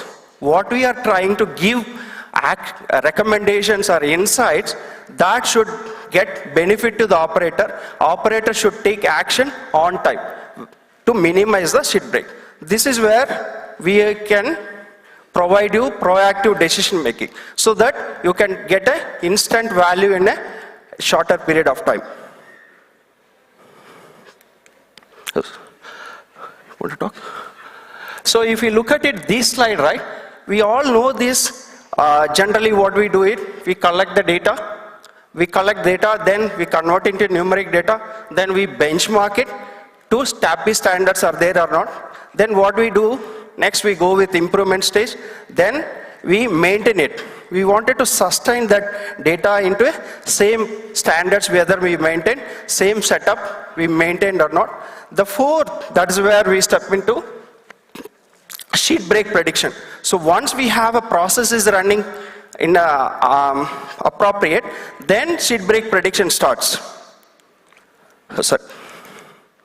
So this slide is our roadmap. If you're looking at it first one, we first set up the machine, optimum setup, so optimize the machine. Then second is one, we are predicting a sheet break.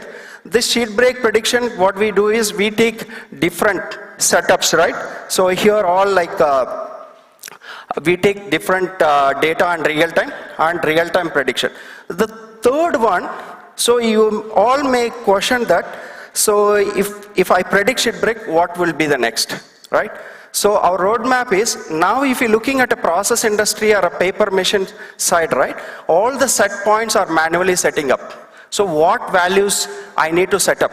What optimum set points? If you're looking at all these optimal set points are based on human intelligence. So if I am a good and intelligent production manager, I'll set up good set points. If my next shift manager is something, so that set point changes. So the set points varies. So that's where we are bringing AI. Even these set points, how can we optimize? How can we make setup into optimal set points?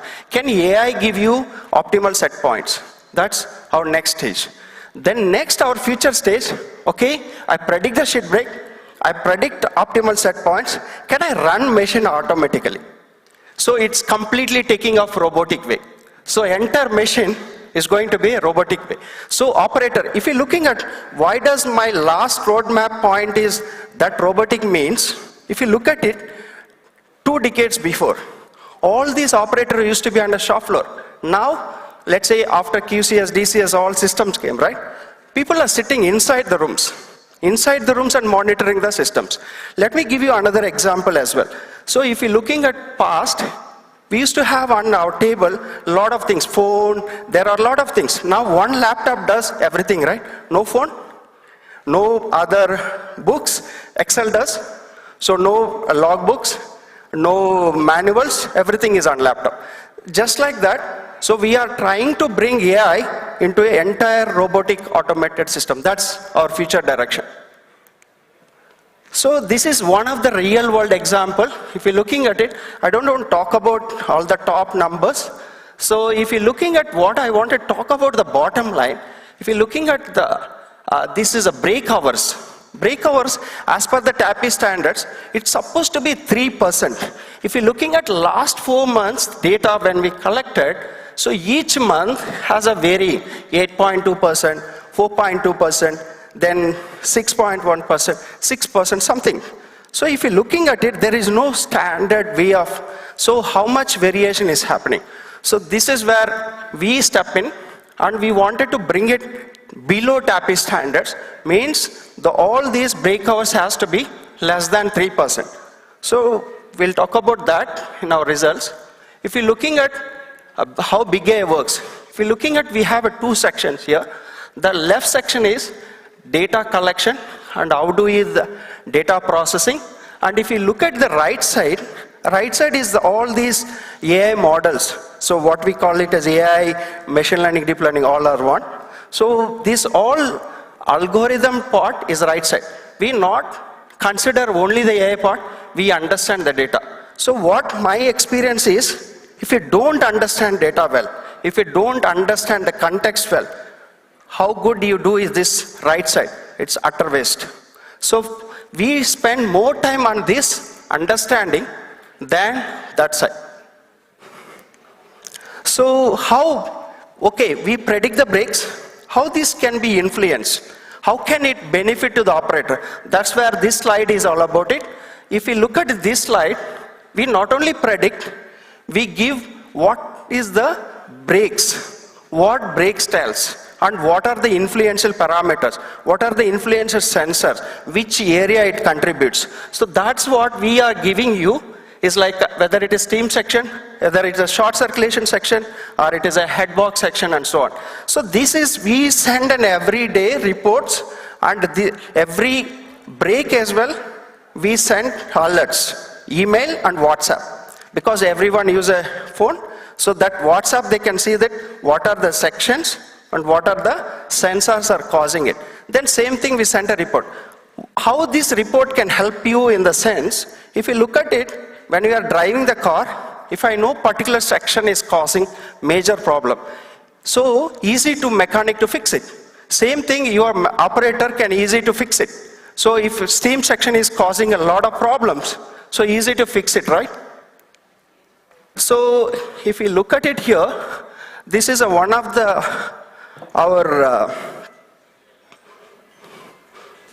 okay, sorry.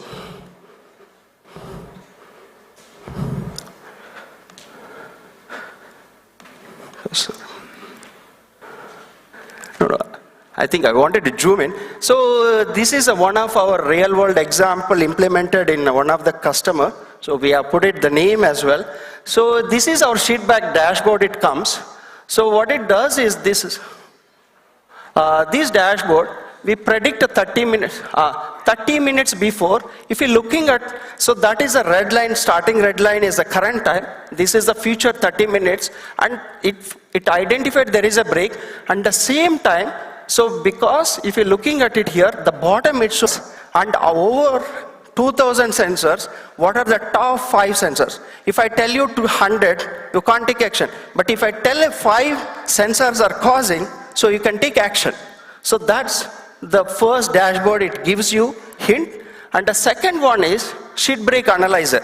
We not only end with sheet break, we provide the sheet break analyzer. What it does is, you can able to post-mortem. So like you can also go back and look at it. Other than these 5 parameters, is there any other parameter is also causing the things? So that's where one significant analysis, the area-wise analysis. This is one of the example, real use case which we implemented place. So that machine, if you look at it here, the steam section is causing highest problems. This is what I'm telling is the sections. So if I tell this, if you're looking at 47% is causing one section. So if this can help to minimize it, so brakes may definitely will reduce it. This is what they took in action. The third one, so how AI is different. So if you're looking at normally what happens is, I'm telling you top 5 parameters. It doesn't mean that every break that 5 parameter causes. No. So what happens is every break, there is a multiple combinations. So it can be this sensor, that sensor and so on. So if you're looking at one sensor, it may be varying of 1% of variation. The another sensor is 2%, another sensor is 10%, another sensor may be 2%. So when you're looking at a 1%, 2% something, you may think like it doesn't contribute, doesn't vary it. So I'll tell you one example. There is optimal set points, optimal range. So operator is always tells this is I'm running an optimal range. So but actually when we're looking at the 2 sigma analysis tells us that even optimal range is not good, because this sensor causing 1%, if any kind of data drifts are happening. Where we can predict tensile strength. And I would invite Mr. Anurag Dhiman and Saurabh Kolekar from Heber to tell us that how can we improve our processes, how can we improve our quality, at the same time, how can we reduce our costs.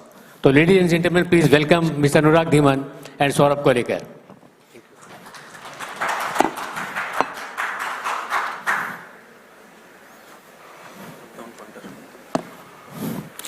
Hello, am I audible? Yes, thank you.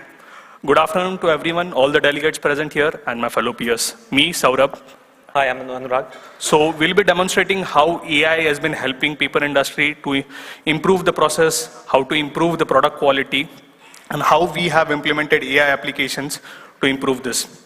So a couple of time ago, a facility came to us with their ongoing problem in their manufacturing unit. So we understood the problem, we analyzed it, and we came up with a solution. So before understanding the approach, how we tackled it, and what we did, let's first understand what exactly was the problem.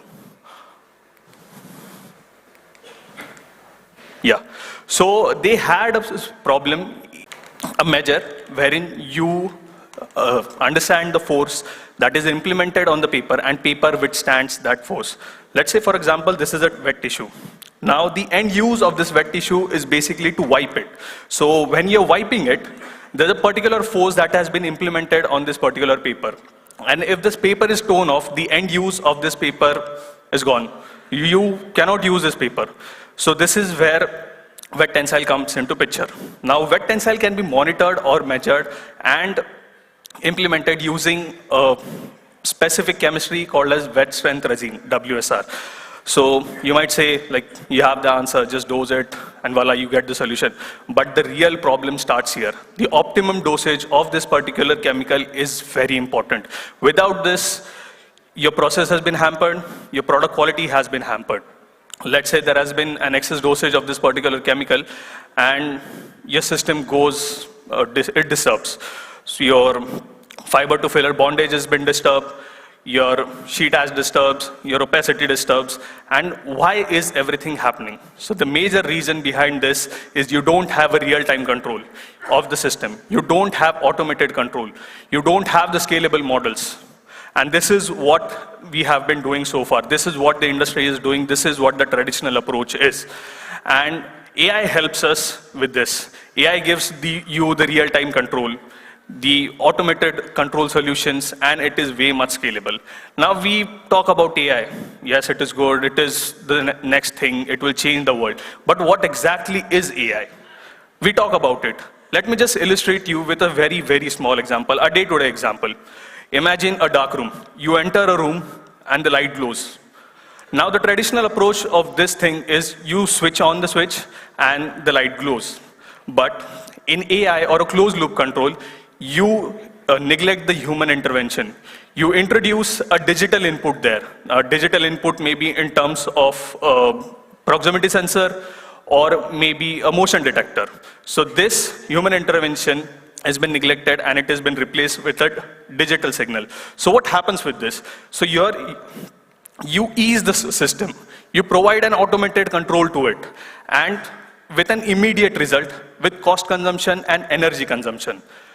So this is what AI helps you do it. So we came up with a solution, and the approach was basically understand what are the key parameters affecting the wet tensile. So we analyzed the parameters, we worked on it, we mined it, and then we came up with different models. So in all this, our Elixir Mount Fuji helped us with data collection. Now the data in the industry or anywhere in the paper plant is very scattered. It is haphazardly scattered in all the directions. So you need to collect all this data. So for collecting this data, our server helped us. We have an API and a pipeline through which you can collect the data, normalize it, and work on it. And post working on it, it helps us with insightful actionable items. Actions such as dashboards, alerts, preventive prediction models, prescription models, and batch analysis. So how we did it, what we did it, I would like my friend Anurag to pitch in and help you with the data science journey. Yeah, thanks, Saurabh. So my colleague here has explained us about how WSR and how wet tensile is important in the industry and how AI is playing a vital role in our paper industry. So let me just deep dive into how at Haber we were able to utilize our product Mount Fuji and deliver a solution to our customer. So it all starts with the system information. So this is the case study where we collected the data for 90 days, and over this 90 days we observed like more than 20 specialty grades. And for the other parameters, we were observing some varying values for GSM, for the fillers, for the production speeds, as well as the production capacity. So we observed from this that the data was varying. A lot of variation was observed in the data. So for building a model, we need to first analyze how we can create a model when the data is varying so much. So that's where we have a different approach. So here, more than 20 grades. So first we started with the clustering approach, where we were thinking about how this data can be clustered into groups, and then we will perform each and individual data cleaning process and the data validation process, and then the model building process on each of the groups. So for the data first part, on the data extraction and filtering, so as we know that for the plant, we have a data which is about the plant maintenance or which might not be suitable for the model building. So we just filter out that data. In the next part of the data cleaning, we go for the data cleaning where we remove the anomalies, as well as we try to restrict the data where the data is following the LCL and the UCL values of each parameters. And once the data is cleaned enough, then we go for the data analysis part. So in the data analysis part, we look at the data from the three perspectives, namely the univariate analysis, the bivariate one, and the multivariate. So as we have observed that in our industry, most of the data is multivariate. So when you say about multivariate is, the parameters are like interlinked. There are like connections, there are interactions between each of the parameters, and we cannot rely on to one special analysis. So, but for this, in the univariate analysis, what we observe is the trends and the distributions of each parameters. It helps us understand about how each parameter is varying. In the bivariate, we look at how one parameter is changing with respect to the other, as well as with respect to the target variable. And for the multivariate, we use some advanced algorithms where we are able to understand how they are interlinked, how the feature interaction happens, and how we can do the feature engineering, where we can eliminate some parts, we can reduce the dimensionality of the data. So as we observe here, like we had more than 100 plus parameters in this 3-month study, out of which we were able to identify 17 plus key influencing variables. So some of these variables, namely sheet ash, pH, grammage, WSR dosage, and so on. So after we have all this data analyzed, we have the right dimension of the data, so like 17 plus variables, we are ready for the next part, which is the model building. So in the model building approach, we divide the data into training data, which helps us to train the data. In the validation part, it helps us to fine tune the model. And in the next part is the testing data, where we are observing our predictions on the unseen data. So for the models, we have an AI engine, which basically has the models from generalized linear models to k nearest neighbors to support vector machines, and as well as some deep learning models like RNNs, the LSTMs, and some statistical models like time series as well. For the evaluation part, we have R-square. We use R-square namely, or the RMSE scores. So R-square really helps us to understand how our predictions are varying with respect to the true values, and the RMSE helps us to understand how close are we to the actual values. One more point I would like to enhance here is, in the AI engine, we have the self-learning approach. So the models that we are building are the dynamic models. So what happens is, whenever the data is changing over the period of time, so the model identifies the data drift, and as well as soon as it detects the drift, it will start accumulating more data and try to learn the new pattern, so that the model is ever evolving, as well as it learns throughout the journey.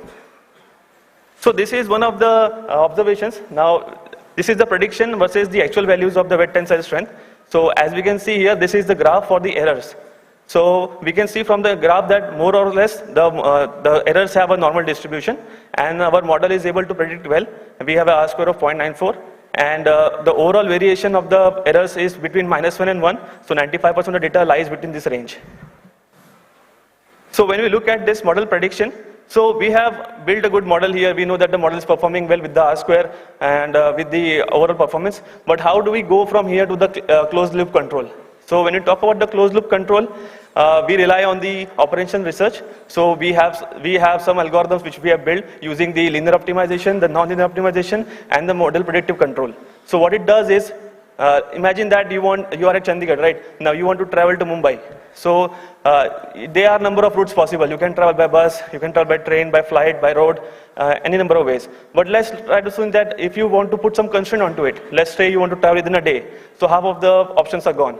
You want to travel by flight, that's the only possible way. But let's say that you want to go non-stop. You don't want to go from like a layover or something like that. So as you put on more constraints, you have only one possible solution. So that's what happens in the AI control, that there are a number of ways possible to optimize our WSR dosage to achieve a wet tensile target. But as soon as you apply more constraints, like your pH is between these values, you want the pH to be at this value, you want the sheet has to be at this value, so the model will automatically go to a loop where it will automatically find the right optimum value for a WSR dosage and try to achieve that required target.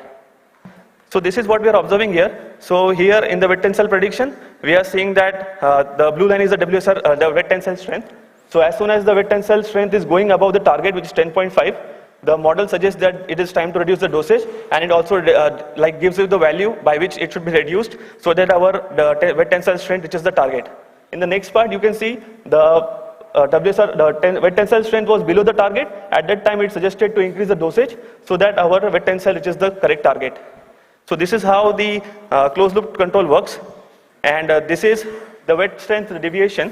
So this is the graph which we are trying to show here before the implementation of AI and after the implementation of AI. So before the implementation of the artificial intelligence, here we can see that the variation in the wet tensile strength was huge. The standard deviation was 0.46, the average was coming around 10.28, whereas the target was 10.5. But after we implemented our AI-based closed loop control, we were able to see that the standard deviation reduced to 0.12. The average was coming more towards the target, which is 10.5. It is observed as 10.4. So this is how we were able to achieve more, less deviation was observed in the wet tensile strength. So if you look at the next slide, this is the wet strength resin dosage. So before the AI model was implemented, the baseline of the WSR consumption was around 37.2 kg per ton. But after the implementation of AI model, we were able to significantly reduce it by 14%, and the WSR consumption was reduced. So I would like to ask my colleague to just conclude on this part. So with all these rigorous activities and the analysis that we did, we were able to deliver three things. Three things that changed the game for the paper maker. One, the consistency of wet tensile, the standard deviation. So we were able to reduce the standard deviation by 80%, which helped him optimize the process and have a good product quality. The second thing was reduction in production losses. And the third one was reduction in the chemical consumption.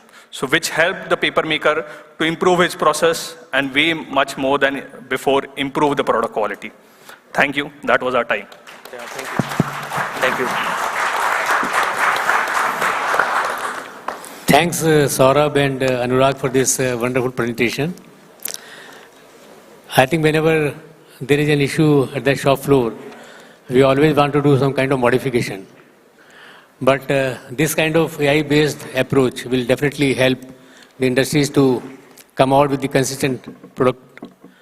And as you showed that the standard deviation is reducing, and so as the cost part, because whenever we are able to meet or stick to the SOP, the consistent product would be there and with the lowest consumptions.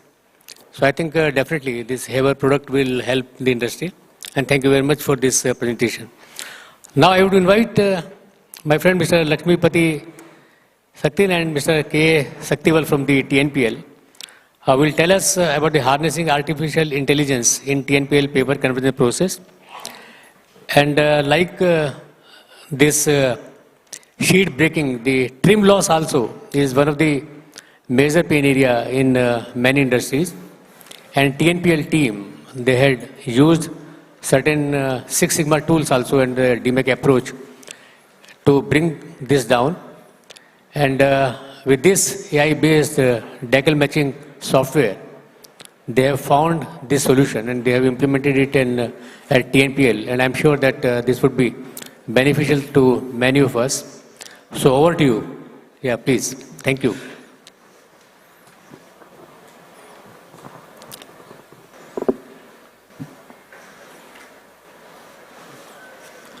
Good evening, everyone. First, I would like to welcome you all to this session.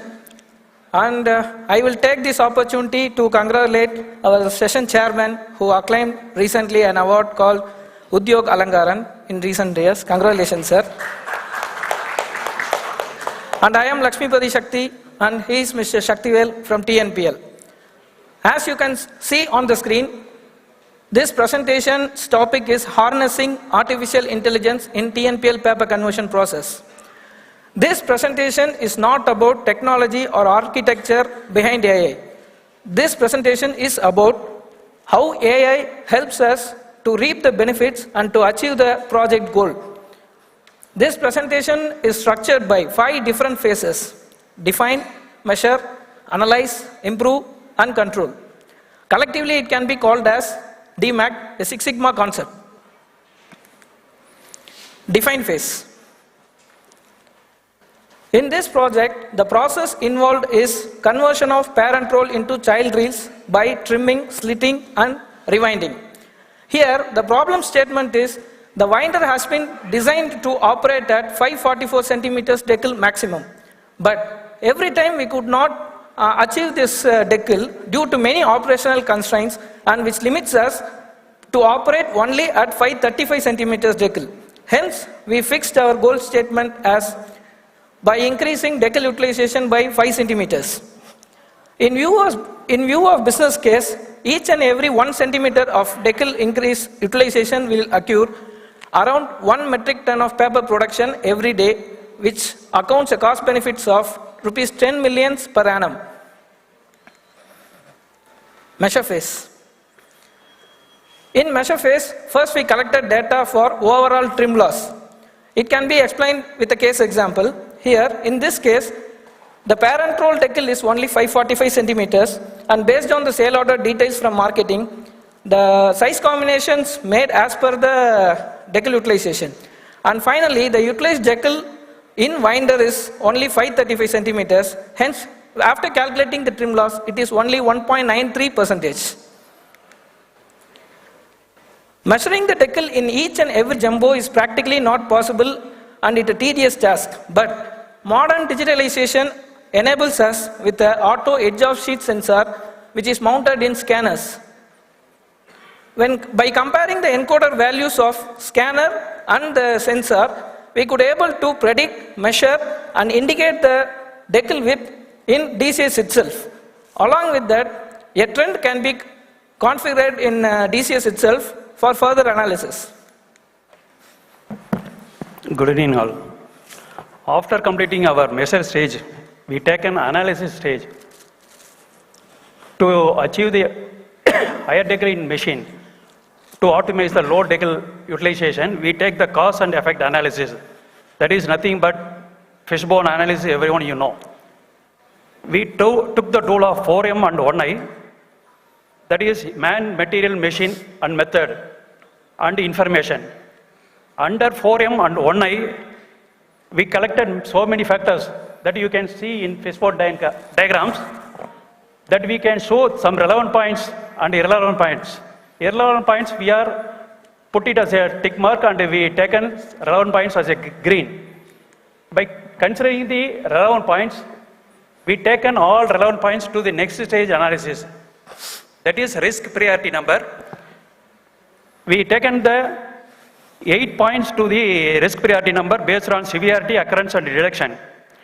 2 factors found, that is low decal jumbo roll and poor size combination, derived 725.9 points. So we took the lower decal jumbo roll for the next stage of analysis. Here we taking the brainstorming session. With the brainstorm session, we arrived again 4 sub-factors. That factors are furnace ratio, basis weight, using the different profile metering rods, and jet wire speed difference. By analyzing the factor 1, furnace ratio. Here in table 1, we can see how the furnace is playing in the decal. If I am suppose use 100% of hardwood, I can get the more decal, that is 5.49. When I am using the less percentage of hardwood, I am getting less decal, that is 5.42 meter. So it plays based on the furnace. Again in table 2, I am sorry. When I am going for higher GSM, I am getting the higher decal, this also based on our furnace. When I am going for low GSM, I am getting the low decal, that is 5.44. Again, I am in table 3, comparing with the size press metering rod and decal. Here, when I am using the high profile rod, that is 11 number for high coat weight. Generally, when we are coating more, due to shrinkage, we will get the less decal, everyone you know. When I am using the low profile rod, which is giving less coat weight, I am getting the 5.47, that is more decal due to less shrinkage. The same like manner in table 4, I am using the jet wire speed difference. When I am varying this speed between the wire and the jet from minus 25 to plus 25, here you can see the more decal in minus 25, that is drag, and rush, that is less decal, 5.475. So from here we have clearly known how can we increase the decal in the machine to optimize the end decal in the winder. Again, we taken the 4 size combination of child reels for the next improvement. The next factor which influences lower decal utilization is poor size combination of child reels. Here, the process of decal matching has been made in manual mode by using spreadsheets and by various permutation and combinations. These are all the input data, and this process involves decal matching manual expertise only. This is a screenshot of a spreadsheet where we are using. Here we can enter the reel size, number of reels as an input data. Not every person will be an expert in size combination workings. It will vary person to person, which includes errors too, human errors too. When comparing when doing it is in manual, it is very tedious work and it needs a functional expertise. Collectively, it gives waste to higher wastage and higher trim loss and lesser decal utilization. Improve phase. In improve phase, as a first phase, we increase the decal for about 3 centimeters in machine. But after increasing the decal 3 centimeter in parent roll, we faced many problems in quality and machine runnabilities. From wire part to winder, we faced many problems, and after solving each and every problem one by one, we got sustained with 548 decal at an average in parent roll decal. After that, we arrived at decal prediction methodology based on correlation between machine parameters and the sheet width. This is the main reason behind this, to predict the approximate sheet width from parent roll to predetermine the decal in various grades. Based on that, we can put the size combinations, for which an artificial intelligence enabled decal optimization software has been incorporated in this system, for which no functional expertise or manual workings needed. This is a user interface of that software where we can enter the input data like variety, GSM, reel size, and order quantity and diameter. In this page, we can enter all these details. In second step, this is optimization parameters entry page. Here, we can enter the maximum utilizable decal which can operate in winder, and how many reels winder can be able to operate. For example, if the winder is designed for 9 number of reels, and in some cases 2 slitters got problem due to some issues, and in that case we can able to run only 7 reels. So here we can enter, instead of 9 reels, we can enter as 7 reels, and maximum decal can be utilized as can be entered. Along with that, under production increment and over production increment is enabled in the software. So every time we could not finish 100% order quantity, we can give a tolerance percentage for 1% or 0.5% in this page. This is the output summary generated by the software, which gives multiple solutions, solution 1, 2, 3, 4, 5. Each and every solutions will carry trim loss and order completion percentage and number of size combinations per order. After implementing the AI strategies, both parent roll and decal utilization in winder has been increased. It can be explained with this case example. In this case, previously the parent roll is only 545 centimeter, and after increasing the decal, it is about 548 decal. And utilized decal in winder is previously 535, and after increasing the decal, it's 541, though approximately the trim loss has been reduced from 1.93 to 1.28. Even after implementing AI-enabled decal matching software, in some cases and sometimes, manual functional expertise too gives better solution than AI. It can be explained with an analogy. It is similar to playing a chess game with a computer instead of a player. Any chess player, can you name any chess championship?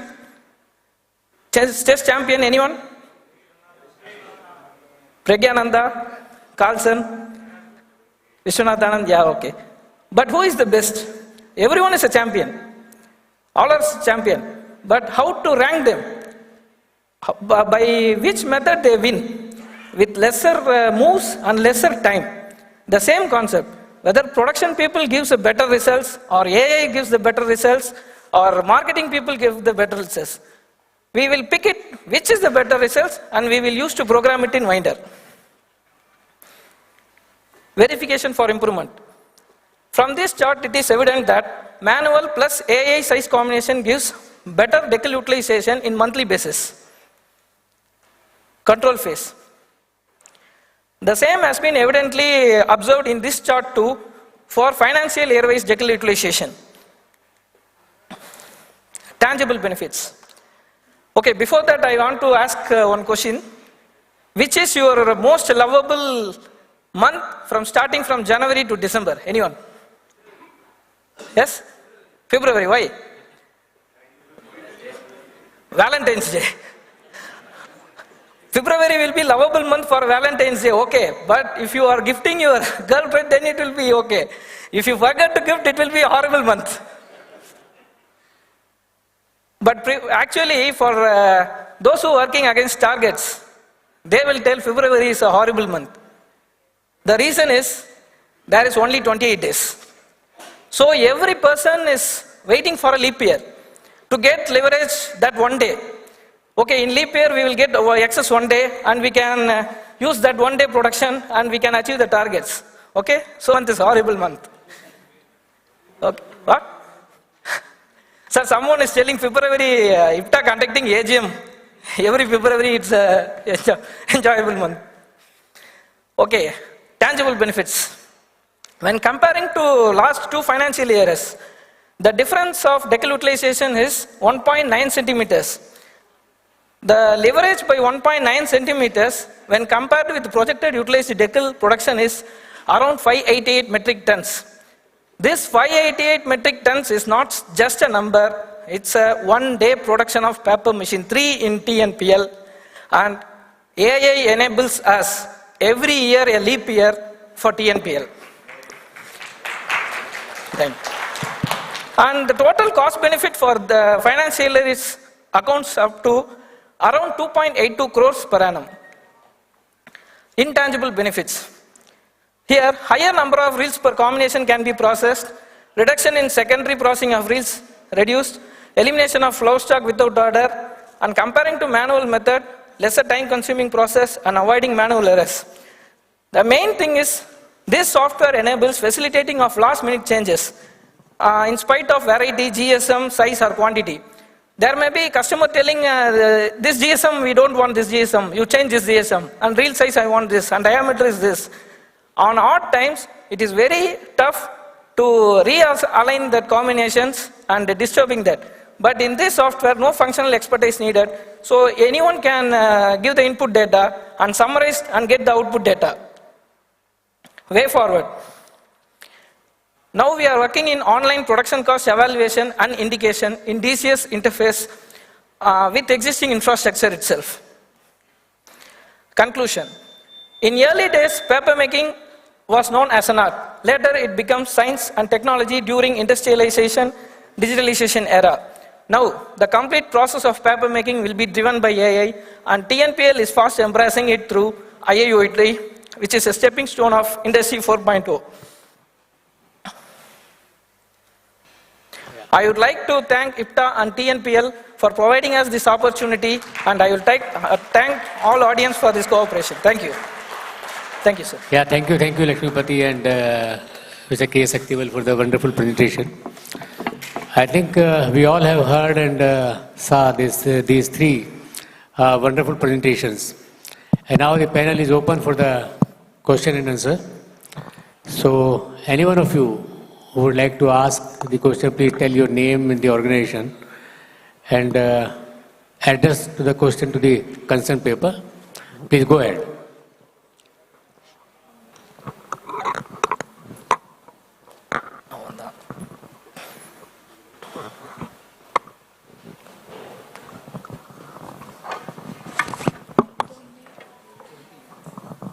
Hello.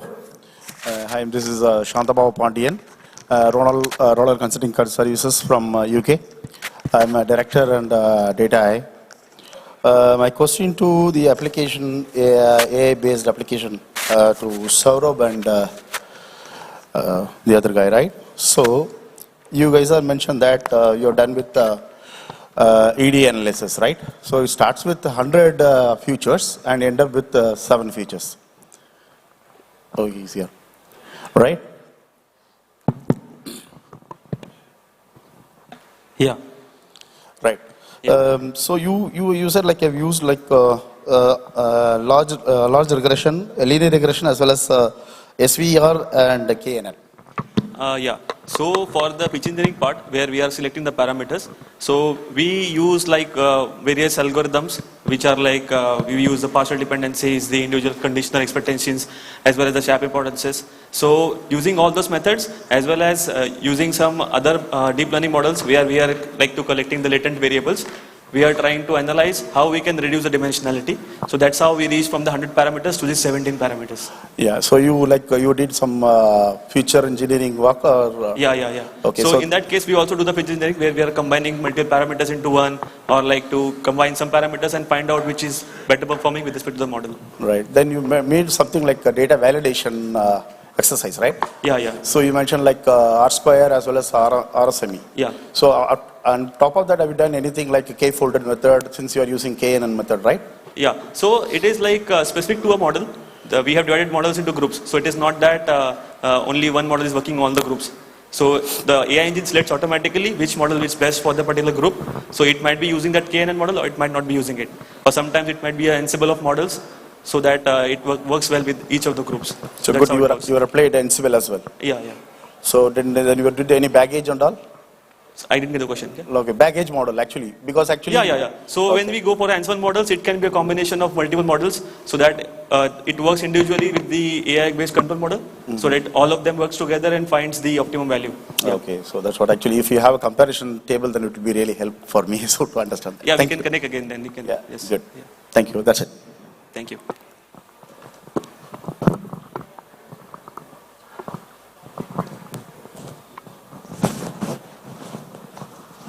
Yeah, I think behind this. Yeah.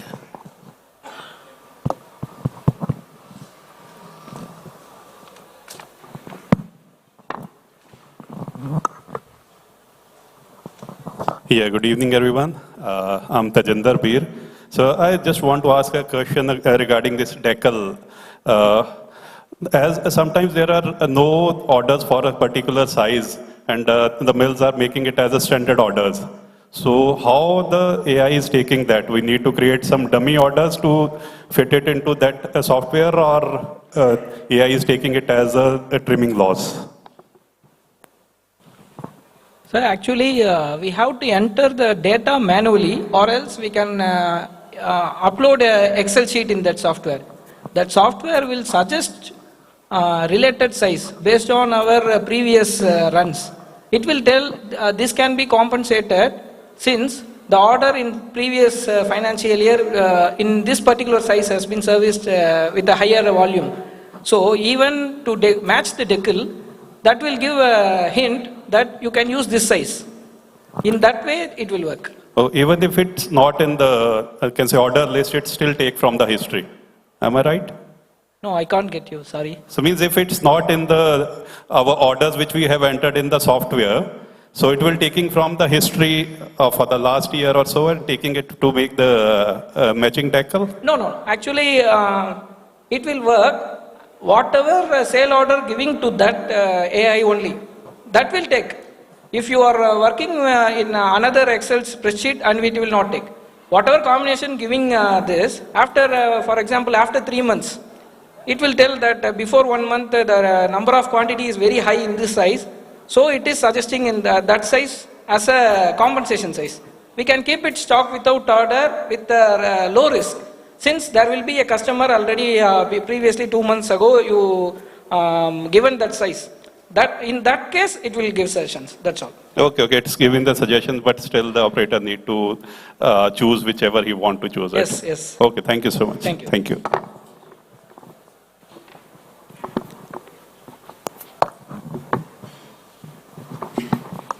Any other?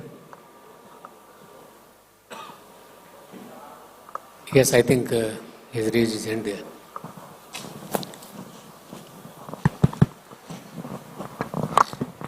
Hello, myself Samar, and I work as a software engineer for BTG. So as someone mentioned also, like in the previous session, like most of the plants, like the need of the hour is kind of built a data system, or I would say a data platform where they can have like all the data at one place. And I think like AI models, for them the fuel is the data, right? Like if they don't have enough data, then those models are not gonna work accurately. So my question to you guys, like all of you, is like, is this some challenge that you have kind of faced and while trying to sell your product, or how are you planning to tackle it, or have you considered about it? Maybe I can answer this question. So looking at it, as you all know, paper machines are traditional machines, right? So you can't expect everything to be on hand. Yes, it's true, AI, if we have more data, it does fantastic job. But if I go and ask that, I wanted this data, this data, this data, definitely can't work. So as we all know that we need to start somewhere, right? That's where we started without even a lab reports, okay? So it gives some percentage. So that we showed it and we proved it. So then we started collecting a different data. So that's where we started approaching. If we show small results, right, the management or operators, they will appreciate, and then they start providing. If all of a sudden, if you go and ask, and if you have many management, if you tell, I wanted to implement AI technology or any new technology, I wanted this. We are not going to start anywhere, it's not going to help. So our approach is like start with something. So we started that. So definitely AI is like that. So everyone, my experience, I'm a data scientist. So I work with the manufacturing industry as a consultant and end user with even one of the paper company as well. So I started this way. So started with whatever the data is available. So start with that. And the same thing for AI, right? If we want to train, we need at least a minimum 2 years of data. Most of the cases, I didn't get even a 2 years of data. So one place, we got only 45 days data. And recently we got only 1 month data. What we do is we simulate it. That's where again we trying to use the AI. We simulate it back. So we synthesize it. So whatever we require. Similarly, we are also trying to get inputs from operators. We note down, then we key in. Just like ChatGPT, right? You give more, so we're trying to simulate it. So that's, I think, partially I answered your question. Yeah, you did. Thanks. Hello.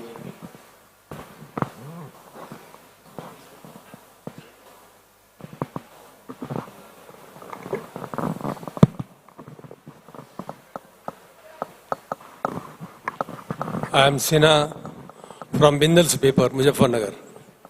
My question to Mr. Kannan and team, you talked about sheet break prediction. I don't know how you have arrived on whether will it be feasible to really arrive at a sheet break prediction, because right from raw material to the end product, to the paper machine, there are plenty of variables. We don't know what sort of raw material will continue.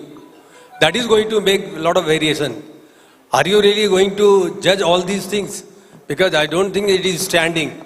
Whether you seek right from the raw material, come to the pulp mill, come to the paper machine, backwater, all these things are varying. And then again, putting up a data right from you manufacturing, say 56 gram to 160 gram, one machine, how you are going to analyze all these predictions? I would like to know if you have any idea. So I'll only share my experiences. What is our past implementations, right?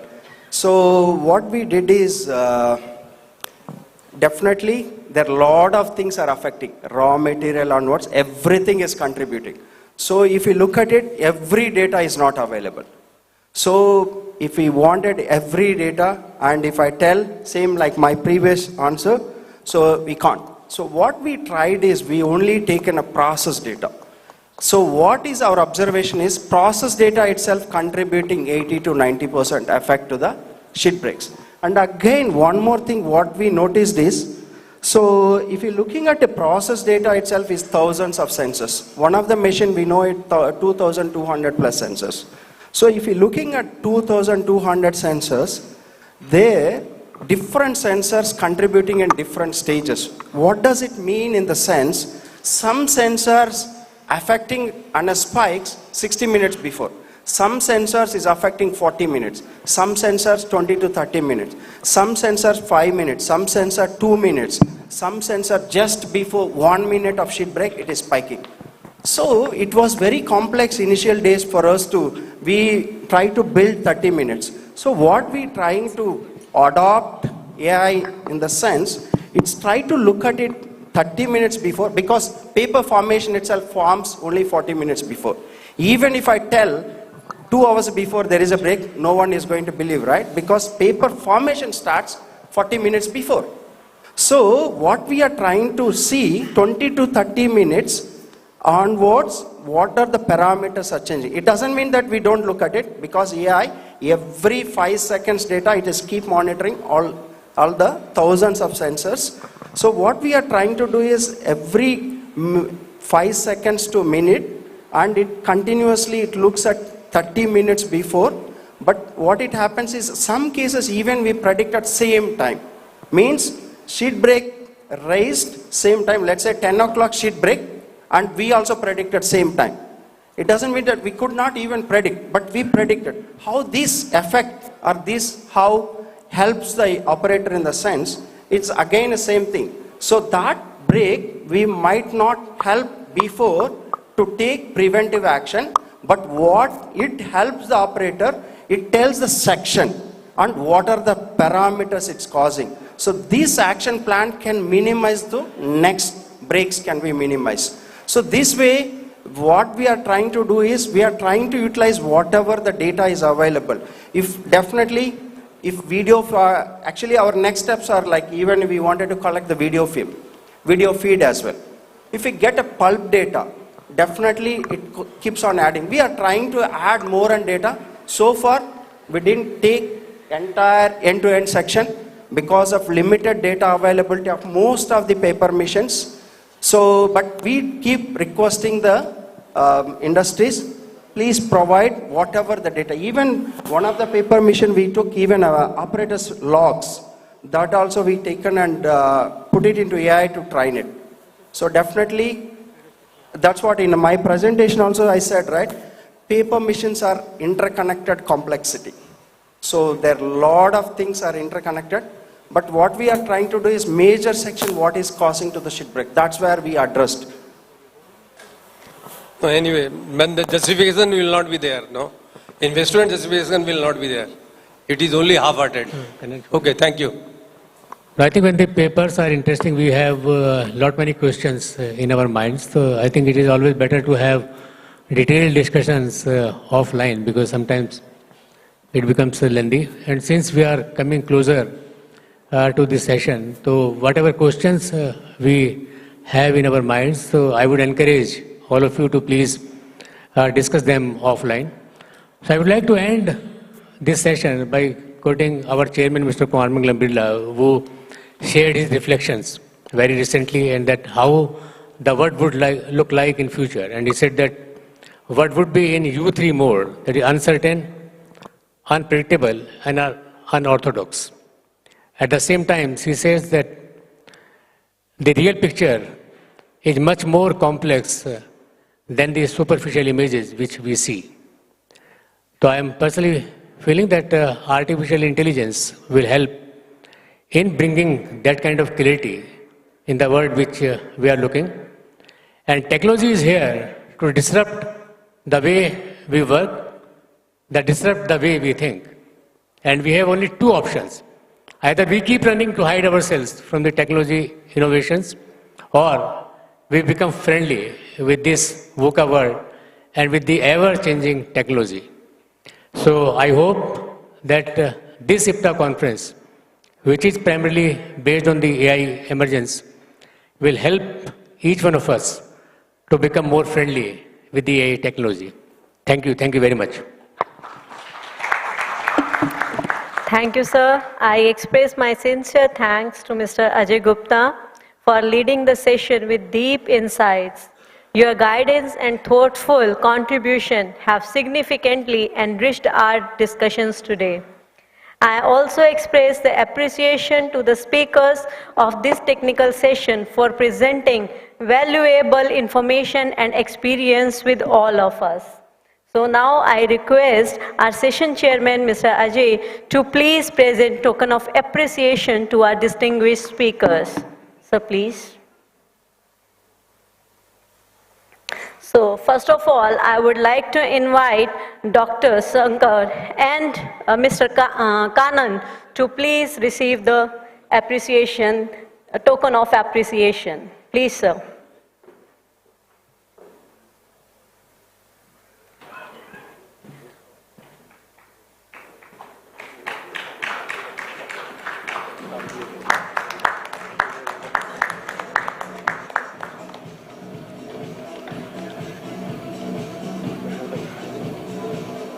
Kindly applause to grace the occasion. Now I request Anurag Dhiman and Saurabh Kalekar to please come on the stage for receiving the award.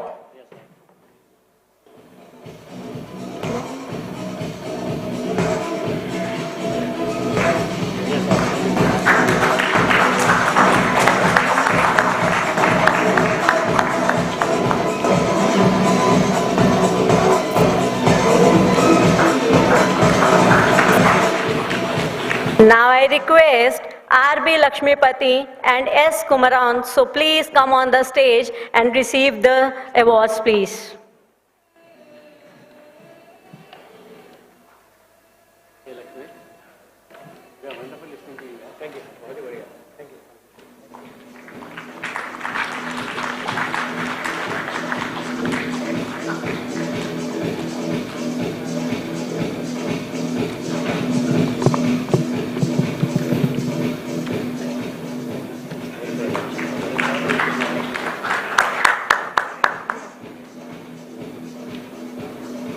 Thank you, sir. Thank you for doing this honor to us. Now I request our President, sir, to please join us on the stage and present a token of gratitude to our session chairman.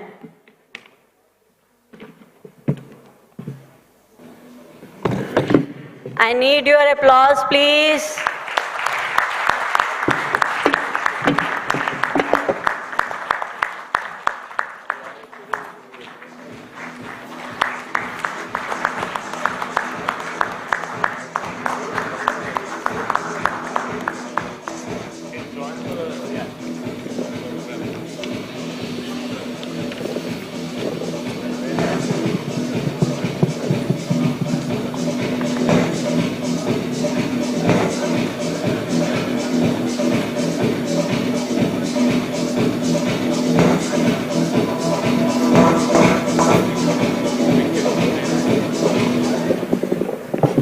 Thank you, sir.